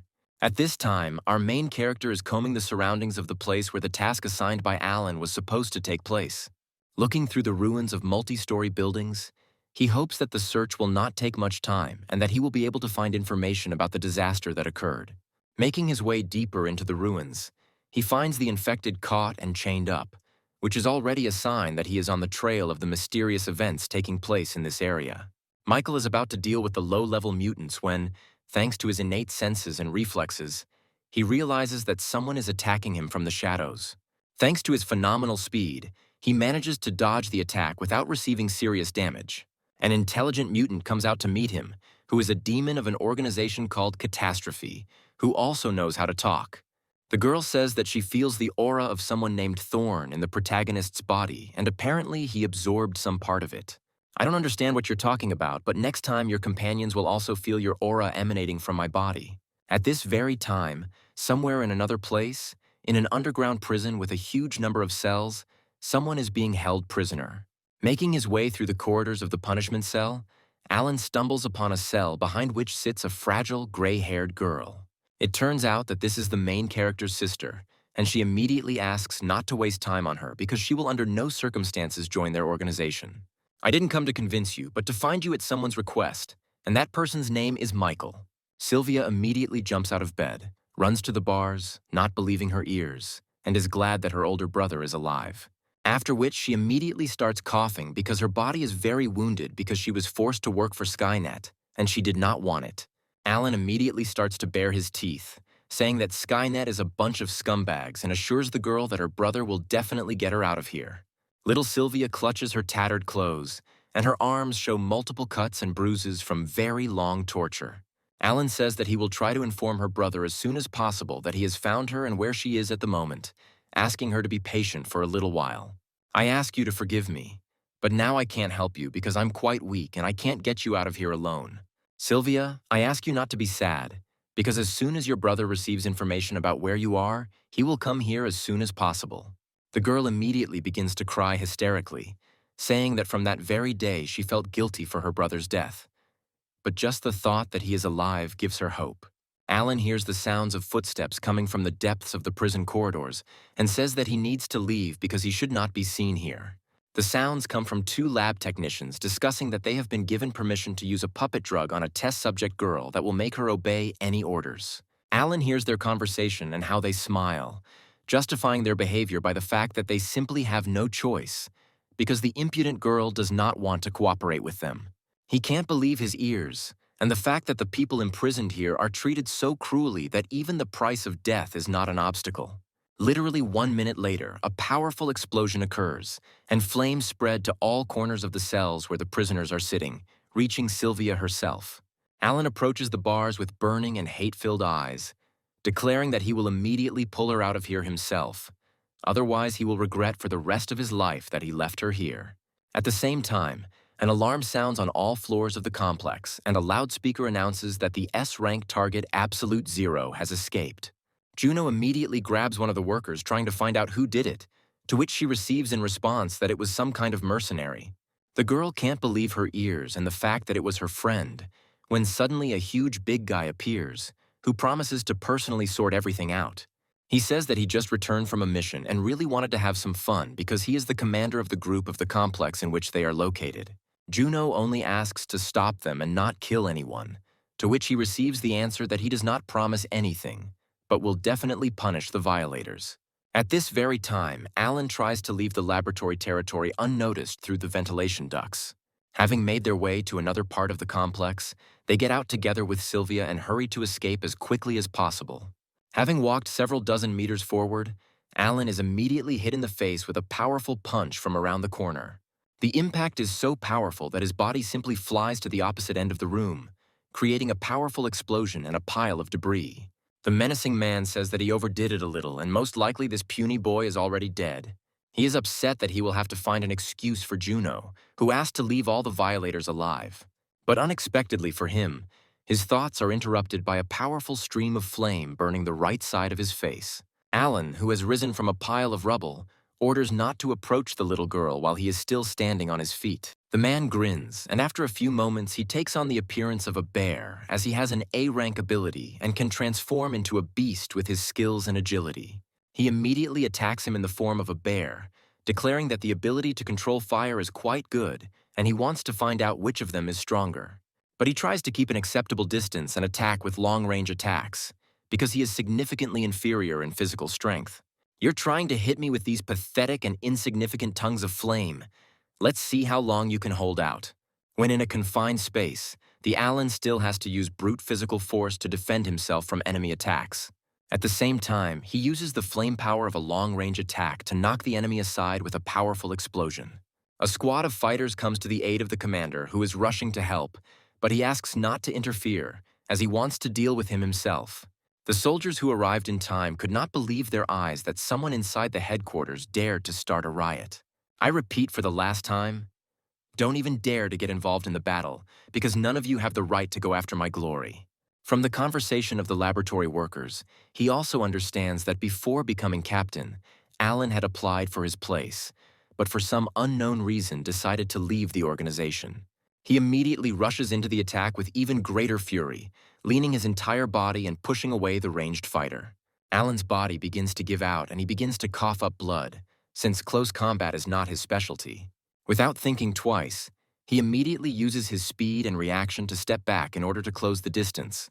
Sylvia asks if everything is okay with Alan's condition, to which she receives the answer that everything is fine and she needs to find a safe place and under no circumstances get into trouble. Having gathered his strength, Allah's body begins to emit a huge amount of energy and his flame takes on a completely different form. One of the fighters says that since Alan was applying for the role of commander of the headquarters, he had incredible strength in the past. After these words, they see him concentrating a huge amount of fire energy in his hands, about to launch a powerful attack. This information infuriates the group's commander, causing his ability to transform into a beast to reach a new level due to the desire to prove his invincibility. The half-human, half-beast form evolves and he completely transforms into a huge, enraged mutant. In this form, his skin becomes much thicker and stronger, and Alan's fire does not cause him significant damage. The strength and power of the attack after evolution also increase significantly, and Alan barely manages to dodge the attacks. You understand that he cannot avoid close combat. He decides to respond to the bear's attacks by adding powerful explosions of fire to his physical attacks. The bear man declares that this is his victory, and he will prove that he did not become the leader of this headquarters for nothing, despite the fact that Alan claimed this place much earlier. After these words, a powerful explosion occurs that throws the bear's body to the side, causing him to be surprised. In front of him stands a completely wounded and bloody Alan, whose blood begins to turn into fire, making him much stronger. He says that it is his turn to show his true strength and reveal to him the technique of furious fire. The headquarters commander rushes to attack him, sincerely not understanding why such a powerful, gifted person decided to leave them and become a mercenary. And he produces a powerful flame attack, explaining his actions by the fact that Skynet only disgusts him with its goals and methods. A mysterious man watches their battle through CCTV cameras, smiling at what is happening. The white-haired man orders the subordinate standing next to him, calling him the King of Swords, to go there and end this mess. Taking advantage of the short respite after the battle, Sylvia uses her ice powers to try to freeze Alan's bleeding and wounds a little, thereby helping him. He thanks the girl for the fact that, being in such a wounded state, she still uses her powers to help him. Grabbing her hand, he runs with her through the corridors and complex, trying to get to the nearest exit as quickly as possible to leave this ill-fated place. While there is still time, Sylvia decides to ask why Alan decided to risk his life to save her at this very moment.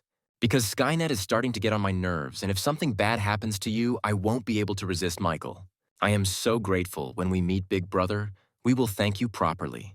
After some time, they finally come across a strong iron door, behind which there should be a building leading directly to the exit from the laboratory.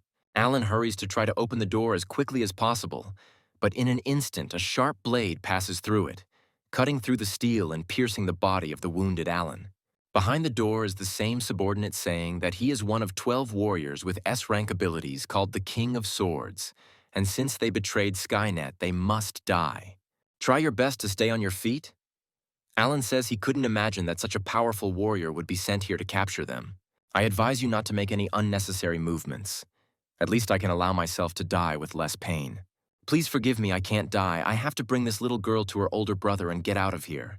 At that very moment, the red-haired man appears behind the wounded Alan, declaring that he is too confident in himself. Even though it's funny to you, in your current state, I don't even need to use my abilities. Alan immediately tries to react and attack his opponent, who, just by looking at him, is incredibly stronger and faster than he is. Using only one blade, the King of Swords inflicts a huge number of dozens of small cuts, causing colossal damage to the body of his opponent. From such a number of blows and improved rolls, Alan almost loses consciousness, but at the last moment he barely manages to stay on his feet. Sylvia, watching the whole picture that is happening, cannot just stand aside and using her ice abilities tries to help her new friend.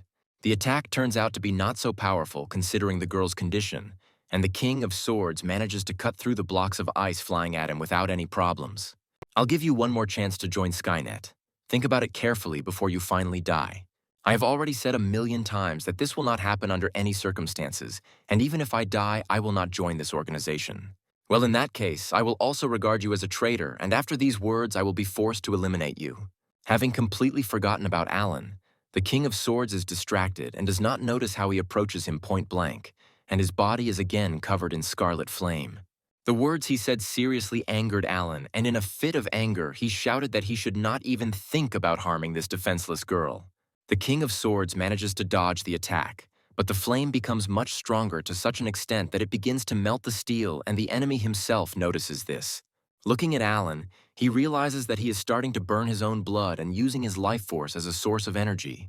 A large fiery tornado begins to circle around the King of Swords, trapping him and preventing him from escaping. Sylvia, with you in my current state, I am no match for him, and I can't just attack him head on. I'll hold him back and you run.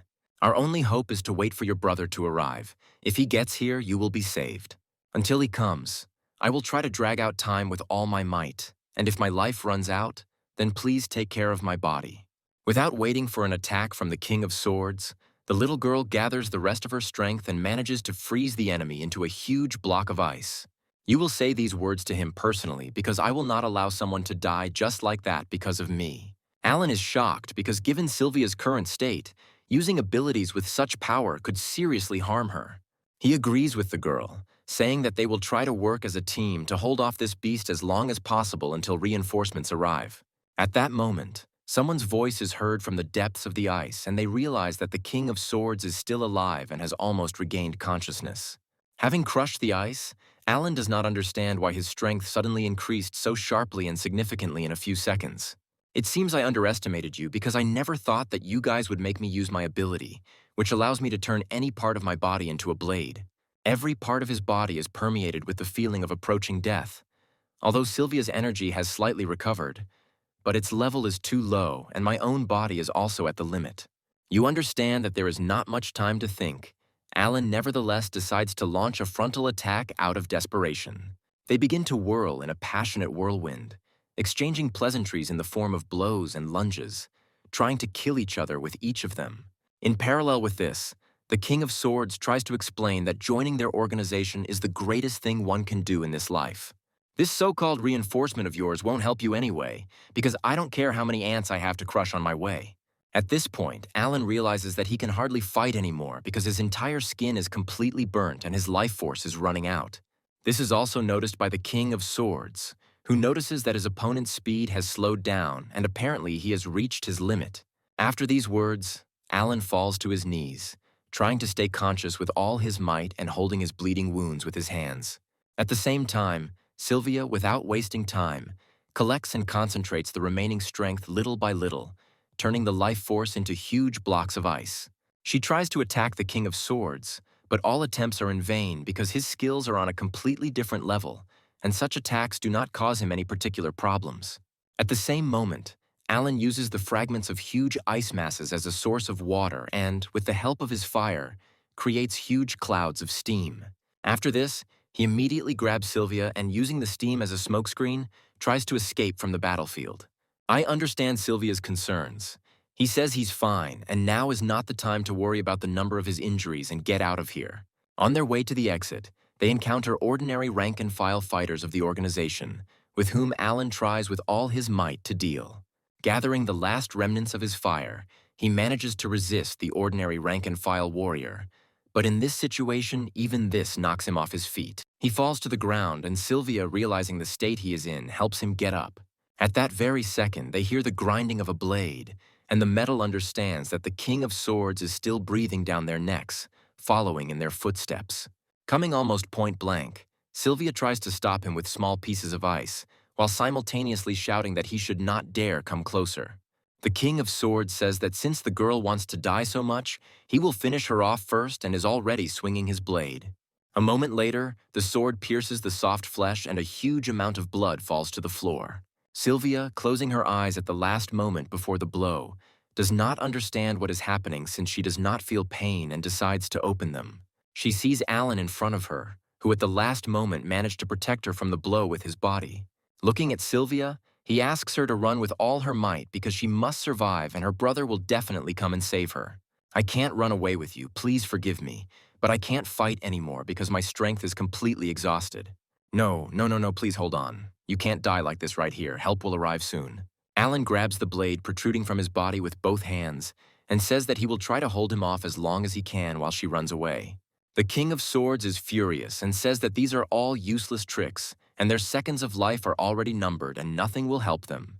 And at that moment, immediately after his words, a powerful explosion occurs and dark traces are visible among the smoke. When the smoke clears, our main character stands in front of him, having managed to save Alan. At the same moment, we see what happened in the complex about 40 minutes ago and how Alan and Sylvia met someone on the way to the exit. Moving along one of the corridors, He stumbles upon Juno, who begins to scold her friend, not understanding why he did it. And he says that he understands perfectly well what he is doing, but he is still perplexed as to why his girlfriend deliberately steals other people. Juno tries to justify herself, which makes Alan even more angry. And he says that he understands perfectly well that she also doesn't want to do such things, but for some reason continues to work in the organization. Just look at this little girl who is kept locked up. She is given weakening drugs every day, and if I had found her a few days later, she would already be dead. You think you can save her alone? This is a sure road to the grave, and before you do this, think about what will happen to you and your team. Skynet has already recruited 9 people with S-rank abilities, although most of them have gone on a mission.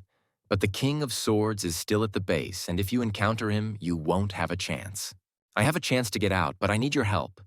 Contact one of my team members and tell him to find Michael in the area where the mission is being carried out and give him our coordinates. Juno does not understand why she should try to convey information to one person, since he will not be able to do practically anything. At the end, Alan manages to tell his friend that this man alone is capable of incredible things and that they need to hurry. After these memories, we return to the battle site where the King of Swords is shocked why the man standing in front of him is so strong, since he has the lowest rank of strength. Before you can react, he receives an incredibly powerful blow from the main character, which knocks him off his feet for a second and sends him flying towards the nearest wall. Looking at this, Sylvia is both happy and shocked that her older brother came to help and that he is so strong. Michael hurries to his little sister, hugging her tightly and starting to apologize for being late and for coming so late and for everything she had to go through. Sylvia begins to cry and says that all this time she considered herself a burden to her older brother. But at the same time, she is incredibly happy that he is still alive. She clutches his shirt tightly in her hand while he tries to calm her down and tells her that there is no need to remember the past because he will always protect her. The girl asks to pay attention to Alan, who risked his life to protect her, and he must be saved.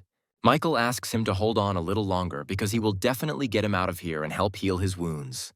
At the same time, behind them, the King of Swords comes to consciousness, clearly unhappy that he was treated so lowly and was able to hit him. He tries to attack the protagonist from behind, shouting that he will beat him until there is not a single piece of flesh left of him.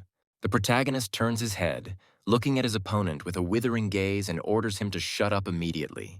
The energy that comes from the main character makes the King of Swords immediately retreat for a moment, which allows him to avoid imminent death. But even the speed of reaction and reflexes still do not allow him to avoid the damage that he begins to feel with his entire body. Not realizing that he was wounded, the King of Swords sees in front of him a shadow clone of the main character, who, despite all this, managed to make a pact with him and take control of his blade ability. Michael says that even though he had to spend a fragment of his ability on these blades, it is now much more important for him to defeat the enemy with his own weapon and thereby humiliate him.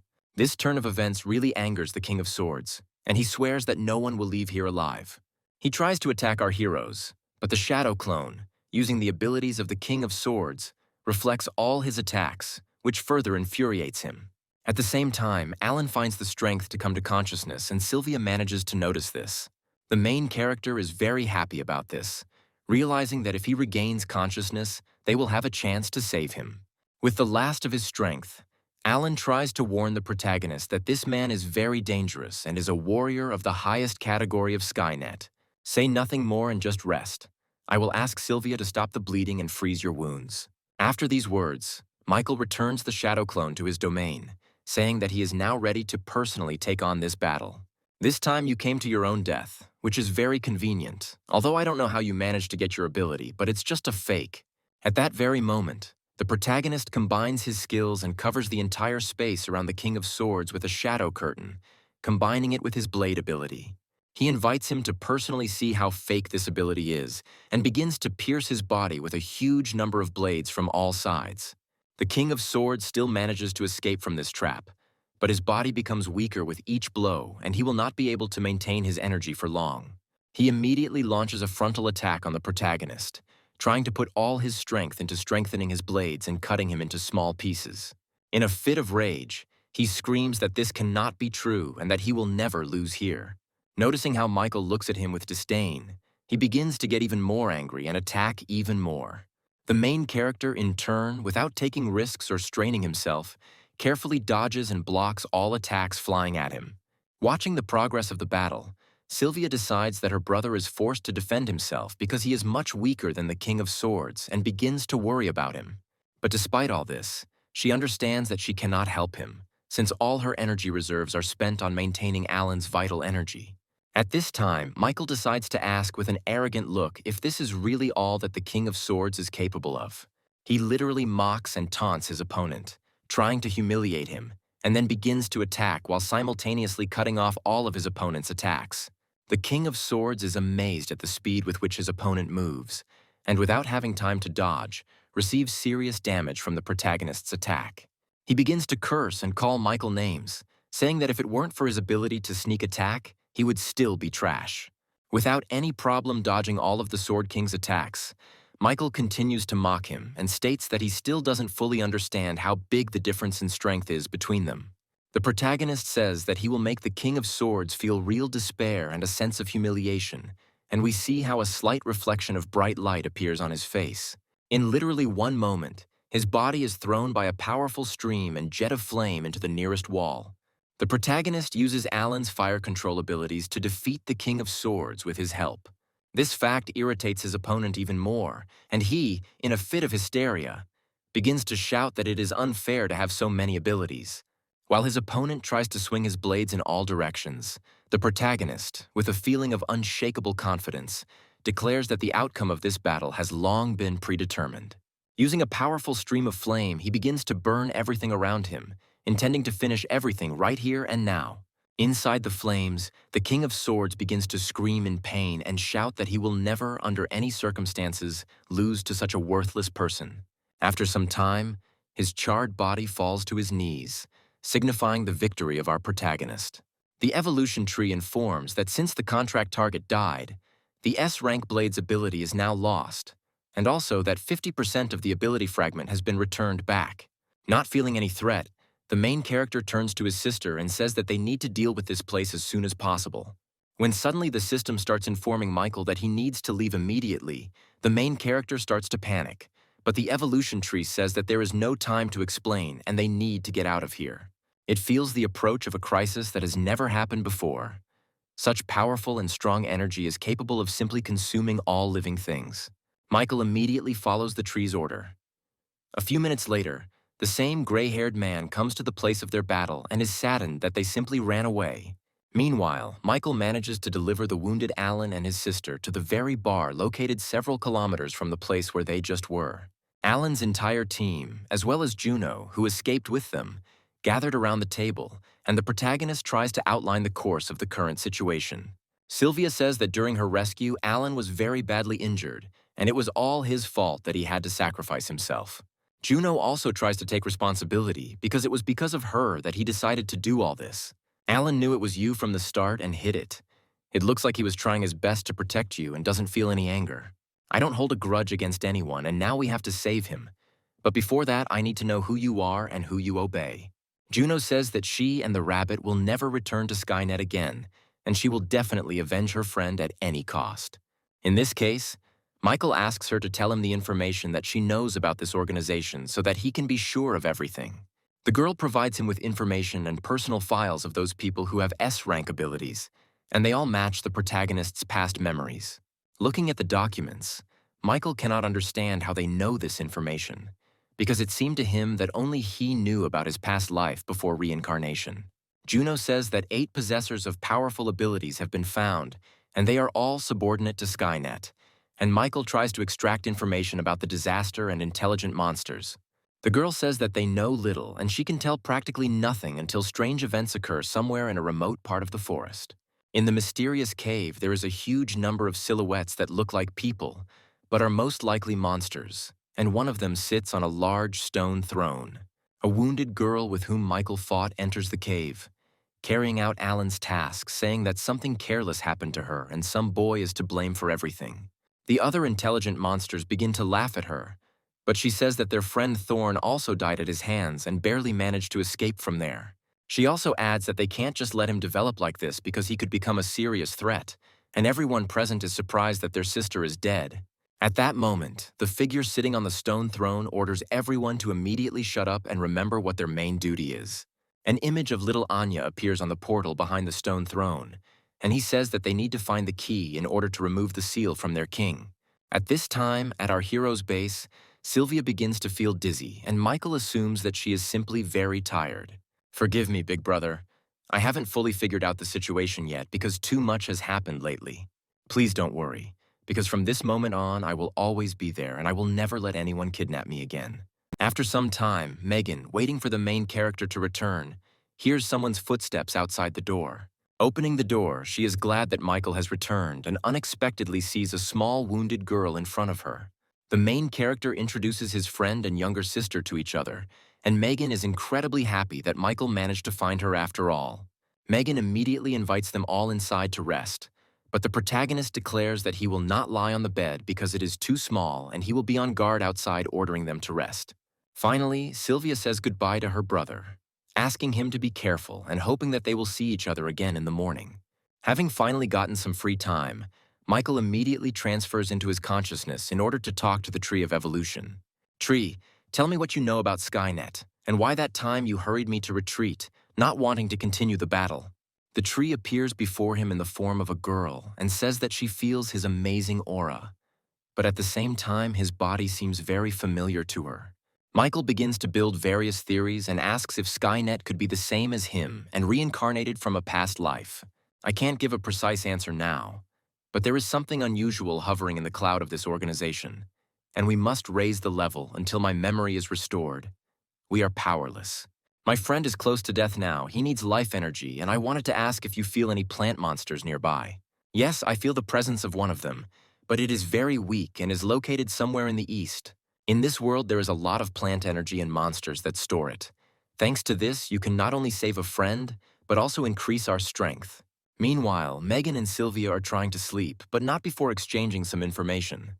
Michael's sister asks how he and Megan met because she is very interested in what he did in her absence. The girl explains that she has known the main character for quite a long time and remembers very well how she first saw him when some kind of animal was chasing them. At that moment, she thought that he would be eaten immediately, but literally a few hours later she realized how strong he was.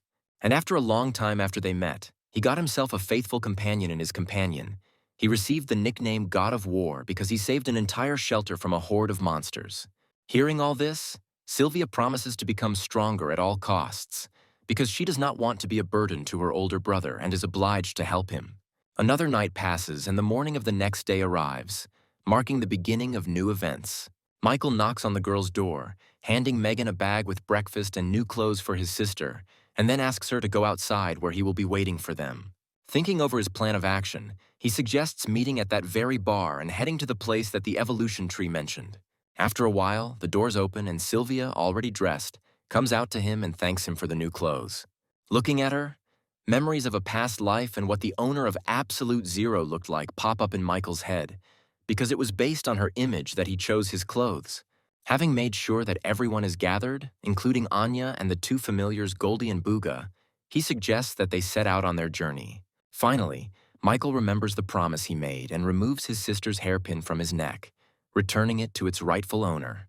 A few hours later, the whole group reaches Alan's base, where Juno is surprised that Michael knows a way to save her friend's life. The girl says that she will stay here and guard his body, considering that the rest of the team went in search of medicine. The main character agrees with this, saying that he does not need help and someone must protect Alan's body because they will return soon. After which, our protagonist's team begins to make their way through the ruins of the city towards the place where, according to the evolution tree, the source of plant energy is located. On their way, our group of heroes meets a small group of zombies, and Michael gives the opportunity to deal with them to his sister so that she becomes stronger. Sylvia herself understands this perfectly well, so she begins to improve her fighting skills and, using her abilities, deals with a huge number of zombies. Watching the battle progress, Michael is quite surprised that his sister's abilities are so strong and destructive even with her minimal combat experience. Having managed to deal with a small horde of zombies, she increases her level to E rank. All the team members present begin to praise her for her good work, and little Anya does it the loudest. The protagonist suggests moving forward, alternating battles between each other so that everyone gains experience and becomes stronger. At some point in their journey, they come across an area where there is not a single zombie or trace of any battles, which makes them very wary. Little Anya says that she had already sent Booba on a flight in advance so that he could fly over everything from above and provide intelligence data. After receiving information from the bird, she says that a small number of zombies are heading towards a cave near a wild mountain located nearby. Michael immediately realizes that this is exactly the place they are looking for, because only plant monsters can spread the smell throughout the area and thereby lure people and other mutants inside. A few hours later, they find themselves in the right place and see crowds of infected walking towards the cave, not paying any attention to them because they are intoxicated by the hallucinogen. Michael suggests going alone and scouting out the situation, but the girls insist that he take them with him and he has to agree. Megan states that they will definitely help him in the battle with the plant zombie and will make every effort to become at least a little stronger. Michael also slightly stipulates that defeating the monster will only allow the girls to become stronger, but not him. Having discussed our plan of action, the heroes enter the depths of the cave and begin to make their way inside, hoping to find the monster as soon as possible. The girls start to move forward, and Sylvia urges her older brother, who in turn asks them not to hurry so much. Michael notices that everything around him has become too quiet, and at the same time his teammates are walking faster and faster, moving away from him, not reacting to his words. At that very moment, his reflexes tell him that danger is lurking somewhere nearby, and he comes to his senses at the moment when he is attacked by an intelligent plant. Thanks to his shadow abilities and speed, he is able to dodge the attack and survive. Behind Michael stands little Anya, who does not understand why the main character just stood there and almost voluntarily allowed himself to be eaten for lunch. The main character says that he fell under the influence of an illusion, and at that very moment the plants begin to talk to them, promising that no one will leave here alive. He also notices that Megan and Sylvia are unable to fight because they have been affected by the same hallucinogen and need to be rescued. Michael takes out his blade, saying that he is going to sort this all out as soon as possible because he doesn't have time for it. The plant monster says that it will kill the protagonist first because it senses a huge amount of both plant and natural energy in his body, and that it will soon become his. It tries to attack with vines, but Michael's blade is too sharp and easily cuts through them. At the same moment, the plant begins to splash out of its mouth some kind of mica with acidic properties. But the main character manages to fill the plant's belly with a huge amount of flame using the ability of fire. The monster starts screaming that it's all useless because he's immortal, and a huge mouth appears from under the ground into which he's going to swallow the main character. But instead of fighting from the outside, Michael dives inside the substance in hopes of finding the core inside. At the same moment, the girls watching everything that is happening from the side are in shock, not understanding what is happening and assuming that their commander has lost. Looking at the plant, they hear it begin to grin and boast of its powers, promising to destroy them just as quickly. But literally after a couple of moments, the soil and the roots of the plant begin to crack, and it does not understand what is happening because its gastric juice dissolves even metals. After some time, Michael comes to the surface and they say that although he can dissolve almost absolutely everything, he cannot dissolve a shadow. The main character also holds the core of a plant monster in his hands, leaving his opponent stunned as he does not understand how he was able to find it. Without further ado, the protagonist immediately absorbs the plant's core, absorbing all of its powers. Megan and Sylvia, standing behind him, are checking to see if he is okay, because they were very scared and worried about him. Michael says that everything is fine, and the tree's life essence has been absorbed, and now they can use everything else. Just like last time, a pool of life essence appears in front of them, and Michael says that he will take some for Alan, and the rest will have to be absorbed by them themselves. Having collected some essence for Alan, Michael also thinks about the fact that Skynet and the Disaster are two organizations whose activities still remain a mystery. He needs to become stronger. At this moment, little Goldie starts pestering him, and the main character apologizes to him because lately he has been devoting too little time to him, although he is the first member of his squad. After some time, the girls undress and begin to absorb the essence of life, but at the same time, one of them is clearly worried. For some reason, Megan is very embarrassed, even though she is the oldest of them, but she thinks about the fact that she offered Michael to absorb the essence together while being completely naked. Having finished all the business on the spot, they return to their base and inject the drug into Alan's body so that he can finally come to his senses. Gathered together in front of his bed, they eagerly await the moment when he begins to open his eyes and come to his senses. When he regains consciousness, he realizes that he suffers from mild amnesia and has a vague memory of what happened to him. Michael asks him not to move, because even though he came out of the other world, his body is still too weak and needs a lot of time to recover. I understand everything that happened to him. Alan is trying to find the words to apologize to the main character for having to deceive him. The protagonist says that he does not hold a grudge against him because everything is in the past, and first he will send him to his shelter where there are professional doctors who can get him back on his feet. After these words, everyone present is surprised, because many of them do not know about the existence of the shelter. At this very time, somewhere nearby in one of the neighboring cities, the military is trying with all its might to defend itself from another horde of infected.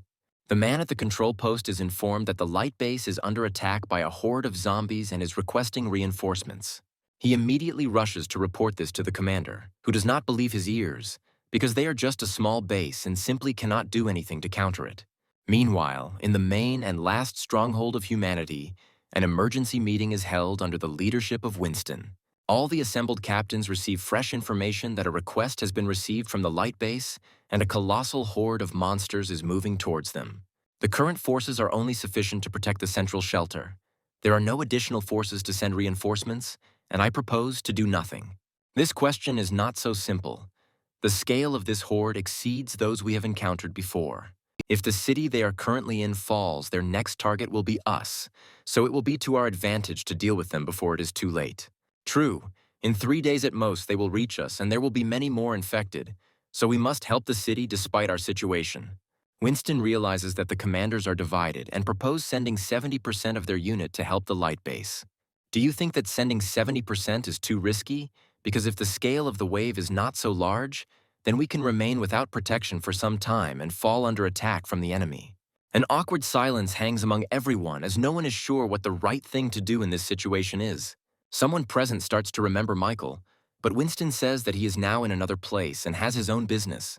The captain says that he understands what everyone is worried and concerned about, but he needs to somehow find a solution and manage on his own without resorting to the help of the god of war.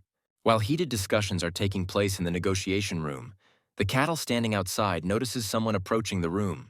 Monsters are very bloodthirsty and ruthless, and they should be our main enemies, so we need to help the light base in any case.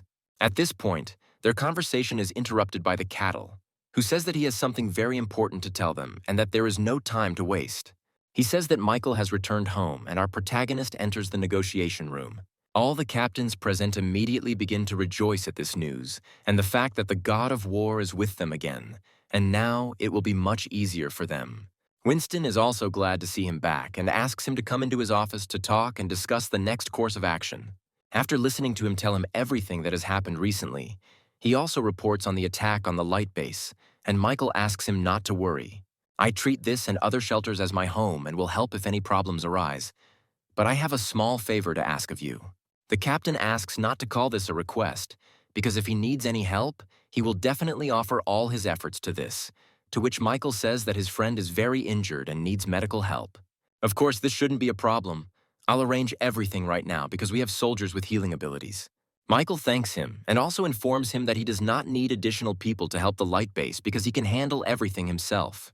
Winston is very surprised as he hears from the main character that together with his squad, he will easily deal with the horde as he also managed to find his younger sister.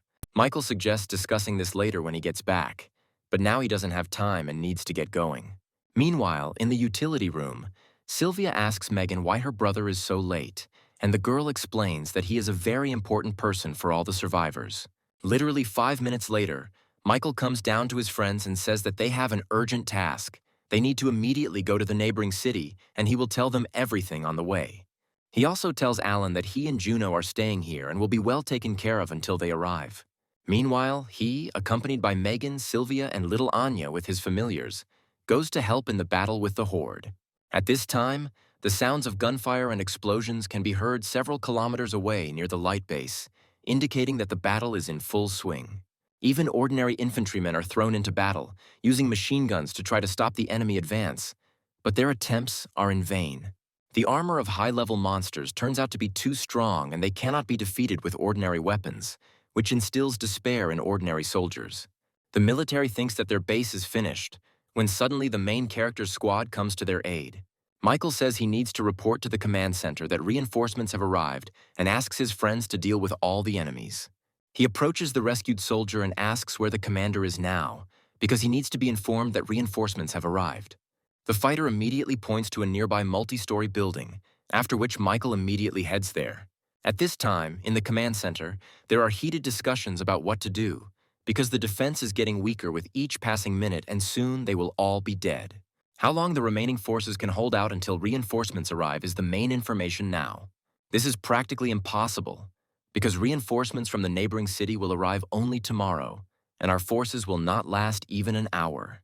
At that moment, one fat captain jumps up and says that reinforcements should also come from the neighboring small shelter, because they have already somehow magically managed to repel the attack of the horde. Their heated conversation is interrupted by an ordinary soldier who bursts into the office and says that the horde of monsters moving in their direction has stopped, which raises questions from everyone present. He adds that there is no reliable information yet, but reinforcements have arrived from the shelter and are now outside the command post. The commander assumes that these are the people who were able to repel the horde and about whom there are rumors and decides to clarify how many people exactly arrived. Understanding the absurdity of the situation, the soldier still decides to say that only one person arrived. This phrase immediately causes a wave of indignation, because those present do not understand how one person is capable of doing anything and assume that they are simply being mocked. At that moment, Michael enters the office, greets everyone present, and states that he has arrived on the orders of Commander Winston to help fight the horde. Things are so bad in your shelter that you are the only one, or why did they decide to send you? Probably Death Guy. I didn't come alone. My small team is already fighting on the front lines and successfully stopping the advancing wave. What the hell, team, are you trying to tell me that the zombie horde was stopped because of your handful of losers, and how can a few people even pull something like that off? The fat commander starts to get hysterical with anger, pouring obscene language on the main character and telling him that they will all die soon. Michael is not going to tolerate such treatment and, using his shadow bonds, immediately grabs the impudent captain by the neck. The main character is immediately threatened and told to let him go immediately if he wants to stay alive. Without thinking twice, he grabs the other commanders, including the base captain, demonstrating to everyone his strength and confidence in his words. He is immediately surrounded by ordinary soldiers, pointing their guns at him and ordering him to immediately release the commander and all the captains to the ground. So this is how you all feel about reinforcements. If you treat me like this, I will not be kind, and you will all die in an instant. The captain of the light base orders all soldiers to immediately drop their weapons and offers to settle everything peacefully without bloodshed. Michael lowers everyone to the ground, and one of the soldiers reports that the command post sent information about the reason why the zombie horde stopped. The captains and all the commanders present, including the main character, immediately rush to the command center to watch the recordings from the surveillance cameras. They see one of the soldiers send a video of their soldiers fighting the horde approaching them. All the people in Michael's squad fight with all their might. Goldie uses her natural strength and fire breath to incinerate the infected. Anya uses Bugu to attack enemies with powerful gusts of wind, and also provides aerial reconnaissance. Megan uses her telekinetic powers to unleash powerful volleys of rocks and metal from destroyed buildings on her enemies. Sylvia, using her ice magic, freezes any opponents, even high-level ones, turning them into icicles. Just look at this commander on the front lines. Only thanks to these 3 people and 2 beasts the zombie invasion was stopped. This is the best reinforcement one could imagine. The fighter also reports that the reinforcement leader was supposed to go to their command center in order to report everything in more detail, and this information stuns everyone present. The commander of the light base immediately tries to apologize to Michael for his behavior and that of his subordinates. The protagonist says that he doesn't need an apology and needs to be better at selecting people for high positions.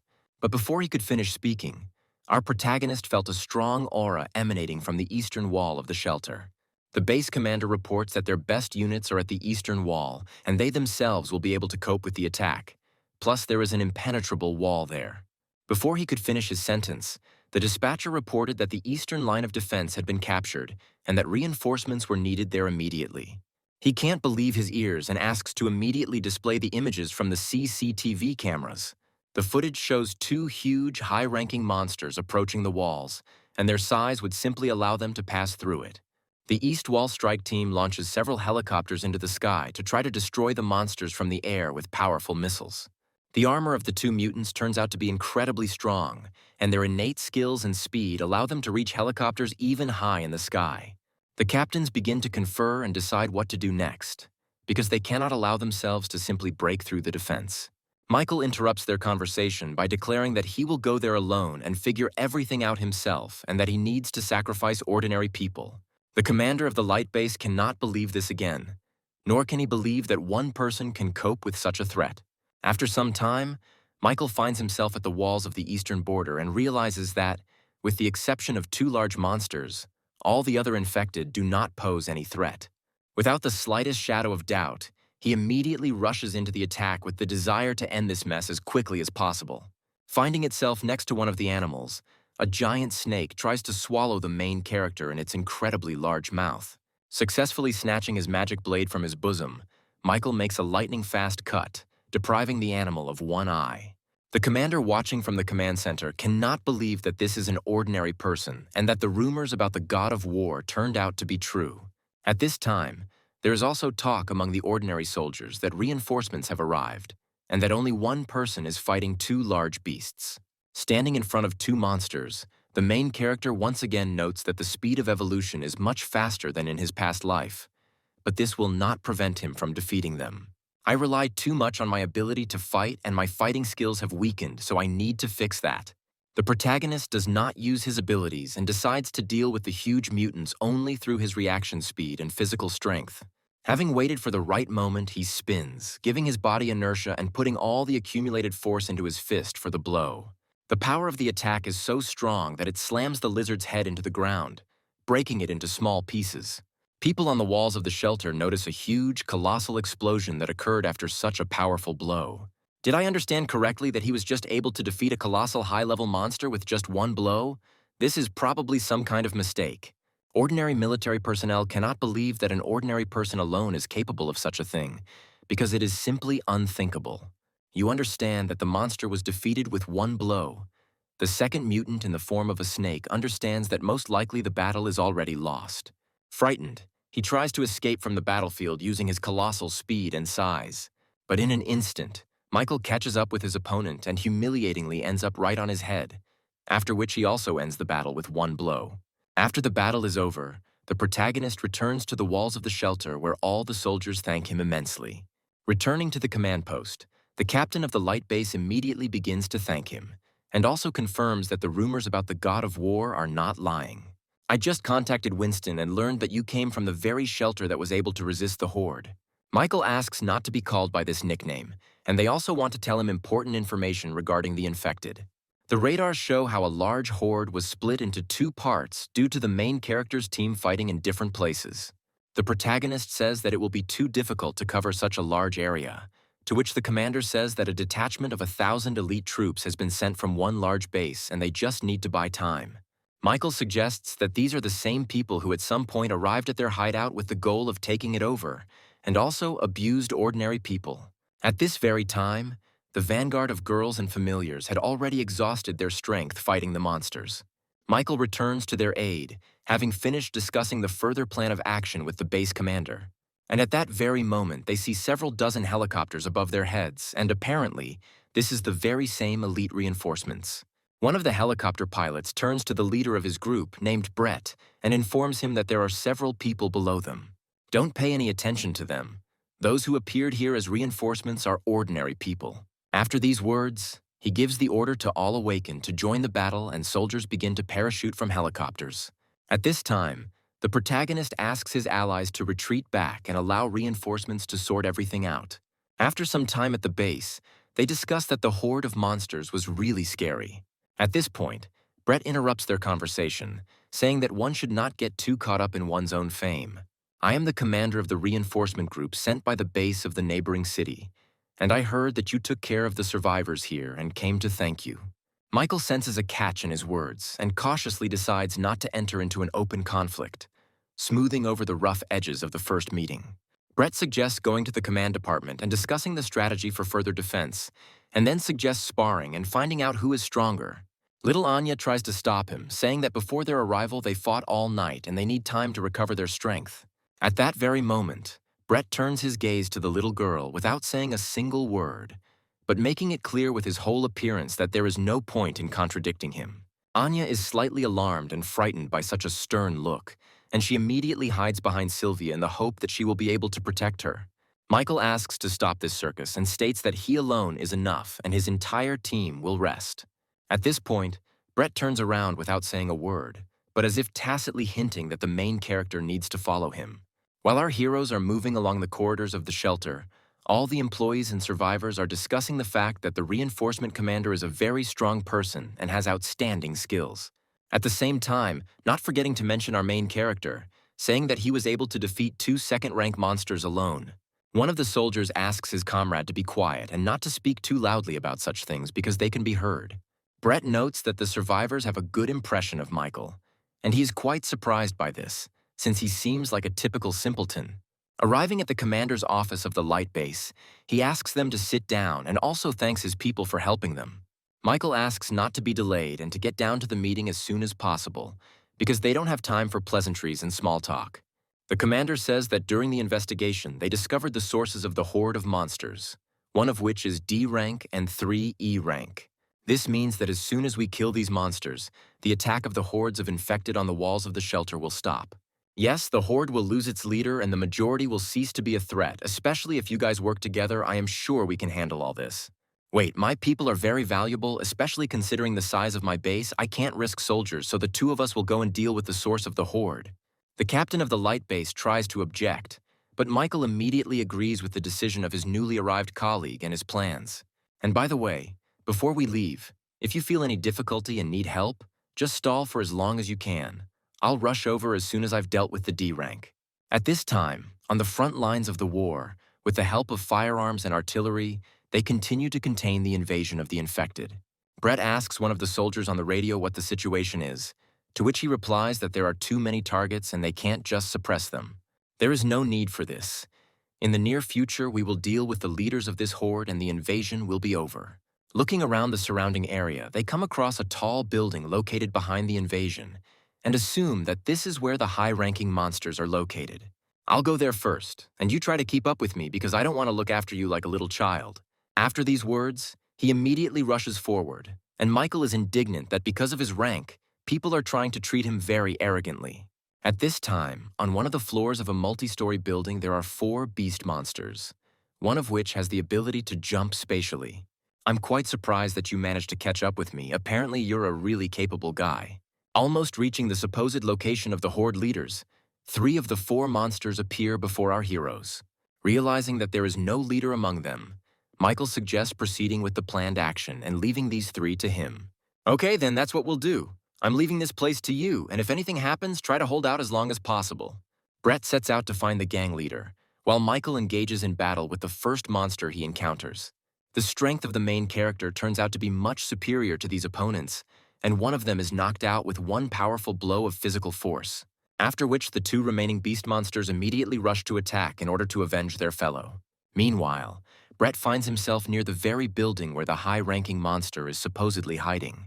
He remembers that he heard from people in the shelter about Michael's victory over 2 strong monsters, and he also needs to defeat this leader to regain his authority. His thoughts are interrupted by a sharp claw attack, which he is lucky enough to dodge at the last moment. Looking around, he sees only emptiness and does not understand where the attack came from.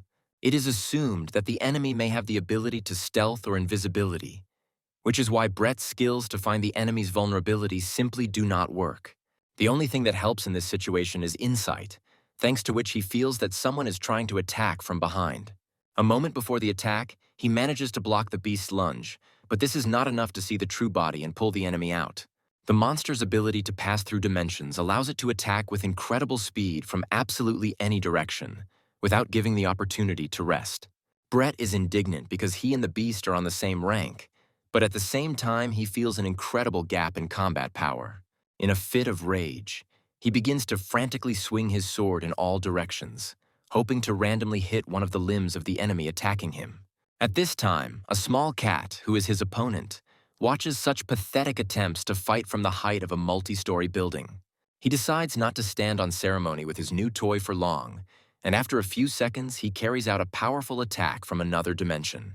This attack causes great damage to Brett's body, and he struggles to get back on his feet.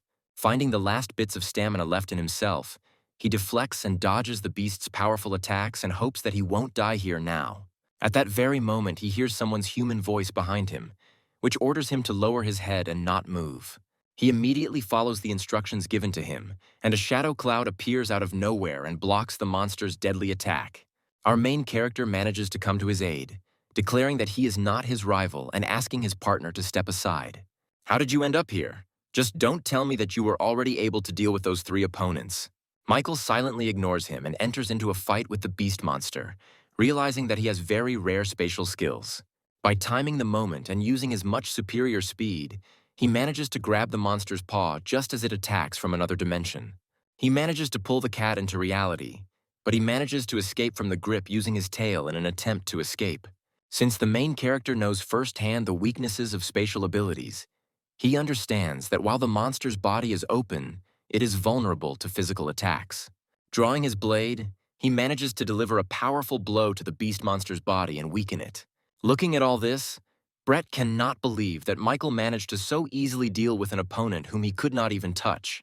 Our fight is coming to its logical conclusion, because now with such wounds, you will not be able to use the passage for teleportation. Realizing the hopelessness of the situation, the monster uses his second ability, Berserk, and his body increases in size enormously, giving him incredible strength. The protagonist is in a slight shock because he does not believe that an ordinary monster can have several abilities and thinks that this is due to a celestial catastrophe. After activating the Berserker, the infected manages to open the space for portals again and unexpectedly attack the main character. The monster does not move after a successful attack, hoping that he managed to slap the pathetic little man with one blow. But at this moment, Michael finds himself behind his opponent thanks to his speed, as well as his shadow form, which helped him avoid damage. The beast monster's reaction speed is also at a very decent level, and he manages to repel the main character's attack. Michael is amazed that the force of speed increases too much, and this can become a big problem and close all the weak holes of the enemy. While he was thinking about tactics, they managed to grab him by the leg, but using his blades he managed to cut off the beast's tail and escape from the grip, after which they begin to exchange a huge number of lightning-fast and explosive attacks, from which the ground under their feet begins to tremble. This simply can't be. He should be dead already, but somehow he's fighting an opponent that is several ranks superior to him. Michael realizes that one shadow form will not be enough and decides to use fire abilities to attack all the spatial portals around him at once. This bears fruit and confuses the beast monsters, which gives the protagonist the opportunity to get closer to them and try to activate the ability to devour. Realizing the hopelessness of the situation, with the last of his strength, the enemy opens a huge portal to another dimension in order to survive. Failure to react to this, the main character has to jump into the portal after the monster in order not to miss him. Brett, watching everything from the side, is in shock because he does not understand where they disappeared to and whether the main character survived. Judging by the jump, the distance was small, but perhaps the beast used its last breath to send him into a space tunnel and at that moment died, and then he will be stuck there forever. Sometime later, upon returning to the light base, he reports to the commander that the god of war sacrificed himself in battle with the enemy. "After I dealt with the beast, I hurried there, but it was too late and I could not save him. It just can't be that when he faced 2 D-rank monsters, he remained unharmed, and how could this happen? So you want to say that I deceived you? No, I didn't mean that. It's just very difficult to accept as a fact." After this, Brett calls his commander to report on the whole situation that happened and the situation in the shelter. "Hello. I hope the issue with the light base has been resolved, since I was informed that the shelter also sent its people there. Yes, everything is decided, but this guy is really strong, he has many abilities, but it doesn't matter because he is already dead." He also reports that he saw a little girl in Michael's squad with a very interesting aura, which resembled the body of a monster, not a human. Hearing this, the commander begins to transform into a talking demon and demands that this girl be brought to him immediately. When asked why he should do this, he's asked not to ask unnecessary questions and to deliver her safe and sound. The human body is very useful and allows you to achieve the desired results very easily. The real commander of the base is captured by the monsters, and the girl standing next to him asks if all these people should be kept alive. The demon in the guise of the commander offers him one last chance to work with the heavenly elements, and for this he grants him life. "I will never cooperate with monsters like you. You have the audacity to act like me and use my base for your own business. I will not leave it like that." At this time, the main character finds himself somewhere in another dimension where everything around resembles cosmic expanses strewn with stars. In front of him, he sees the true form of that beast monster that looked like a harmless kitten and understands that its goal was to drag him into this dimension. The oxygen in the sealed space is limited. I can't just use fire abilities, but the battle can't drag on since I don't know where this tunnel leads. Michael concentrates a huge amount of physical strength in his body in order to destroy the enemy with one blow, realizing that the infection must be ended as quickly as possible. A moment later, a huge explosion of colossal force occurs in the sky, which momentarily destroys the body of the beast monster. But unfortunately, the euphoria of victory turns out to be false, and the main character is attacked by dark matter. The monster is still alive, meaning that physical attacks are ineffective against it and therefore magic must be used. Michael uses his speed to try to get around his opponent's body in order to find weak spots to hit. But at this time, the infected continues to attack, using his spatial abilities, which forces Michael to simultaneously defend himself from the blows. His attacks are getting stronger and stronger. It feels like his abilities are not limited in this place. The protagonist assumes that everything around is imbued with the power of the monster and decides to simply activate the ability to devour, and this turns out to be the key to defeating the enemy. After defeating the monster, our protagonist receives a space-type genetic core as a reward and realizes that this is a very valuable item. The space starts to collapse, and I hope that I will be teleported somewhere near the light base. At this time, little Anya's sleep is disturbed by a mysterious silhouette that appears in her room and is clearly up to no good. It turns out to be Brett, who sees a huge amount of infected energy in the little girl, but at the same time she looks like an ordinary person. Obeying the orders of his commander, he tries to grab little Anya without understanding why he needs her. I see your parents didn't teach you good manners since you allow yourself to enter other people's rooms and behave as you please. I heard from those soldiers that I have already died, and apparently this is also your doing, that you are spreading false rumors. But all this is unimportant compared to the fact that I just saw you trying to harm my friends, and you don't even imagine what consequences await you. It's not what you thought. I didn't intend to harm her at all, and in general, I thought that you had already died in the battle with that beast. I see you are very disappointed because your imaginary achievements in defeating the enemy will be revealed. It looks like I have no choice but to kill you, and then what I told everyone else will really be true. I should have known about your abilities. When you saw Anya, I should have finished you off back then. Are you out of your mind to kill me? You will never have enough strength for this because my skills allow you to see the enemy's weak points. After these words, in an instant, Michael's hand grabs his head, covering his mouth and not allowing him to move. I ask you to calm down and not disturb Anya because she's still sleeping, and I don't want to disturb her light sleep. When looking at the main character, Brett's abilities indicate that the target's level is too high and he has no weak points that can be exploited. At this time, little Anya is fast asleep, imagining how much food she consumes during the day and does not even realize what is happening in her room. The main character jumps out onto the street with the enemy's body, promising to protect little Anya at all costs, even if he has to make the whole world his enemy. At this time, somewhere in the cave, intelligent monsters are talking to each other and discussing their next plan of action. The demon in the form of the base captain reports two pieces of news: that he managed to find the key and that most likely it is protected by the very person they discussed. The two of them managed to escape, but it was just an accident, and besides, I know the place where they both might be. Stop arguing with each other. At least be happy that we have clues and the key has been found, which means the energy needed by the king is also starting to prepare. I just need to keep using this person's personality and the energy will keep being sent here without stopping. Meanwhile, Michael, after winning, goes into his subconscious to talk to the tree of evolution. The growth rate of the infected is much higher and we also need to become stronger, so I suggest distributing evolution points. At the moment, the main character has a 16th level of strength, 14th level of agility, 10th level of detection, and 6th level of intelligence, as well as 45,000 evolution points. Lately, I've been taking my sister with me to fight low-ranking infected, so I haven't earned many points to level up. The tree reports that after distributing the characteristics, it has enough points left to activate the perfect gene process. Looking at how the evolution tree reasons, Michael catches himself thinking that she has changed a little and already looks more emotional than before. He muttered all these thoughts under his breath, so the tree looks around, trying to ask again what he had just said. Nothing like that. I forgot about it last time I activated it when I met him and fainted, and you helped me activate it. After they get off topic, Michael spends his last remaining points to activate the perfect gene process.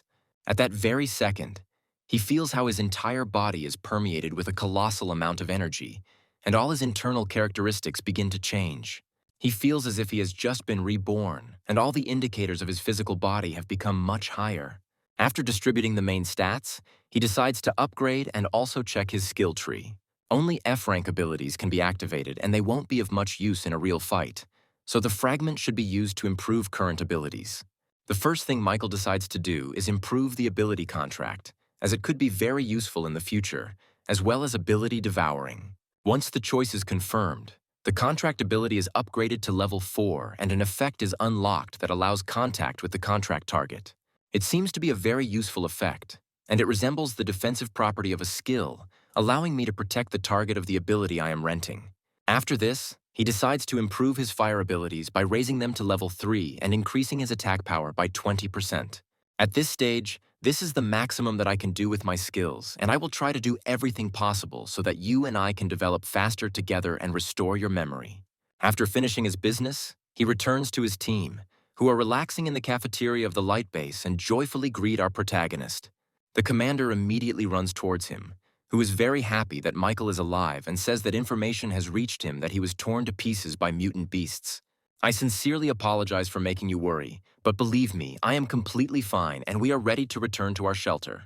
I also received information that Brett went missing early this morning, and I assume they have returned to their base, and I assume you are also planning to leave. I ask you not to worry, because we have dealt with the rest of the infected, and you can easily deal with the rest yourself. Michael also says that it is not necessary to accompany them on the road, because everything will be fine with them and there is no need to worry about them. A few hours later, thanks to the shadow form of the protagonist, they return to their native shelter where they are warmly welcomed. Making your way through the corridors becomes quite problematic as the ordinary survivors are very happy to see their hero and literally do not let him pass. The first person he meets at the shelter is Scott, who is very happy to see him back and says that Winston wants to meet him. That's great. In that case, I'll go to the commander and you guys call Alan and everyone else and gather in my room because you need to tell me something. Let's go quickly, Cattle. I also need to report something to the commander and Winston because it's very important.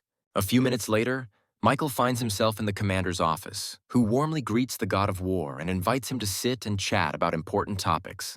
Scott said you had something important to talk to me about, and judging by the look on your face, the news is clearly not the most pleasant. Commander, I have to tell you something very important. After these words, Michael describes the events of the last few days for 5 minutes.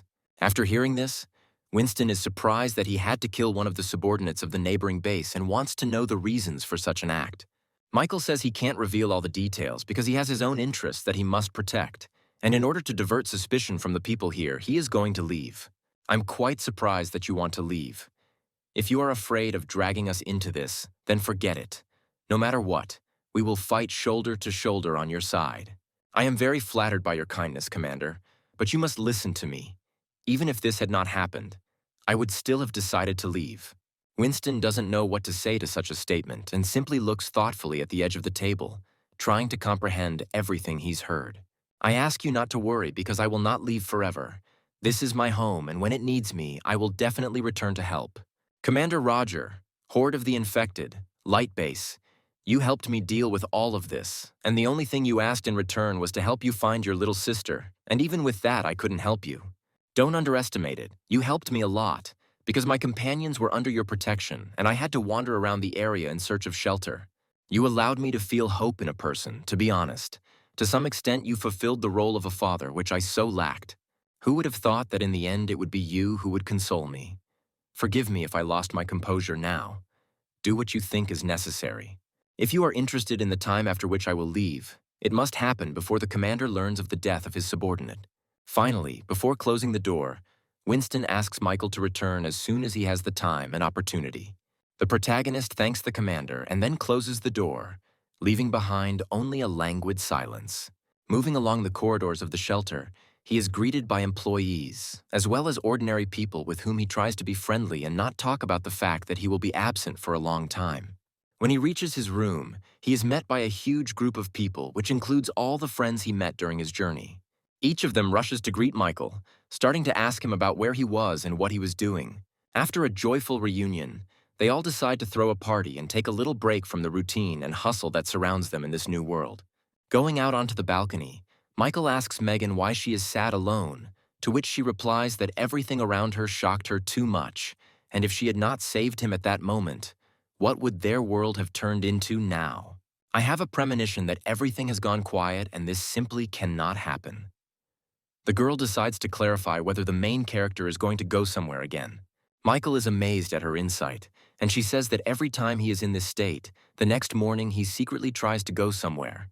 Megan also says that this time she feels somehow different and will not be able to keep him company because she feels so sad.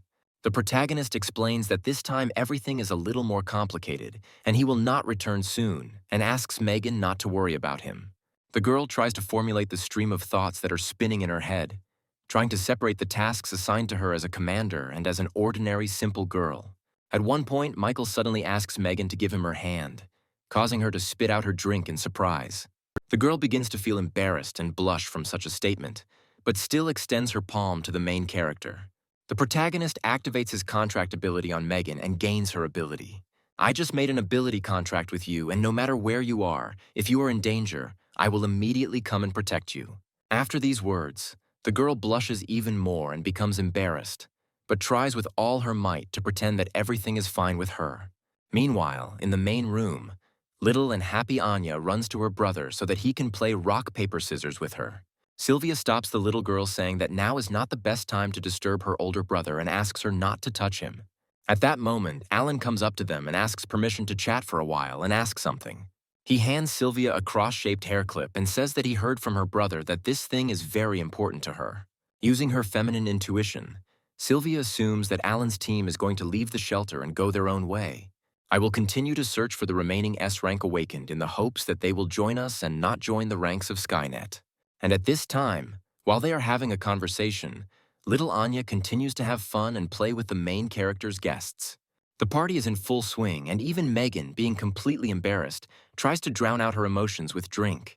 The fleeting hours of happiness and tranquility end, and a new day begins. And the walls of the shelter are illuminated by the rising sun. Only after waking up, Michael, in the company of his sister and little Anya, sets out for their next goal. And when little Anya asks where their next route is, he answers that they are going to the Devil's Island. At first, on the way to his goal, it was easiest to cover the distance by air, and Goldie, in his fighting form, coped with this perfectly. After some time, Michael decided to stop a day's journey to the island and replenish his food supplies. Having scouted the situation and looked around, he is amazed that there are no infected anywhere, and the buildings were not so badly damaged after the apocalypse. Let's replenish resources here as soon as possible and take with us food that is easy to carry and also has a long shelf life. Sylvia, you need to gather some resources in the place where we are going. There will be no shops, and we need to think everything through in advance, because from now on we will have to adapt. Watch how confidently his sister began to complete the task. Michael remembers how recently she was confined to a wheelchair and could not even move independently. After half an hour of packing, Michael stumbles upon little Anya and is stunned by what she managed to collect during this time. The girl stands with a huge cart filled to the brim with various chips and snacks, and with her whole appearance demonstrates that this is the most important and necessary resource on their journey. Meanwhile, Sylvia, unlike Anya, was busy collecting more useful provisions. Michael also managed to get hold of some supplies, which should last them for some time during their travels. The distance to the island is not short, so our heroes need to get a boat to get there. When little Anya asks why they can't fly there with Goldie's help, Michael explains that if a dangerous situation arises, I will have somewhere to land. In that case, I am very happy about this because little Anya has never ridden a boat before and I really want to take part in this. Her joyful thoughts are interrupted by an old grandmother with a cane in her hand, who suddenly appears out of nowhere, thereby frightening the little girl. The main character immediately calms Anya down, explaining that she is just an old woman and asks her forgiveness for Anya's behavior. The old grandmother greets our heroes and immediately asks if they have met her son on their way. Michael says that they didn't meet any survivors on the way here, and he's worried that Grandma shouldn't be left here alone either. At this moment, a loud scream of a young girl is heard behind them, who, armed with a club, runs towards our heroes, thinking that her grandmother was attacked by the infected. The adrenaline in her blood does not even allow her to see who she is trying to attack, and only moments later she realizes that these are ordinary people and that her grandmother is not in any danger. After some time, they all find themselves inside the house, and the girl asks them for forgiveness for her behavior. After finishing asking for forgiveness and apologizing for her behavior, the girl introduces herself and says that her name is Samantha. Our heroes take turns saying their names and also ask what they are doing together in such a remote place. The other people who lived with us went into hiding, but my grandmother and I want to wait for my father. This man in the photo who is dressed in a police uniform is your father, our protagonist asks. Samantha says that after the apocalypse began, he left in an unknown direction, and after that, there was no news from him. I believe that my father is still alive, and he will definitely come back and find me and my grandmother. But unfortunately, dementia, as well as old age and other diseases, are getting worse and worse. Grandma runs to the port too often and waits for her father or just looks out the window all alone. And even though I find the means to survive, I can't protect her forever. Just in case, Michael decides to check if Samantha's father is by any chance a guard on the Devil's Prison Island. The girl says that he is absolutely right, and her father worked there on the island where the most dangerous criminals in the world are kept. Your father could have ended up on this island, and by a lucky coincidence, our destination is exactly that, and I suggest you go to the shelter and we will try to find your father. Michael tells the girl not to worry because all they need is a way to get there, and he hopes that she will help them. After some time, the girl shows them where the boat is on which they can get to the island.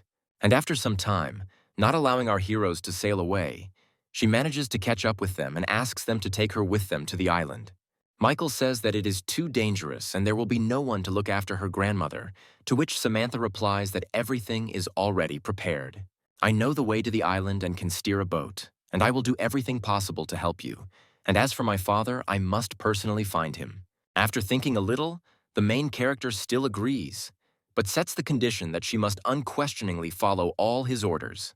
A few minutes before this, the girl, in the company of her grandmother, watched as the protagonist's squad prepared to sail. Unexpectedly for Samantha, her grandmother said that the girl should go to the island with them. "What are you saying? I have to take care of you and I can't leave you alone. You worry too much about me.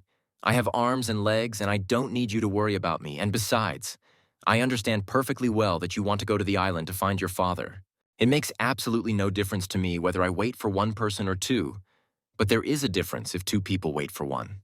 It was after these words that Samantha set off with the main character's squad to search for her father, hoping that her grandmother would still be able to wait for them. On the way to the island, Sylvia asks her brother why the island is called the Devil's Island.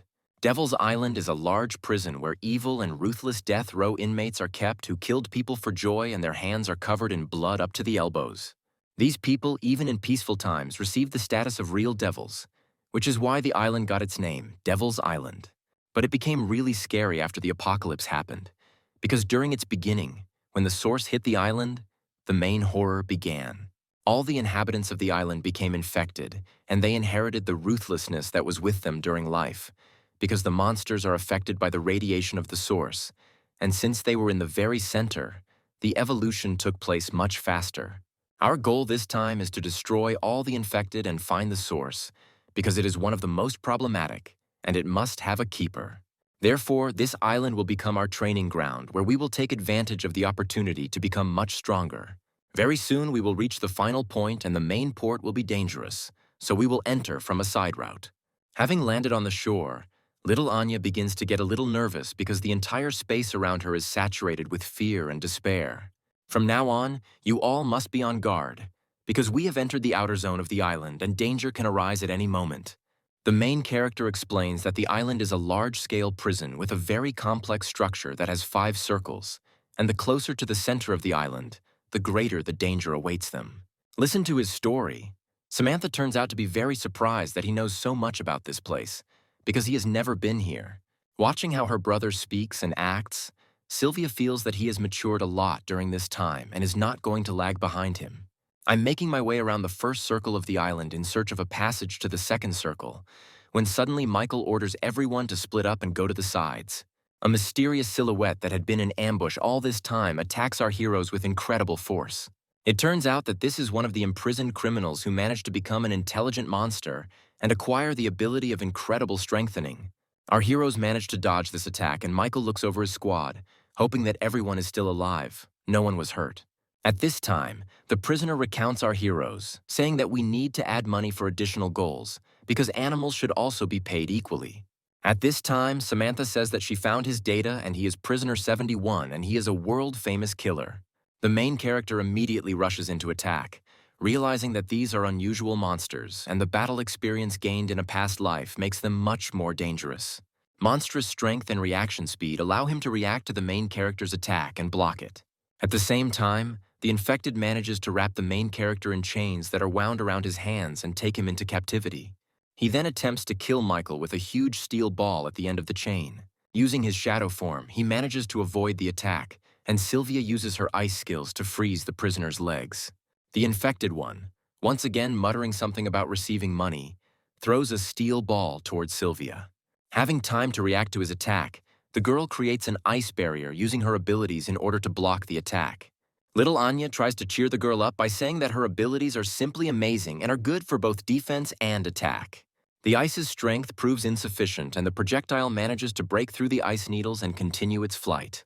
At this moment, little Anya uses her familiar and orders it to immediately reflect the attack flying at them.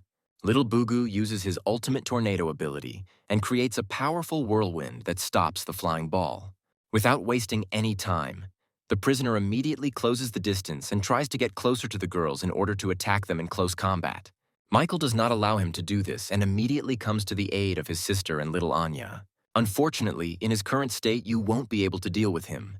His past profession has given him a lot of combat experience, which makes him incredibly strong. Sylvia agrees with her brother and understands that in such situations, their combat experience and skills are still not enough. Meanwhile, the prisoner talks about some instructions for murder and that the attempt on the victims has just failed. At this moment, the protagonist uses telekinesis, obtained after signing a contract with Megan, and pushes the steel ball towards the mutant. Unfortunately, the power is not enough, and with ordinary brute force, the prisoner wrests his weapon from the protagonist's control. Michael has no intention of losing this battle, although he is quite surprised at the strength of those he meets here. I decide not to stand on ceremony for long. He uses his shadow form, as well as all his physical strength, to deal with this opponent. Watching him fight, Sylvia can't believe her eyes, because her brother's combat experience puts him on a completely different level compared to the others. Watching him defeat such a formidable opponent without any problems, she becomes upset because she understands that for now she is just a burden. After the victory, Michael suggests continuing to move deeper into the island, and little Anya rejoices at his victory. Samantha, meanwhile, is no less amazed at how ordinary people she met less than a day ago could possess such power. After this, the girl hurries to take notes on everything she just saw regarding superpowers, and Sylvia asks her older brother to teach her some fighting techniques. Little Anya also does not stay in the country and says that she and her familiar also want to become stronger and help in the battle.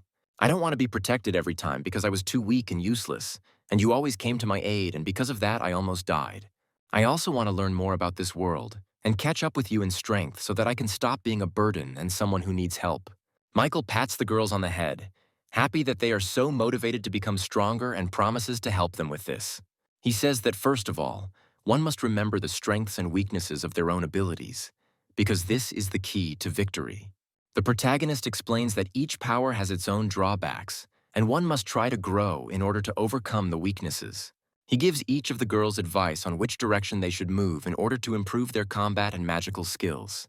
Michael overloads them with a huge amount of information that they are simply unable to absorb at the moment, which causes the girls to fall into a slight stupor. Having realized his mistake, he asks them not to get hung up on theory and to practice more, because this will allow them to acquire the relevant skills much faster. After these words, the girls begin to rejoice that they will become stronger, and little Anya hopes that eating chips will make her more experienced in combat. Inspired by their plan, they walk forward together, arm in arm, towards new infected and battles. Samantha notes that apparently, she is the only normal person among all those present and will only get in the way in the battle. Don't say that, because the strength of one person is not only shown in battle, you dared to risk coming here, which means you have already demonstrated a strong quality of your nature, which will be useful to us later.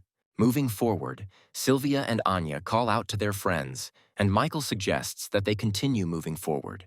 Move on and on. Michael notices that his sister is a little confused and asks her to watch her step because danger can arise at any moment.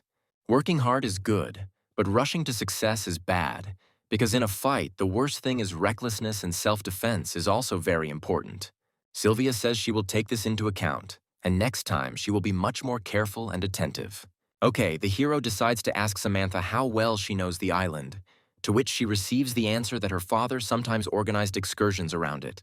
The place they started from is in the center of the island, and the outer gate is on the pier side, and now they go in the opposite direction. Little Anya asks why she can't just ask Goldie to throw them over the island's walls and fly further into the depths. Samantha says that although this is the most obvious option, unfortunately, it won't work. Her father told her that the island's infrastructure was sealed and heavily guarded, and that there was no way to get into the prison from the sky. But since no one was guarding it now, they might be able to use brute force and get around it.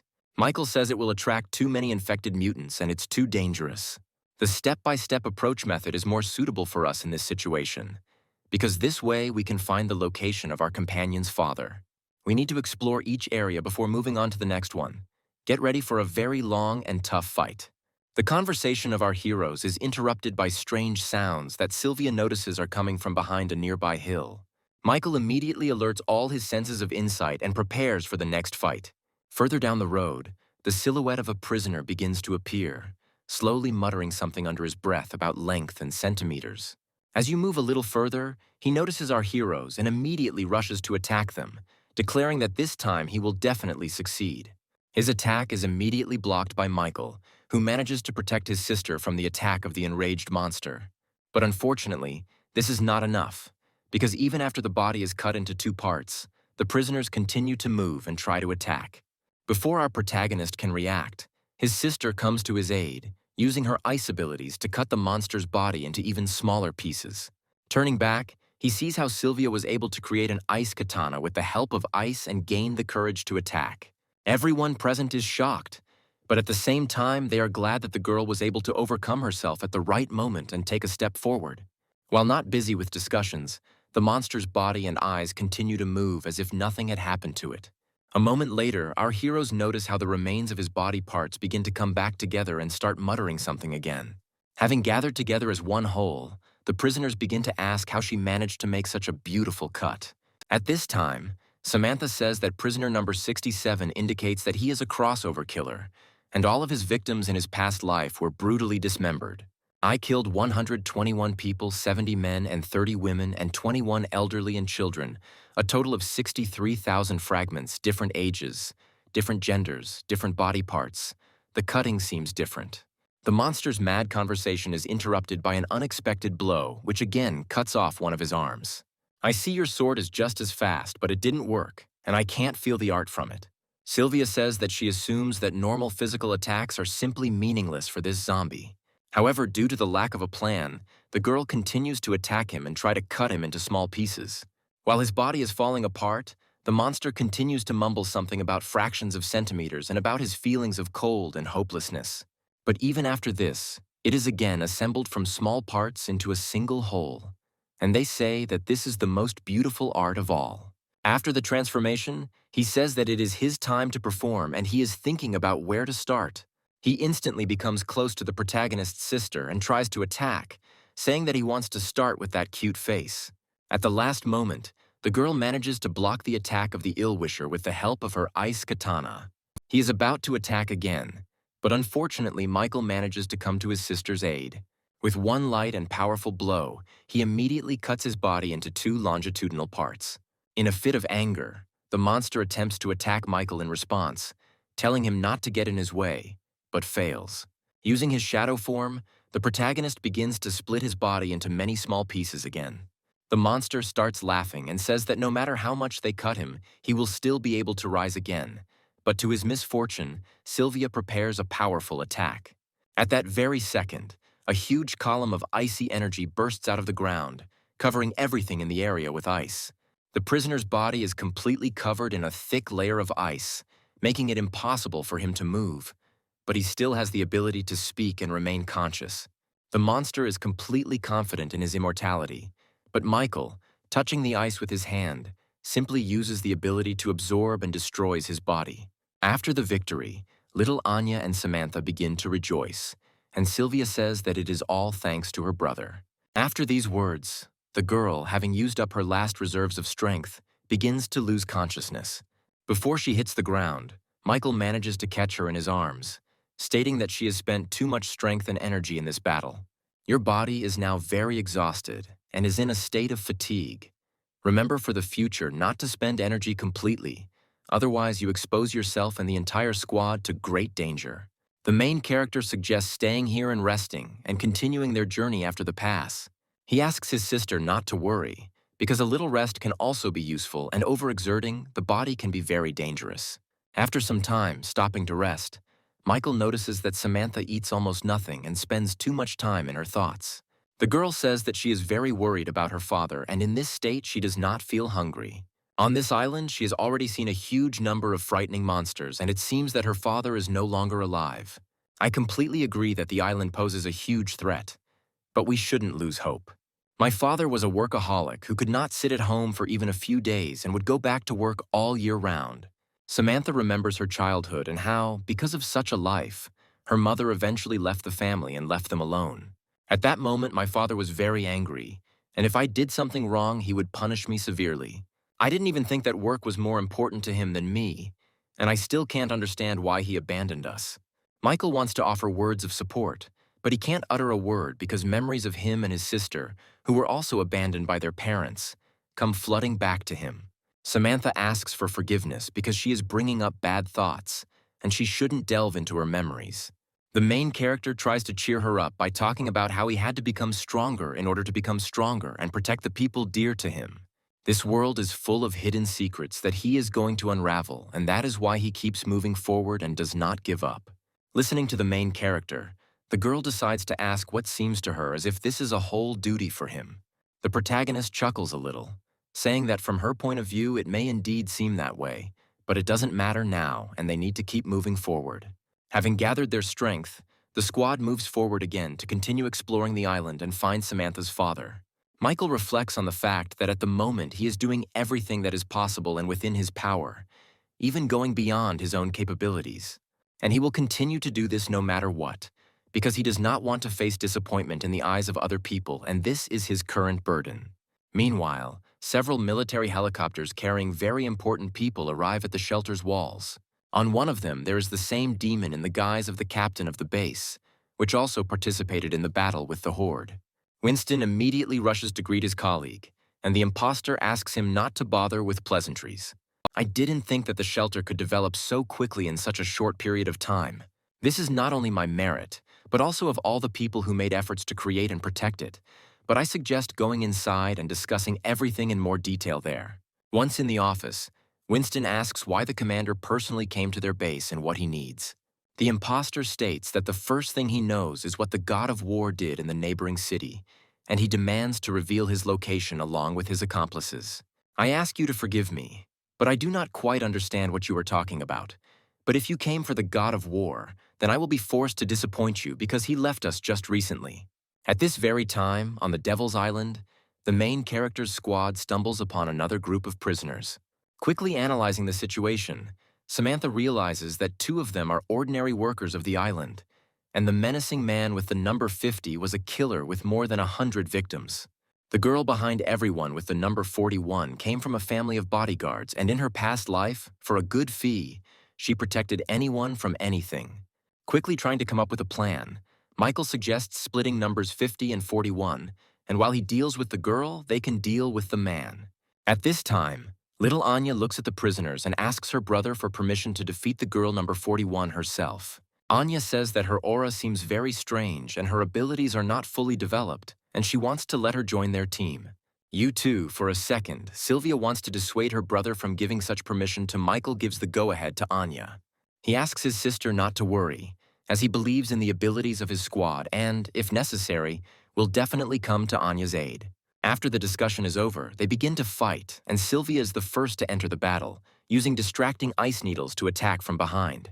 Prisoner number 50 effortlessly begins to destroy everything around him and blocks the attack with the help of his ability to strengthen and grow other limbs. Taking advantage of the confusion, Michael immediately rushes into the attack, trying to end the fight with one blow. But unfortunately, the monster's reaction speed turns out to be much higher, which forces the main character to assess the situation around him. At this time, little Anya is preparing to fight with prisoner 41 and is trying to penetrate her consciousness. Once inside her memories, The monster's face hangs in an emotionless expression for a second. Once inside, Anya is in a bit of shock, as she doesn't notice anything in the girl's mind. While little Anya tries to find at least some clues in her memories, the girl's body tries to attack her. Her familiar Bugu comes to her aid, blocking the monster's attacks and protecting his mistress. After retreating a little, the prisoner uses her psionic armor ability, which covers parts of her body with a protective layer of energy. At this time, Anya manages to dig up the girl's childhood memories in which she boasts to her father about an award at a dance school. The cruel father simply destroys the letter and declares that her talent should not be wasted on such a useless activity. He tells her that she must try hard and train hard because her family has high hopes for her in the future. While Anya is digging through his memories, the prisoner wins the battle with Bugu using her skills. Meanwhile, the memories reach the moment of her growing up, when she starts working as a bodyguard. Other security workers thank her father for raising such an amazing daughter. One day, the father thanks his daughter for her good work and gives her one day off and a day off for the next day. With a bit of a catch, he says that tomorrow she can go dancing because he has prepared a little surprise for her. At this point in ordinary life, the prisoner begins to scream in rage, realizing that someone is digging through her memories. Little Anya sees how a girl, having come to the dance school where she studied, discovers a mountain of corpses and understands that this is the work of her father. She sees a note that says that the father congratulates his beloved daughter because she has grown up after everything she has been through, and now she will clearly understand what she needs to do in this life. The monster attacks again, but luckily an energy tornado appears in her path, blocking her way. The girl's familiar finds the last of its strength to protect its owner until its last breath. At this time, prisoner number 50, who is fighting with Michael, does not understand why his companion cannot finish the fight with this little girl. The familiar tries to attack the monster, but thanks to its speed, it easily dodges most of the attacks. After this, I will charge a huge, powerful energy ball which produces a powerful explosion and should definitely hit the prisoner. But unfortunately, this is not enough, because the skills of psionic armor once again save the girl from mortal danger, after which they engage in close combat in which their skills are almost equal. The prisoner does not understand why she cannot use her skills to full capacity because something is happening to her body. At this time, prisoner number 50 does not understand why he cannot cope with this pathetic human who seems very weak in appearance. Michael tries to attack the monster's body, but the strength of its armor does not allow him to simply attack. The protagonist also has to dodge the monster's ranged attacks while he tries to retreat and regroup. Having lost his vigilance, the main character loses sight of the prisoner who at that moment was about to attack little Anya. There is slight horror on Michael and Sylvia's faces as they will not have time to save the girl and do not know what to do next. But at that moment, something prevents the prisoner from carrying out his attack, and surprise can be seen on his face. At this time, in her subconscious, little Anya stumbles upon memories of a prisoner who simply sits and cries in the gym. The girl says that all her life she did not do what she really wanted, but only followed her father's orders. He always said that her talent was only to follow his orders and be a bodyguard, like all family members. He destroyed everything she liked inside her, even her friends, forcing her to be a submissive machine for destroying enemies.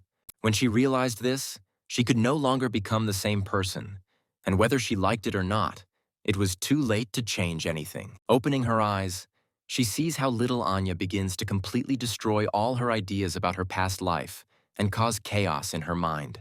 She asks the little girl to stop, but fortunately Anya doesn't care about all this and continues to play around with a smile on her face. The girl declares that everything in this life can be changed and, taking a huge dumbbell from the floor, simply begins to destroy everything around her.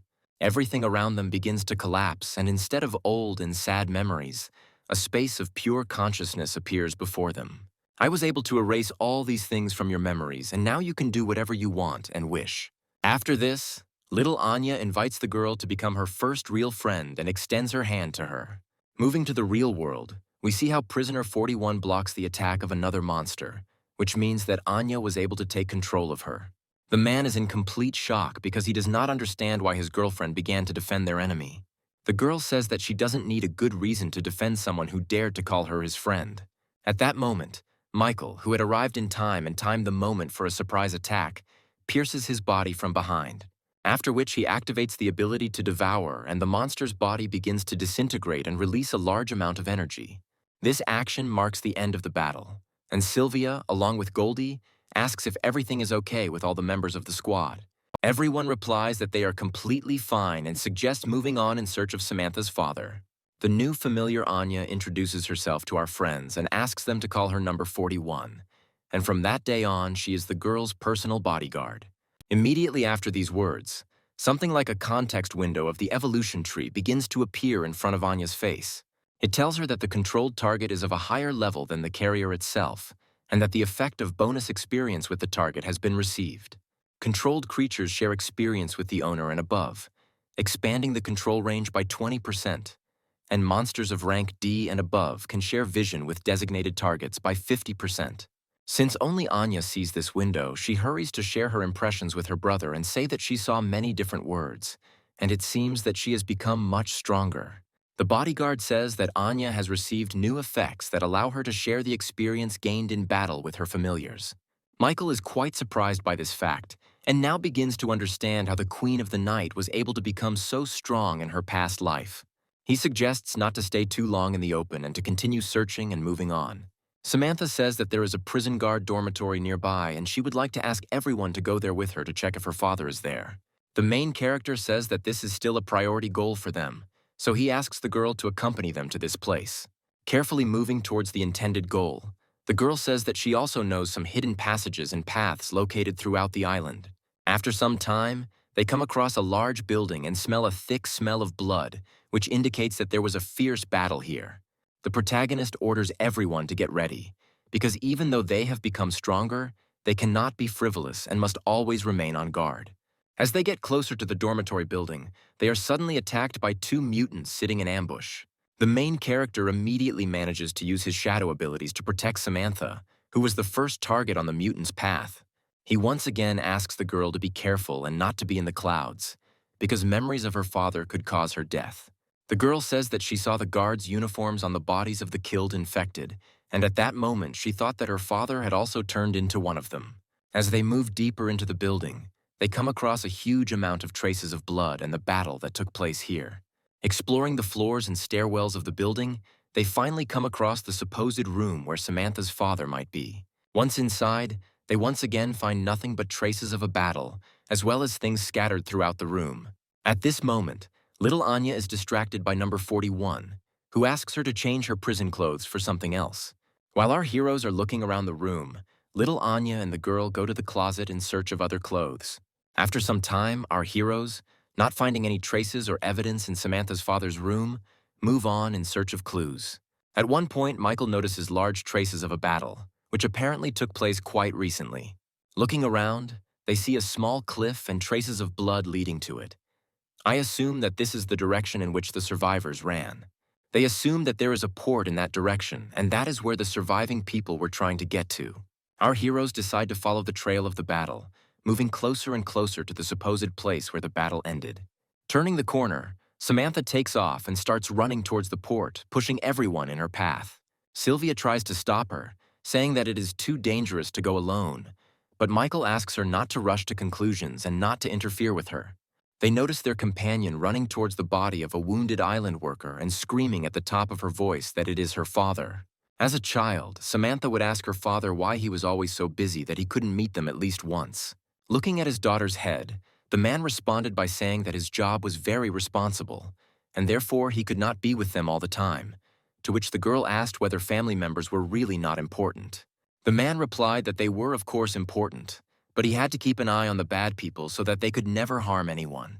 Samantha asked her father to tell her more stories from Devil's Island, to which he said that she really liked them, but that it was time for him to go. Now an adult, Samantha looked at her father's battered face, remembering his words about how he would definitely tell her stories about criminals the next time he returned. The man suddenly rose slightly, still kneeling, with a pistol in his hands. Tears began to flow from the girl's eyes as she called out to her father, and he exclaimed that it was she. She had come to him. Samantha's grandmother was at home, looking out the window. The old woman quietly turned to Samantha's father, saying that he had to protect her. Michael, turning around, noticed a whole crowd of zombies behind them and told Sylvia that they needed to deal with them first. One of the zombies had a face on fire and was screaming that everyone should burn. But then a couple of pieces of ice flew into his head, which, upon meeting the fire, turned into steam. As it turned out, it was Sylvia, who was looking at the crowd of zombies with an angry look. Looking at his sister, the guy thought that she, having seen Samantha's situation, was thinking about their parents too. Michael shouted as he drew his swords, calling on everyone not to let a single zombie get through. Meanwhile, something was happening at headquarters. The sounds of footsteps could be heard in the corridors as the emergency meeting was announced, and all soldiers were ordered to assemble and report to headquarters. A decent crowd had gathered at the headquarters, and one could hear questions about what was going on, why they were gathering so late, and whether the zombie horde had come again. Scott told Winston that all the soldiers had already been assembled, to which he praised him, saying that he had done an excellent job. Scott turned to the commander to say something, but Winston waved the boy off, saying that he already knew what he wanted to say, but he had already made up his mind. Some time ago, Winston was sitting in his office with Commander Sylvester, instead of whom there was a demon. He said that he would go and check the question of the god of war. The second thing is the most important and the main reason why he came here. He captured the place where the zombies were concentrated and is ready to gather all the forces of people and destroy them. All the other bases agreed to send troops, and only they remained. While the zombies are not strong enough, they can allow humanity to restore peace. Winston's eyes widened in surprise, but he said nothing and merely listened in silence. Finally, shouts were heard that Commander Winston had arrived, and orders were given to remain quiet and focused. Going out onto the balcony, Winston asked everyone for forgiveness for disturbing them so late and said that he had come to them with important news. It's been 2 months since the apocalypse outbreak, and they are gradually losing their lands, and the zombies are getting stronger day by day. If this continues, it will be dangerous. Now, after they found the zombie clusters, the other bases agreed to gather all their forces to destroy them. The man said that after much thought, he too decided to join this battle. This time, they would be the side that would take the initiative and use everything to bring back their peaceful life. This time, the operation is going to be difficult. They may fail, but nevertheless, they must take this step. Only if they take the initiative, then they can win in the future. This is the battle where humans and zombies will clash for the first time. Megan, Aaron, and Austin, along with Reem, will personally lead the teams to the front lines. Winston said that besides him, the other 3 are strong members of the War Gods team. They have a lot of combat experience, so he is confident that they can lead everyone well. Finally, he said that they will set off tomorrow morning. After such a speech, inspired cries were heard from the soldiers, who shouted that they would fight for the future of humanity. Meanwhile, the guys moved on. Sylvia, using her powers, froze the zombies that they met along the way. She chopped the frozen bodies into small pieces with her sword. After some time, Sylvia noticed that she had finally won over everyone. Anya said that she felt that she had received enormous energy, a feeling that she was about to rise to a new level. Michael expressed his condolences to Samantha. Quickly wiping away her tears, the girl apologized for making them go so slowly and said they could go. She wanted to bury her father and then come back and bring her grandmother to the shelter. Michael replied that he would help her. Her father was a hero of humanity, and her hero too. He did not leave his post even until the very end. They would always remember him. With a quick movement, the guy threw the man's body over his shoulder, throwing his arm over his neck. A small notebook fell out of the man's pocket and landed, hitting the ground. Samantha leaned over and picked up the notebook. She took out a bloody piece of paper from there, which had a message written for her, apologizing for leaving. But since monsters had appeared in the world, the first thing he thought of was the prisoners of the Devil's Island. If they took advantage of this disaster and escaped, their city would be the first to suffer. He wrote that he and his comrades had consulted and decided to guard this place until the end, not allowing anyone to leave it on any boat. What appeared before them were not people, but monsters. And slowly his teammates died one after another. Soon after all this, he was left alone, and all he wanted was to see his family. He wanted it so badly. But he couldn't leave, because someone had to guard this place. Someone had to protect everyone. Samantha read the last lines, in which her father apologized for having no one else to tell her the stories of Devil's Island. But he wrote them down further. After some time, Samantha's father was successfully buried. Standing up, Samantha clutched the notebook in her hands and said that she had changed her mind and wanted to go further with them. Her father had managed to write down the most terrible captives from the deepest corners of the island. And there's a team of guards there who might be trapped. She has the key, and now she has her father's book so she can help them. Smiling, Michael did not reject this offer and said that it was time for them to go then. The guys went further and hid in the bushes. Michael told Samantha that they had already searched the area. Sylvia asked Anya where number 41 was, to which she replied that she was in her dimensional space. Samantha glanced at the turn and said that after the turn there was an entrance to the next area ahead. The guys went further, and there were some holes. Samantha asked what it was, to which she was told that this hole would long be the source that turned the Devil's Island into such a state. They walked further and came across a huge door. Michael thought that, as expected from the strongest prison, the source was unable to destroy it. But then he sensed something that was clearly not good, and he shouted to the others to be on guard. And following his words, something flew down that gave off a metallic sheen in the moonlight. And something flew into the place where the boys had stood before, breaking the earth. There was a zombie sitting on the wall, who grinned and said that he hadn't seen living people for a long time, and there were chains wrapped around his wrist. When the dust from the impact settled, the zombie noticed that his victims were perfectly fine. This state of affairs surprised and angered the zombies. Looking at the number on the zombie's neck, Samantha opened her notebook and read that number 21 wants to prove his strength, so he fights with strong people all over the world. Only when his side dies is the fight considered over. He heard that there are many experts on the Devil's Island. That's why he came here. The girl told Michael to be careful. He, in turn, held the zombie chain in one hand and told them to move away and they would deal with him. Using the D-rank ability lighting, the zombie exclaimed that it seemed like the guy was really strong, so he should try it. Before the spark reached the guy, he threw the chain into the air. The chain flew through the air in a bright flash. Not expecting such an outcome, the zombie tilted his head to the side. He glanced at Michael, who was rubbing his slightly bruised wrist. This sight made number 21 grin and exclaim that the guy was indeed very strong. The zombie twisted his chains and pushed himself off the wall, exclaiming that he would accept his challenge. In this battle, only one would survive. Jumping higher, number 21 waved his arms, sending chains towards the boy, and exclaimed that he was definitely going to die. The zombie, grinning even wider, exclaimed that the guy would die, and all because he was invincible, and he began to pull the chains towards himself. As it turned out, the blades at the ends of the chains had caught on the ground, and now the entire layer began to rise into the air. The next moment, number 21 was face to face with Michael and told him that he was not bad. The guy thought that it seemed like this zombie had a high rank of self-awareness. The guy asked if he had killed all those guards, to which number 21, waving his blade, replied that he was not interested in weaklings. Then Michael, dodging, asked him who did it then. The zombie flipped over in the air and exclaimed that he had to defeat it to find out. Having flown away from the guy, the zombie waved his arms again, sending chains with blades in his direction. Trying to dodge the blades, Michael flew back, thinking that the 93rd should be the last zombie in the outer zone, a guard. He, making a counterattack, thought that this proves that there are local residents on this island, and they are still on this island. We need to get the upper hand over these zombies. Give everyone positions. Michael hit number 21 hard, sealing him into the ground, thinking that this was different from the previous banshees. He had never seen assets here before. Michael stood on the ground, looking into the cloud of dust that rose from the zombie's impact with the ground.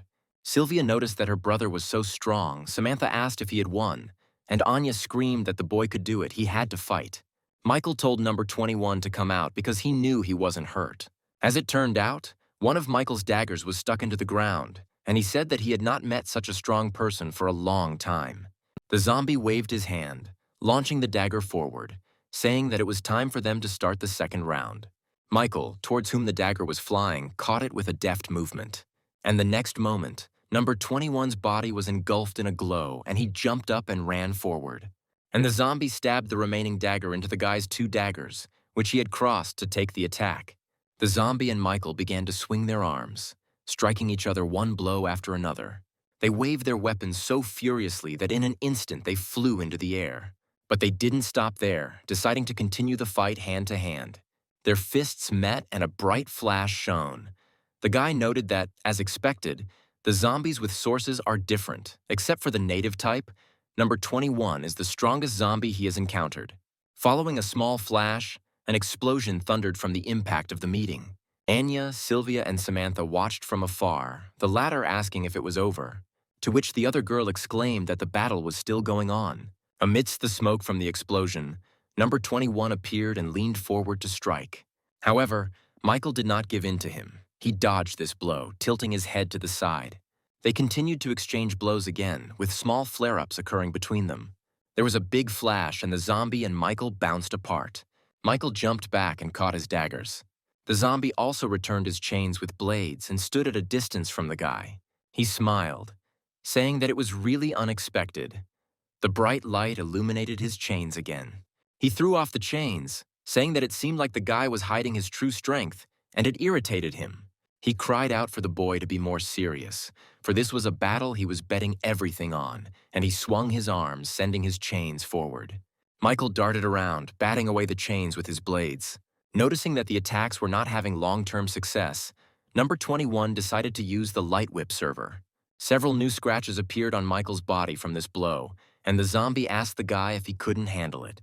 Number 21's smile grew even wider as he exclaimed that he had won. However, the very next moment someone struck him from behind. I didn't expect such a blow. The zombie lost his balance and fell face down on the ground. Raising his head, he asked what was going on. Wasn't the guy badly injured? But as it turned out, there was a clone of Michael in front of him, who began to dissipate from the impact. Michael said that he himself asked him to become more serious, so let him feel what it was like. Turning around, number 21 smiled and accepted the challenge with joy, and then he bounced off the ground and flew in a bright flash towards the guy. The opponents met. The earth began to break from their force, and a bright flash flashed. Neither of them retreated, and they began to exchange blows, flashing brightly in the air. The zombie teased the guy by asking him if he couldn't keep up with him, to which he replied that no matter how fast he was, he could never outrun his shadow. In response, the zombie waved his chains, exclaiming that even a shadow disappears in bright light. He exclaimed that he needed to use this moment and then he could kill him. However, Michael grabbed number 21 by the leg, fire spreading up his arm. With a wave of his hand, the guy threw the zombie straight onto its back into the ground. Upon meeting solid ground, the zombie made a dull sound and blood started to flow out of its throat. The boy's fists were engulfed in flames and he exclaimed that where there is fire, there will be shadow. Michael began to land blow after blow on number 21 until he could do nothing. After a while, the zombie lay exhausted on the ground, and he said that he had played. Now he could kill him. Michael smirked and asked him if he didn't want revenge. The zombie replied that he didn't need it. If he played, then he played. Even if the guy didn't kill him, his master wouldn't let him go. Smiling softly, Michael told the zombie not to worry and asked him not to resist now. The guy turned to the girls and called Anya, who was still hiding behind the rock. Michael told the girl to try to subdue number 21, to which she said that this zombie was a level higher than her. The guy responded by telling her not to worry. He had already discussed it. Anya pointed her hands towards the zombie, who immediately stood up, noting with surprise that his body had become much lighter, while the girl thought that this zombie was being controlled too easily, that it seemed too stupid. Number 21, feeling lighter, exclaimed that he could fight again. Anya responded by exclaiming that he could not make Michael his enemy. Frowning, the zombie asked why he would listen to some child. But suddenly he felt some kind of signal in his brain. The zombie quickly rose to his feet and bowed to the girl, apologizing, saying that from now on he would not obey orders, to which she replied that it was better this way. Number 21 thought that for some unknown reason he couldn't rise up. He had been deceived by that bastard. As they got closer, Sylvia asked her brother if he was okay, to which he replied that everything was fine and it was time for them to enter the next zone. Number 21 warned them that the inside was different from the outside, so they better run while they still had a chance. Anya exclaimed that this guy was so annoying and she ordered him to return to space. The zombie, noticing that the body was still dissolving in light, asked what they were doing to him. The boys approached the gate again. Michael thought that they had expected that there would be danger ahead. Michael moved further and opened the huge gates with a quiet creak. A strong energy wafted towards them from within, and Michael noticed that this was the inside of Devil's Island. At the end of the corridor, another zombie with dogs appeared. He exclaimed that invaders had been discovered and they needed to be killed immediately. The zombie dropped the leashes and the dogs quickly ran forward. Michael stepped forward to meet the dogs and cried out for everyone to be careful, for these creatures were not simple. Goldie, who had been flying behind him all this time, had his eyes flashing with a golden light. Taking on his true form, he flew forward and swung his huge paw. Sylvia was also not far behind, and she threw several ice flows at the dog. Michael swung his blades, cutting the dogs into small pieces. After some time, there were pieces of the dogs lying on the floor. Sylvia asked if they were dead.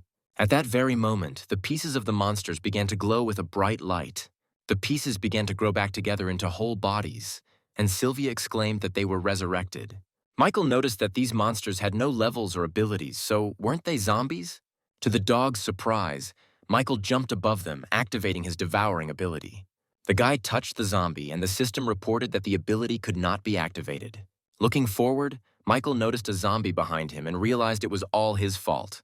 Flying further, Michael exclaimed that he was leaving these two with the rest, and he himself would go and deal with the others. He said that these were summoned beasts, so they could not be killed. They could only be restrained from moving. Michael flew towards the D-rank zombie, which had a method of extracting the spirit body, which allowed it to extract creatures for battle that would not die as long as the summoner was alive. The zombie put his hands forward, screaming for all the dogs to come back and start defending themselves. However, the dogs were unable to carry out the command because they were trapped in ice. Michael touched the zombie's head using the Devour ability, killing it. He gained 600 evolution points and unlocked a fragment of the spirit body extraction ability. Sylvia noticed that after the zombie died, all the dogs in the ice disappeared. The girl said that it was time for them to move forward, but her brother appeared in front of her, saying that the battle was not over yet. The guy ordered Goldie to protect Samantha and told Sylvia and Anya that they needed to do it. Meanwhile, the human battle continued. 7 bases gathered and headed to the zombie gathering place. Sylvester, in the hall where all the leaders had gathered, thanked everyone for their cooperation and said that they were already close to the goal. This battle concerns the future of all mankind, although this attack was a little hasty. He said that such a chance comes rarely, and therefore they cannot miss it. Base Commander Lee Min Harris asked how much the man knew about the fighting abilities of the zombies on the other side. But the commander of Leopard Charlie's base answered him, saying that it didn't matter, because if their 7 bases worked together, they would definitely win. In response to this, Harris asked the man if they did not use their heads and went head-on to fight, they would suffer. Charlie wanted to start swearing. Sylvester interrupted them, telling them not to argue, because he had already planned everything in accordance with the combat capability and advantage of the base. The first is Commander Winston's hideout. They will defend against the zombie horde attack as before, and they have the most powerful technology, the highest level of combat abilities. Winston didn't argue, he just sighed. Sylvester said that Li Ming's base would be next. They would provide support since their awakened ones were strategy-oriented. The Leopard team had better assault capabilities, so they would break through from the right flank. The man told the commander of the light base, Juan, that they had already suffered, so they would follow him. Commander Willie and his Black Gold base will block zombies to cut off support since they have the most people.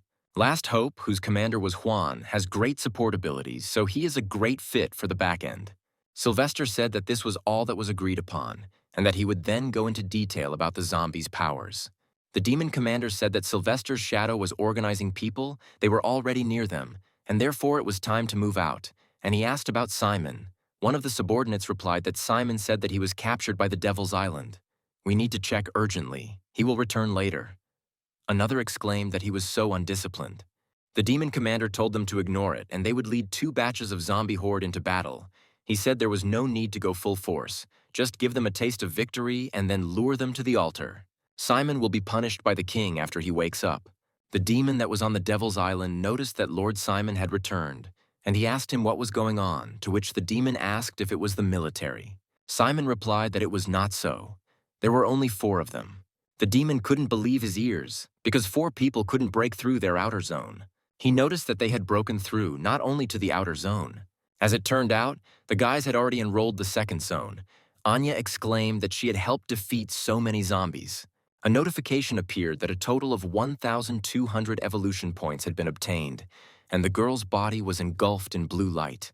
Sylvia congratulated the girl on evolving to D rank. Anya laughed and said that now she had another skill. Michael thought that the girl was unconsciously becoming closer to the Black Emperor. Very soon, she will become a figure that will shock the whole world. Simon watched the boys on the screen in the main room. He smiled, saying that he didn't even imagine that the escaped key would appear here. He was very lucky. Michael raised his head. Sylvia asked her brother what had happened. Michael replied that he suddenly felt a strong aura. The girl asked him if it was nearby, to which he replied that it was not at all. Anya asked number 21 if he had already seen this type of native, to which he replied that all orders were passed down the chain. The girl noticed that they were so weak. Michael said it was expected that there was a native here, but they needed to move on. Simon covered his face with his hand and, laughing, exclaimed that it was much more interesting here than there with the mobs. He told his subordinate to send out an order to kill all the invaders except the little girl if they met them. Meanwhile, the guys have already reached the third zone, the prison zone, where the zombies' strength is completely different. Michael warned that there might be zombies in C-class here, so they should defend themselves well at this point. Simon ordered his subordinate to release all the zombies. And immediately, several zombies appeared in the corridor, and Simon said that he was interested to see how long these little people could hold out. Anya waved her hands, calling her zombies, and Michael rushed forward, telling them to give in here and if they attack, to respond. The one-eyed monster waved his hand. He was C rank, and his silent eye ability was A rank. As Michael dodged the zombie's hand, he thought that the person in front of him was a C rank. Michael activated his Devour ability, thinking that he had dealt with many such zombies outside. But here they were different. There is now a notification that Silent Eye causes the enemy's ability to temporarily lose its effect. The zombie waved his hand, but Michael immediately jumped back a few meters. A wound appeared on his chest, and blood from it soaked his t-shirt. Michael remembered that he hadn't been to the testing tower for a long time. This ability was causing him trouble, and therefore he needed to deal with it now. Another zombie, already a D rank, waved his arms, sending forward his paralyzing needles. Michael flew like a shadow between the needles, thinking that as soon as a needle hits him, he will immediately lose his movement speed. Is it a coincidence that both abilities are under strong control here? The one-eyed zombie released a glowing beam from its eye, and at that very moment, the shadow around the guy's body dissipated. Another ability lost its effect. But the guy couldn't relax because a lot of needles immediately flew at him. Michael swung his blades, cutting the needles into small pieces. With a wave of his hand, he launched one of his blades straight towards the one-eyed zombie. But before the blade could reach the zombie, some kind of shield appeared in front of him. As it turned out, it was a C-rank zombie shield, which was his ability. Michael clicked his tongue and noted with annoyance that they even had protection. Simon, watching the fight on the screen, laughed and said that he had put together this combination on purpose. He again exclaimed maliciously that he would now see how the guy would cope with this. Michael, meanwhile, stood a few meters away from the zombie, frantically thinking that this couldn't be a coincidence. They were definitely being trained by a native. The next moment, bright flashes of needles flew at the guy from all sides. The one-eyed zombie, hiding behind the shield, continued to use his ability. As Michael fought off the needles with his blades, he thought that because that bastard was focusing on him, he couldn't use his abilities, and therefore he would lose the moment he made the slightest mistake. But then the guy had an idea and he detonated a smoke grenade, thinking that he just needed to disappear from the zombie's sight. However, even then the guy couldn't use his abilities. He thought that he should have trained his abilities well in the tower. Through this smoke, needles flew at the guy again. However, the very next moment, when the guy thought that he could no longer escape, he avoided the blow. The one-eyed zombie was perplexed, and the other zombie quickly ran forward. But before she could run far, something shocked him. It turned out to be number 21, and he said that 3 against 1 was just too much of a travesty, so he should join in. The zombie grinned and told Michael that only he could crush him, so he didn't need to thank him, to which the guy replied that he didn't intend to. But number 21 seemed not to hear him. He stretched out his hand and shouted that now was his finest hour. He wanted to use his ability, but the next moment the sparks went out. Michael discovered that he could now use his abilities again. Running forward, Michael told number 21 that he could definitely thank him for this, and he himself thought that he now understood that this one-eyed man could only make one target lose the ability effect. Simon swore quietly and ordered that all the zombies be sent there to deal with these microbes. The subordinate replied that everything would be done now and went to open all the cells. Michael, running towards the zombie team, thought that he needed to deal with one of them, and then they would fall. The one-eyed zombie began to use his ability again. But the next moment, the guy's body began to dissolve into thin air, and a notification appeared that the shadow clone had been destroyed. Michael stood right next to the shield, and the zombie shouted to the other one that he was here and that he should kill him with poison. The zombie with poisonous needles prepared to use his ability, telling them to rely on him. Michael then extended his hand forward using mind control. Green vibrations of energy flew at the zombie with the shield, and he wondered what it was. This green light raised the zombie's shield, and it headed straight towards the zombie with needles. The shield hit the ground with force, pinning the zombie to the floor. Michael thought that now he just needed to get closer and find an opportunity to attack. The one-eyed zombie, seeing the guy again, used his ability. Michael, jumping up and swinging his blade, said that there were only two of them, so they could do without the ability. But then he turned his head, noticing that other zombies had appeared there. Anya pointed her finger at one of the zombies, drawing the attention of everyone else to it. The new zombie jumped heavily down onto the floor, attracting attention. This zombie was a C rank. Its ability was to devour everything. It asked if it was time for a snack. Coming closer to Anya and Sylvia, the zombie said that today he would feast on people and therefore he was happy. Michael, noticing this, told number 21 and Boog to help Anya and the others, to which number 21 replied that he already knew. Meanwhile, the zombie with the shield raised his shield to strike the guy. He struck the ground with his shield, but the blow did not reach its target as the boy jumped back in a bright flash. Landing on the floor, Michael thought that he needed to get this over with quickly. The guy noticed that the zombies did not immediately rush to attack. It seemed they became more cautious. Sylvia, taking up her ice sword, told Anya that now it seemed they had to rely only on themselves. And Anya responded by exclaiming that she would try her best. The zombie, having released its huge tongue and spraying saliva, rushed to attack. But the next moment, his open mouth was filled with a column of ice. Anya exclaimed that Sylvia was so strong, to which she replied that it couldn't do any harm to the zombies. And right after these words, the zombie closed its jaws, breaking the ice into small pieces. The zombie rushed forward and slammed his huge hands into the ground. However, the girls were saved by Goldie, for which Sylvia thanked him and said that it was close, as well as number 41. Samantha, reading from her notebook, said that this was number 15. In his past life, he was a notorious glutton, to which Sylvia said that then they should hide. Number 15 smiled even wider and asked who he should start with, since it was so difficult to choose. Finally, unable to bear it any longer, the zombie decided to eat Anya, saying that he didn't care. Anya prepared to defend herself, just like number 41. But suddenly, the zombie's body was shaken by a flash of electricity. Turning around, number 15 saw number 21 behind him, and he shouted to him that he was his opponent. Number 21 quickly jumped up from the ground and threw his fist straight into number 15's face. However, this blow had no effect, and number 15 only frowned and asked the other if he knew that it was very disrespectful to disturb people while they were eating. The zombie's huge hands grabbed number 21's body, preventing him from moving. Number 15 asked how the guard dog dared to go against him. Number 21 screamed loudly in fear. He shuddered and noted that this zombie was so strong that he couldn't even move. Number 21 thought that if he couldn't beat even such a piece of crap, then he would never be able to beat that moron either. But the zombie decided not to despair, and he screamed, asking his opponent if he was human, and then said that then he should try his thunder shock. Meanwhile, the human military forces established a temporary camp. Austin asked what it meant that their shelter would be on the front lines. What kind of joke was that? Without them, the base is the smallest. He exclaimed that they were just getting revenge on them. Megan said that she also thought it was not wise, to which Winston told them to calm down. She said that Sylvester would want to make Michael leave, but he's not here. But he's definitely right that under Michael's leadership they created genetic medicine and power weapons, and in terms of combat abilities they really are some of the best, not to mention they successfully defended against hordes of zombies. Austin wanted to say something else, but couldn't.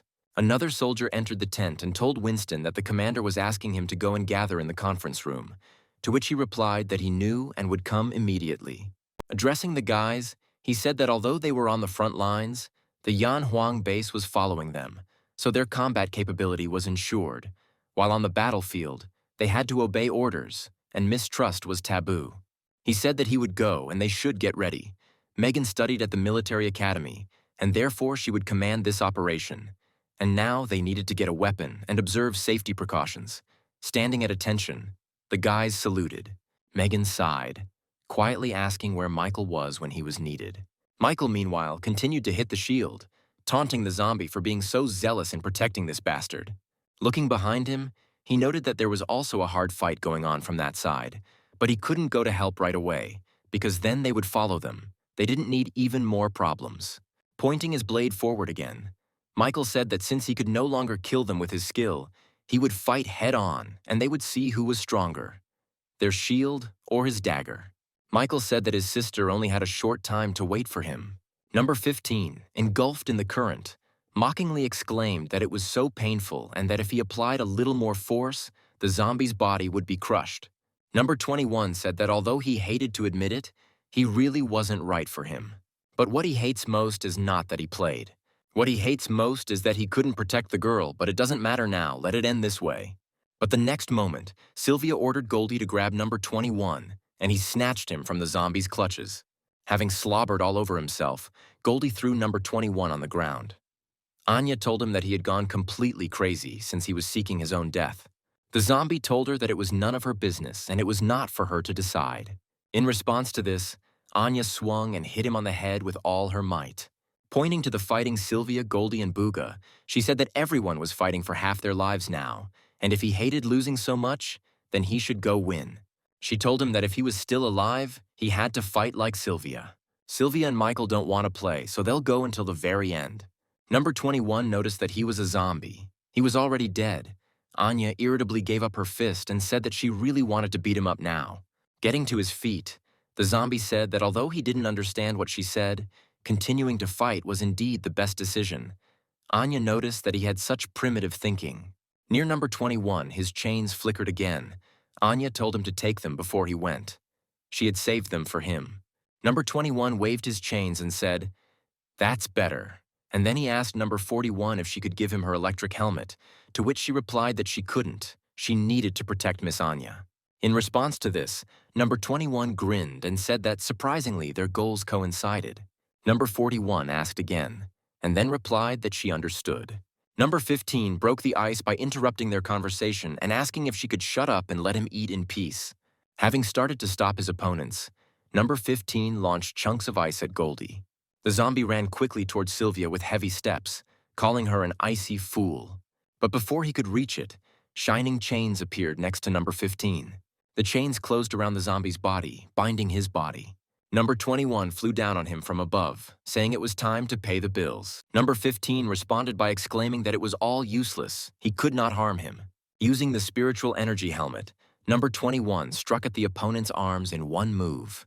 He pushed off the ground again to deliver another blow to the zombie, exclaiming that he would destroy that annoying face and stinking mouth. Number 15 began to curse and began to tear the chains with his teeth. Number 21's face twisted in shock as he suddenly felt some new energy. A blue light appeared around number 15's body, and he cried out that some pile of rubbish was preventing him from having a tasty lunch. And right after these words, number 15's skin began to tear, and a bright light burst out of his body. A huge mouth framed with sharp teeth emerged from the zombie's body. A bright red light shone from there. Number 15 screamed, ordering this mouth to attract. Roth began to pull his opponents towards him, causing number 21 to be unable to stand on his feet and Bugu to move forward. Number 21 extended his hand forward, sending forth a glowing spark of electricity. But before he could attack, a bright flash of lightning burst from number 15's mouth. The flash knocked the zombie down, and it grabbed onto its blades to keep from being sucked in. Sylvia, standing behind him, threw a piece of ice at the back of number 15's head. The girl noted that this attack was ineffective, to which the zombie responded that they should wait because their turn would soon come. Looking back, Michael noted that soon the other side would reach its limit. The zombies that were fighting the guy cried out, telling number 15 to stop because this attack would affect them too. Taking advantage of this gap in the defense, Michael hurried and found himself behind the one-eyed zombie. Feeling the presence, the one-eyed man turned his gaze back in panic. But before he could do anything, the guy had already swung his daggers, cutting the zombie in half.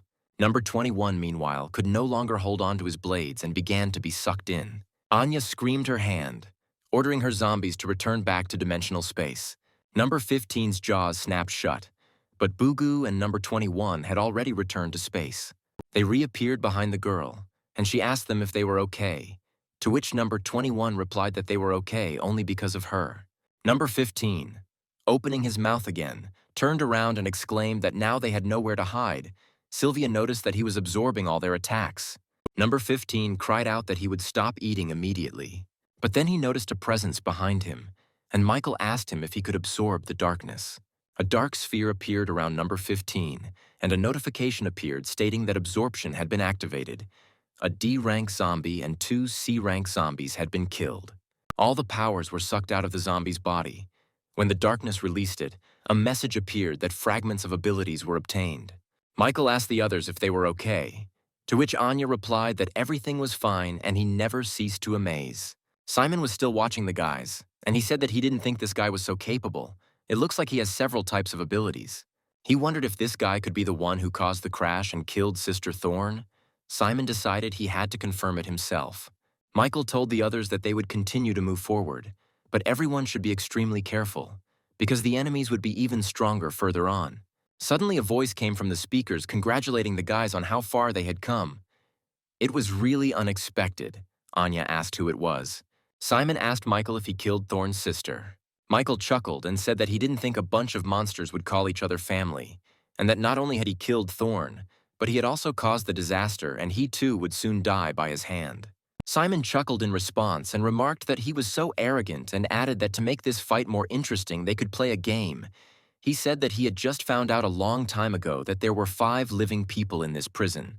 He said that he was giving them an hour to come here, and if they were even 10 minutes late, he would eat one of them. Samantha exclaimed that this was the group of people that her father had mentioned in the letter. Michael said that it was disgusting, and then asked Simon why he didn't go out and fight them. Didn't he want to take revenge on them? Simon replied that he would of course take revenge. But the process was also important. He wanted to torture them slowly, and he hoped that they could hold out a little longer. Simon announced the start of the countdown. Michael said that they needed to get there as quickly as possible. Looking at his palm, he said that for some reason he had a bad feeling. It seemed like something was wrong with the lines. Meanwhile, the soldiers were preparing for the start and asked each other if they were afraid, to which another answered that of course they were afraid, but they were not on the front lines. Another man said that this could be a punishment for that base, since they had offended Commander Sylvester, and they had the fewest people. Finally, they noticed Austin, Megan, and Aaron approaching. The soldiers noticed the guy's strange clothes. Some asked if it was cosplay. Others mockingly asked to take care of them on the front lines. Austin gritted his teeth and hissed that he needed to teach them a lesson. Megan told him not to cause unnecessary trouble and to prepare for the fight, to which he said that after the fight he made them pay. A car pulled up and everyone started asking about the situation outside. There was a large horde of zombies heading towards them, with about 20 minutes left until impact. There were about 35 minutes left of the time Simon had allotted. Michael and the others moved forward, killing zombies along the way. Simon noticed that the guy had become stronger again. No wonder Thorn and the disaster were defeated by him. But time was running out. There were several people standing behind him. Simon said that he was already all excited. Moving forward, Michael said that he would use evolution points to improve abilities again, but not all of them this time. Michael noted that the second area was almost completely cleared, all the zombies C and D. If they didn't have such unpleasant abilities, they wouldn't cause any particular problems. Sylvia watched her brother in shock, thinking that in this short time he had become even stronger, as if he was different from his past self. Someone called the girl, but she only thought that if things continued like this, the gap between them could become even wider. Anya touched the girl's hand, and she noticed her. Then the girl said that Michael asked how much time was left. The girl apologized and said that they had about 20 minutes left. Michael thought that there was little time left, so it would be better for him to travel alone. Michael said that he would check the surrounding zombies first and used one of his abilities. He noted that within his sense range there was only one that responded strongly, so it must be a native, and all the zombies were gathered there, perhaps a good shelter. Simon asked his subordinate if they had any more zombies that could fight, to which he replied that they did not, and then remembered that they had another one. It was in a special guarded prison, but he was not sure of its combat capability. Upon hearing this, Simon noted that then this zombie must be very strong. The people behind started shouting that they couldn't let this bastard out, otherwise they would all die here. Simon didn't listen to them and the order to release him. The subordinate said that this prison should have its own keys, so they won't open it that easily, to which Simon said that since there was no choice, he would go himself. Simon walked towards the exit, pointing to one of the men. He told him to take him out. The man led the native to the iron doors. Simon noticed that this place was very strong. The man said that no one could open this door without a key. But right after his words, Simon hit the door. The door immediately separated from the wall in one piece, breaking into two pieces. The man asked him how he opened it with one hand. In the smoke from the blow, a light shone. Simon told the zombie to come out and that he was its master from today, the zombie asked again. Simon was immediately pointed at with spikes, the zombie exclaimed, saying that they would still see if he had what it took to become his master. Simon chuckled and pushed the thorns away from himself without even moving his hands. But the zombie decided not to retreat and ran forward, his face with many eyes appearing from behind the smoke. A dark aura appeared around Simon as he looked at the zombie with his red eyes flashing. Blue fire glowed around him and the zombie jumped aside. Simon said that he hoped that now he understood. The zombie, thinking that the other had such a strong aura that it seemed like if he looked at him again he would die, fell to his knees, asking for forgiveness for his rudeness. Simon told the zombie to get up because he had a task for him and he didn't start to argue. As Simon walked away, he said to the zombie that this man was a gift in honor of their meeting, and the man turned around in confusion. The next moment, the zombie already attacked the man, knocking him off his feet. Returning to the command center, he asked how things were, to which he was told that they had split up, one was heading in their direction. Then Simon asked where he was now. The subordinate replied that he was already in the hall of the second zone, and then Simon told Spider to go. This man was his first task. Spider chuckled and said they could count on him. Michael, however, was moving forward quickly. Feeling something from above, he raised his head and noticed that it was just a thorn that was flying towards him. The guy skillfully avoided this attack, dodging and running to the side. But the next paw was already waiting for him there. Meanwhile, Anya, who was sitting next to the camera with the girls, asked if they should help Michael, to which Sylvia replied that everything would be fine with Rome, and they would only get in his way if they went. Then Anya asked Samantha who this guy was that was deep in the prison. Sylvia noticed that she was also interested. Then the girl began to leaf through her father's notes. She thought that this was the #1 criminal, who was a plastic surgeon. But since he couldn't make the most beautiful person in the world, he came up with a strange idea. He removed the most beautiful parts of the body of everyone who came to him for an operation. And then from these parts he began to sculpt the perfect person. Thanks to his wisdom, he was able to do and evade capture, and in total he harmed more than 500 people. Many of his achievements were never found. #1 appeared before Michael and told him that he saw that he had a good heart, just the last piece for his perfect man. Michael didn't answer, he just frowned, and Spider said that soon his heart would be his. He was a B rank, his eyes shining yellow as he said that he hoped the boy could fight, otherwise this victory would be too boring. Taking out his dagger, Michael thought that the B rank had already appeared, but he didn't have time, so he needed to finish this quickly. Michael leaned forward and swung his dagger, and the zombie responded to his blow. Squinting, Spider noticed that his speed was good, but he couldn't outrun his 6 eyes.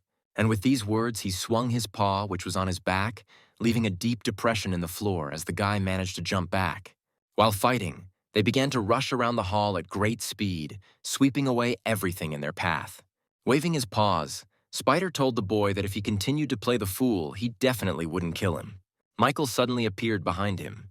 However, to the guy's surprise, Spider managed to react and one of his paws struck him in the shoulder. Turning around, Spider smirked and said that he said the guy wouldn't be able to escape him. Michael looked at his wound. A notification came that he was sent. All body functions lose 5% every minute. When he reaches 100, he will die.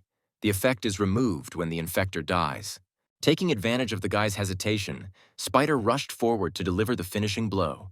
However, Michael managed to react and struck him with his dagger with one hand. Michael waved his dagger, and flashes of fire began to emanate from under his weapon. Getting closer to the zombie, Michael swung his dagger and sent a stream of fire at it.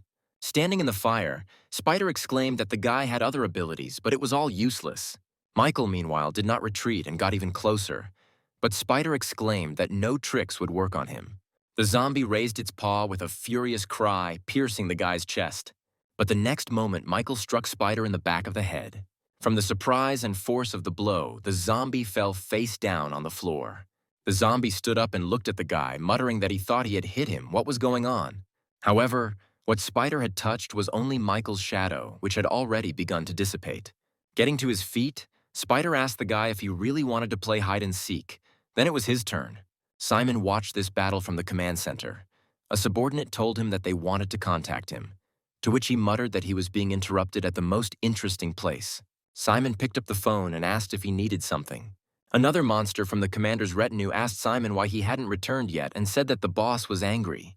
Simon told his friend not to get excited because he was doing his job after all, and then asked about the situation there. Another one told him that the commander had already sent the lowest-ranking zombies to fight them, feigning weakness. They were full of joy and happiness. As soon as they start to relax and lose their guard, their plan will fail and they will lure them to the four altars. Eventually, they will all become the offerings they need so much. Such a large amount of flesh will allow their king to be reborn sooner. Simon's friend asked him what specific job he did. Simon replied that he was watching a great show and was waiting for his turn. He told him to tell the boss not to be angry with him, because he would soon return with a wonderful gift. Meanwhile, Spider and Michael continued their fierce battle. The zombie exclaimed that the guy was already 20% weaker, and it seemed to him that he was already getting weaker. Michael thought that if this continued, the situation would only get worse. He needed to do something. There was no time to waste. The subordinate asked Simon why they didn't capture the man's allies since he was no problem, to which he replied that he hadn't lost yet. This bastard is still fighting with Spider, and is now assessing the current situation and ways out of it. If something happens to his comrades, he will definitely know about it. Simon said he didn't want his favorite show to be ruined. They were going to win anyway in the end. The Spider struck again, continuing to mock the guy, asking him if he was at his limit. Michael looked suspiciously at the spike on Spider's paw that had hit his blade. Shouting that it was all over, Spider was about to deliver the final blow again. But suddenly Michael waved his arms, spreading them to the sides and cutting off Spider's paws. Michael started to punch. Spider said it was useless and insignificant. His scratches just tickled him. Michael chuckled slightly and asked him if he was sure. Meanwhile, a helicopter with journalists was flying over the battlefield between people and zombies. The journalists said that now they all see how they have defeated and suppressed the zombies, and now they are destroying them. Victory is in the hands of humanity. So let everyone go boldly to the battlefield. Some zombies began to run. The people who were sitting in the bunker and watching this report shouted joyfully. The journalists said that they will continue this battle and let them all witness the victory of the people. The commanders of all the bases were sitting in a tent in the camp at one table. Sylvester, watching the report, noticed that it seemed like progress was going very smoothly. Winston asked why he didn't know about this broadcast, and then said that it was too dangerous. All military information was leaking. Sylvester asked why it was dangerous, because zombies are just a group of unconscious creatures, and he organized the broadcast. Harris said he thought the commander's actions were good because they would allow all the people to witness this victory that was already in their hands. Winston, banging on the table, exclaimed that they could not act so thoughtlessly. Everything was going too smoothly. They had to create all the soldiers and develop a new plan. Charlie asked the man about where to put his courage, and then told him to stop worrying because they would definitely win. Sylvester, pointing to the points on the map, said that the zombies were heading in these directions. We need to split up and kill them. His eyes flashed an evil purple light as he said that victory would soon be theirs. Meanwhile, Spider stood on his knees, exhausted, his health down by 50%. Raising his head, he asked the guy what he had done to him. Throwing away the spider's paws that he had used to strike him, Michael said that he must not like being removed by himself. Jumping up from his seat, Spider exclaimed that even so he would have enough strength to kill him, to which Michael, also leaning forward, replied that they should check it. The spider struck, but its paw hit the ground as Michael managed to dodge. Michael swung his dagger, slashing across the zombie's chest, causing it to scream. The guy asked him if he wanted to remove the poisoning, because his chances of winning were decreasing with every minute. The spider screamed angrily, calling Michael a son of a bitch, but still removed the poisoning. Now the zombie was seriously angry. He threw up his hands, shouting that he would tear the guy into small pieces. Simon's subordinate said that this guy, fortunately, had not won yet. The battle was not over, to which Simon said that he did not think so. He said he thought he knew it all along. His eyes were like looking into the water and seeing the outcome. The spider finished his transformation, and now instead of legs, he had a huge spider body. He screamed for the guy to try to compete in his best form. The huge spider dove forward, striking, but Michael was able to dodge again, jumping into the air. Michael flipped in the air and landed right on the spider's head, plunging his dagger into its body. He felt something approaching behind him and turned to see Spider throw a web at him. Michael quickly dodged the web and jumped off the spider. The spider's eyes glowed red. Parts of its body glowed yellow, and many webs appeared in the air. Michael pulled his hand back and fire appeared on his palm.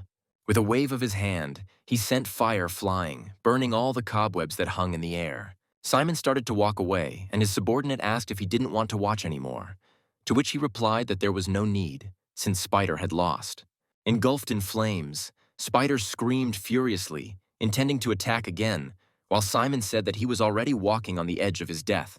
Once again avoiding the paw strikes, Michael jumped all over the room. The spider, in furious desperation, beat its paws in all directions, unsuccessfully trying to hit the guy but only hitting the columns that stood there. Michael ran up one of the broken columns and kicked it using his fire powers. The column accelerated to incredible speed and flew straight into the spider's huge body.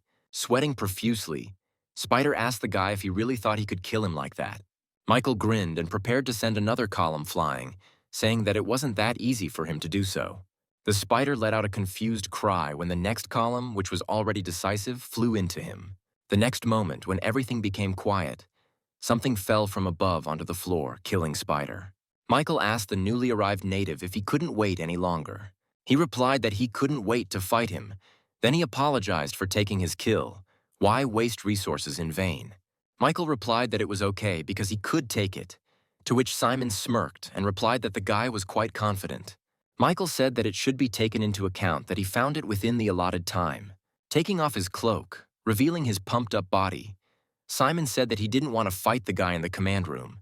He said that he couldn't win anyway, he would die, but he was still curious about the purpose of his coming here. Michael, looking at the notification about the enemy, who was B rank and had the abilities of agility and swiftness, asked him why he needed to know this, and mentally called the evolutionary tree. The evolution tree reported that she sensed a large amount of energy from the enemy, which had almost reached A rank, but their remaining evolution points could not allow the guy to ascend. But the remaining fragments were enough to improve his abilities. Simon, stretching his shoulders, said that first the guy found Thorn's sister, and after he thought that it was not a coincidence, did he really know about the amount of assets? Michael answered him that he had nothing to say.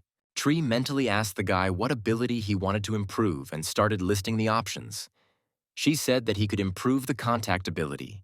It uses most fragments, but does not work on zombies. Fire and shadow rupture require less, but will not help much. The best ability is devouring, each time a new effect is added, but the effect is unknown, which makes it risky. Tree asked the guy what to improve, to which the guy told her to activate swiftness. Simon exclaimed that since the boy was silent, he should take his secret to hell, and he rushed straight at him. Michael told the tree to activate the Shadow Rift and improve the ability to devour. They must absorb this native. Simon threw a punch, but Michael managed to avoid it by jumping up. But the zombie didn't stop there and again aimed his fist at the guy, and he thought that he wouldn't have time to dodge. Then Michael swung his leg to somehow meet the blow. Michael somersaulted in the air and landed far away from his opponent, who noticed that the guy was very agile. Absorbing green energy for self-healing, the guy thought that this native had both speed and strength exceeding those he had already encountered. Michael asked the tree about the result, to which she replied that the improvement was successful. The ability to devour has added a new effect. Fusion of the first level, which can use 100 fragments to randomly fuse and turn into the ability of the first level. When fusion, only one ability can be used at a time. When fusion is repeated, the previous ability will be overwritten. Increasing the level also gets this effect. Gritting his teeth, Michael replied that it all depended on chance. Simon, noticing that the guy had not started to attack him, went on the attack himself, and the guy, getting to his feet, thought that he had 390 fragments left, which meant they could be fused 3 times. While dodging the blows, he thought that if he were to fuse the ability of the lowest rank, then it would not be worth raising it. Then it would be better to raise the ability that he already had now. Continuing to fight, the boy frantically thought about what to do. Simon stood up and kicked, shouting at the boy to fight and not disappoint him. And then, in the place where they had been fighting, there was an explosion of energy. Michael jumped back, saying that the risk was enormous, but there was no escape, and then he commanded the tree to carry out the rafting. Drevo immediately began to carry out the order and the skill icon lit up in her hands. Simon pushed forward again, asking the boy if he was crazy enough to talk to himself. Michael raised his hand forward, using his mind power, and he told the tree that he was leaving the fusion to her. Under the influence of the guy's power, the stones rose from the ground and flew straight towards the enemy, and a notification appeared that a D-rank skill had been acquired. Simon smashed the rocks that were flying at him with sharp blows. Michael told the tree to continue because the D rank would not help them. The native sent the stones that were flying at him back, exclaiming for the guy to use his true power. The F-rank berserk skill was obtained. Commanding the tree to continue, Michael blew up the rocks that were flying at it. A notification appeared that the D-rank skill metal body had been acquired. Michael again commanded to continue. Anya, who was still sitting in the room with the other girls, said that she was wondering how Michael was doing, to which Sylvia replied that she felt a clash of two strong energies. She said that they can't interfere with this battle, so all that's left is to believe in Michael. Anya exclaimed that she believes in him too. Meanwhile, something flew into the prison wall, making its way out. Going outside, Simon said that he eventually destroyed the place, but there was no choice. He could rebuild it later. The tree told the boy that they didn't have enough fragments. She couldn't take any more. They had to prioritize and come up with an escape plan. Noticing Anya and Sylvia looking at him, he said that he couldn't. Because Sylvia and Anya were trapped here, it would be difficult to leave. And their goal here is to absorb the native, speed up evolution, and allow it to restore memory. Tearing off his tattered jacket, Michael told the tree that she had said she believed in him, to which she hesitantly agreed. Simon screamed that he was bored. The guy disappointed him. Michael told the tree that he remembered that when they first stopped the zombie horde, he received a fragment of the universal ability 20%. Let her use it one last time. The tree wanted to object, but did not. And she began the fusion again, using 100 fragments. Simon was ready to kill the guy, his face twisted with anger. Meanwhile, the report was still going on. The journalist said that this was a scene of a zombie attack, and ahead was a direction where they couldn't escape. It looked like this was their end. The one in charge of this zone is Yan Huangbas's A-team. They have destroyed the last zombies. Now they will go to the other 3. The soldiers shouted, congratulating the leader, and someone wondered why the zombies stopped after running here. Was there any connection with this dragon article? The other one replied that he shouldn't think about such things. They simply couldn't run anymore. It had nothing to do with anything. He said that he'd better go and report to the captain that Group A had completed the mission. Sylvester, still in the tent, took the call. Turning to the other commanders, he said that Group A had completed the pursuit mission. Group C and D would also finish soon, and the commanders expressed their joy. However, Sylvester reported that Team B, Winston's team, had not completed their mission, and Winston asked if they were in trouble and needed reinforcements. Sylvester replied that apparently their team had not encountered any obstacles but had stopped halfway, but he had already sent people to check, so there would be no problem.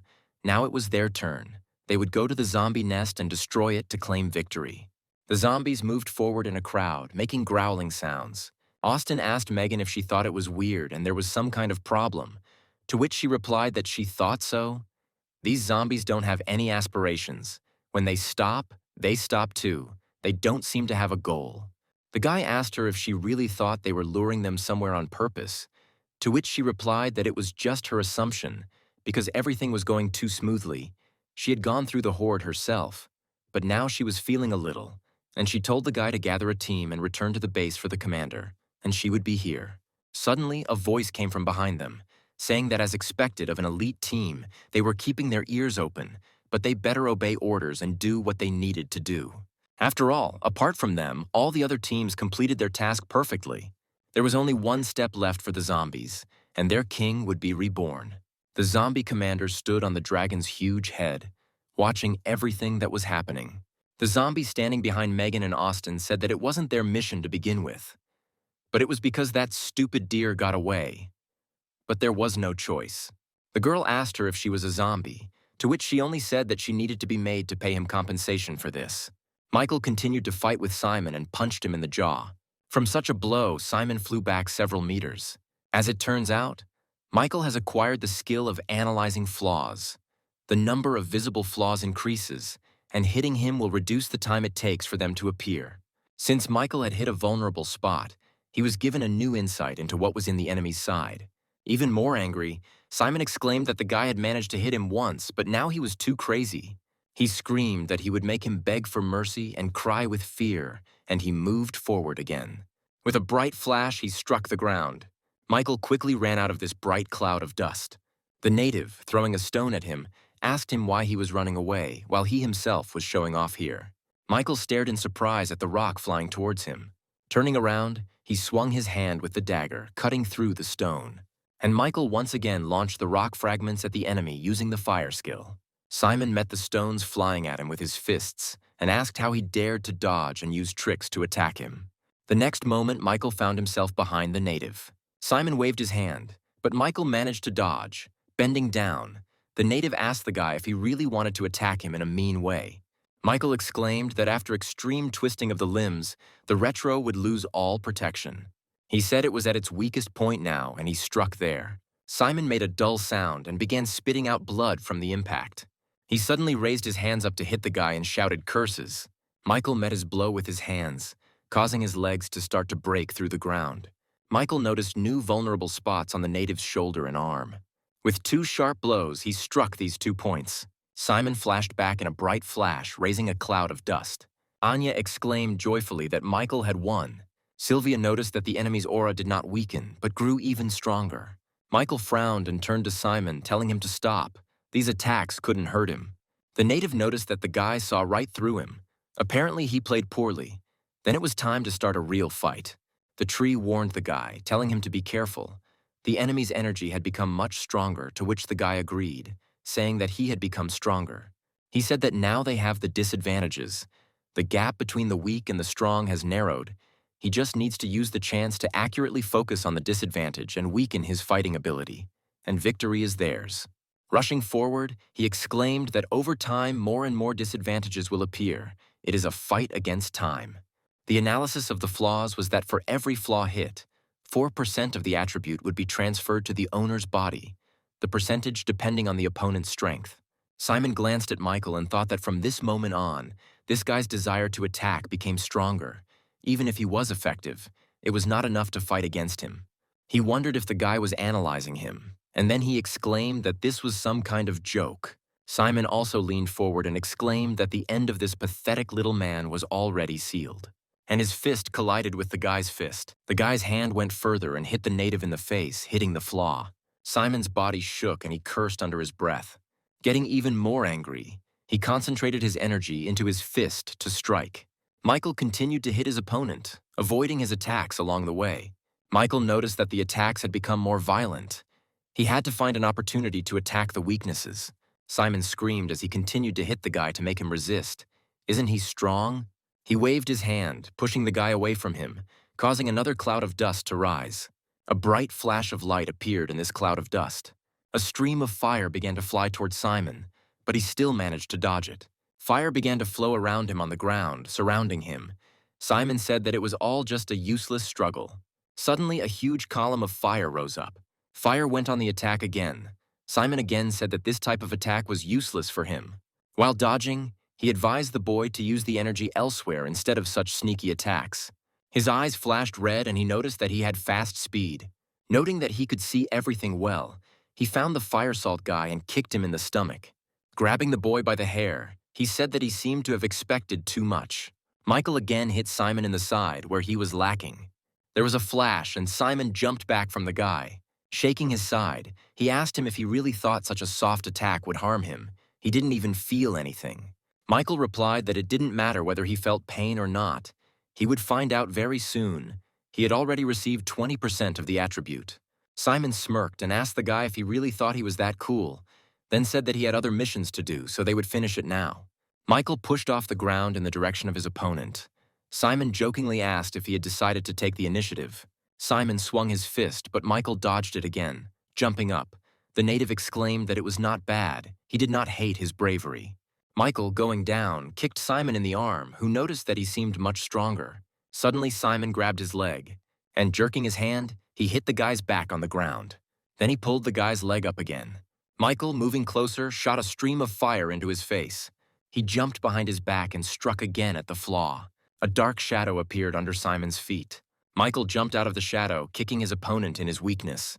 While Simon was flying in the air, Michael below was about to use fire again, causing the air around him to begin to gather. Quickly waving his arms, the boy directed the fireballs straight at the enemy's weaknesses. One after another, These fireballs hit the flaws with incredible precision and force. This angered the native even more, and he shouted that he would now show his true strength.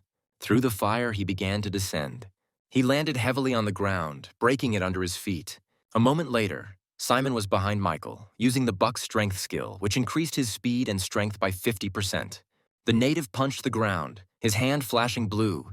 He screamed that the guy was the first one to make him use this form.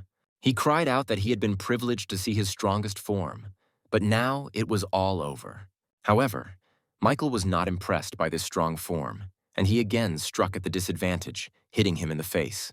The guy exclaimed that it was weak, and his opponent moved back several meters from the blow. In a fit of rage, Simon rushed forward again, screaming at the guy to shut his fucking mouth. With quick leaps that broke the ground, he made his way forward. As they exchanged blows, Simon shouted that despite all his tricks, he, a D rank, was still not his equal. He had no chance to win. Michael's eyes flashed blue as he raised his hand, telling the native to shut up.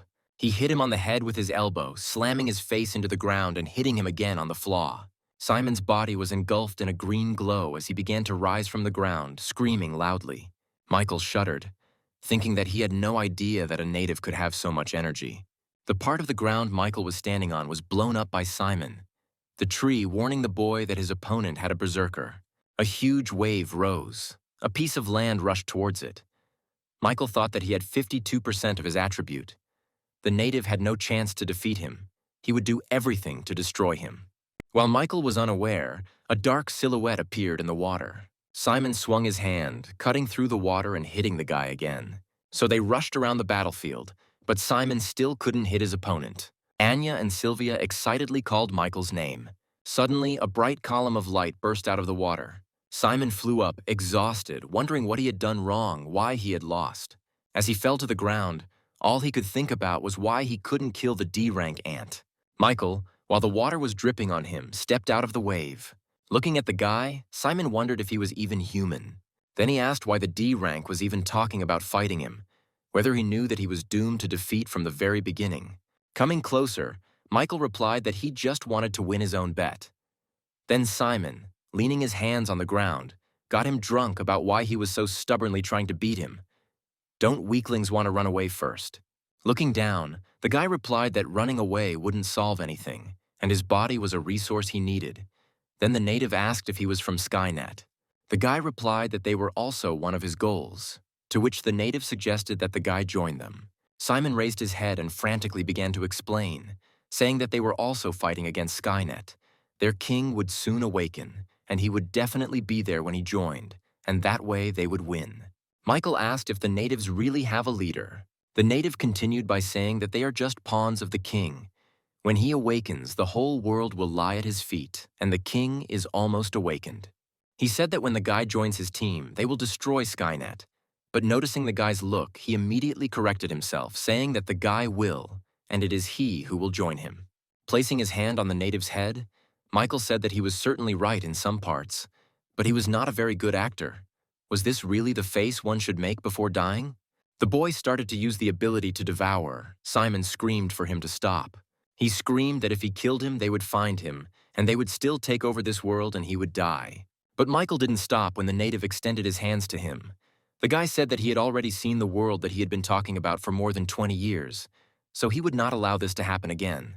The native's gaze became clouded, and the guy said that whether the disaster was connected to Skynet or not, they all had to be dead. Finally, all that was left of Simon was a crystal. The guy received 20,000 points, and a crystal that has an energy source that has absorbed the native type at the moment. Now the tree of evolution has come into play. Blue sparks began to swirl around the boy's body, and the destruction of his genes began. Gene recombination began, causing Michael to scream hysterically. Sylvia asked worriedly what had happened. Anya simply replied that based on his experience, he screams every time before he becomes stronger. After some time, the crystal was completely absorbed. The new attribute was updated. The zombie in the command room said that he didn't expect Simon to lose and that he should quickly escape. The three men standing behind him said that he should let them go as promised, to which the zombie replied that they had been promised by someone who had already died, so it was none of his business. But then the blade of a weapon flashed before his face. It was number 21 who told the demon that she had hated him for a long time. Number 41 who was also there, talking to Anya. She told number 21 to leave quickly. It looks like Miss Anya is in trouble. After some time, all the guys went outside and met Michael, Sylvia, and Anya there. Samantha asked the guy what happened, to which he replied that his friend was in danger and needed to go there, so he would send her back to meet her grandmother. The girl replied that he needed to leave quickly and that he didn't have to worry about her. She could come back herself. One of the hostages told the guy to really go do his business. He can't believe that he managed to save them. And then he told his daughter that the zombies on the island were already killed. After meeting with her grandmother, she should go to the shelter. The guy agreed with this, saying that it was better for her to do so. Feeling sad, the girl asked Michael if they would meet again. The guy told her that they would definitely see each other. Climbing onto Goldie's back, he and everyone else said goodbye to them. With a couple of wing beats, Goldie rose from the ground. Michael frowned as he thought about Megan and the others not being in the shelter, where they had gone and what was going on. He asked the tree if she remembered anything, if any of it was connected to the natives, to which she replied that the memory was gradually returning, and they were indeed connected to the evolutionary tree. Michael asked if she meant herself by the evolutionary tree, and then he exclaimed that the native obeys the orders of the king they mentioned. The tree replied that she had no exact information in her memory, but everything pointed to an evolutionary tree. Michael said that if the mysterious man Skynet was reborn, then there might be another tree. Everything is getting more complicated, but there is no time to think. First, he must save them. Meanwhile, Megan and the others fought the monsters. Megan asked what was going on, if zombies had infiltrated their inner sanctum. The zombie replied that everything was so. She thought they would be easy to defeat. Megan warned her comrades that these zombies were unusual. She told Austin to quickly check on Commander Winston and request backup since he had the highest speed. The guy asked how they got here then, to which she replied that they would hold them off while he ran away. And she told Aaron to listen to her instructions. They would attack in pairs. The girl commanded that the operation had begun, and the zombies looked around in confusion. The next moment, trees that had been torn out by their roots headed towards her. However, another zombie appeared in front of her and cut down those trees.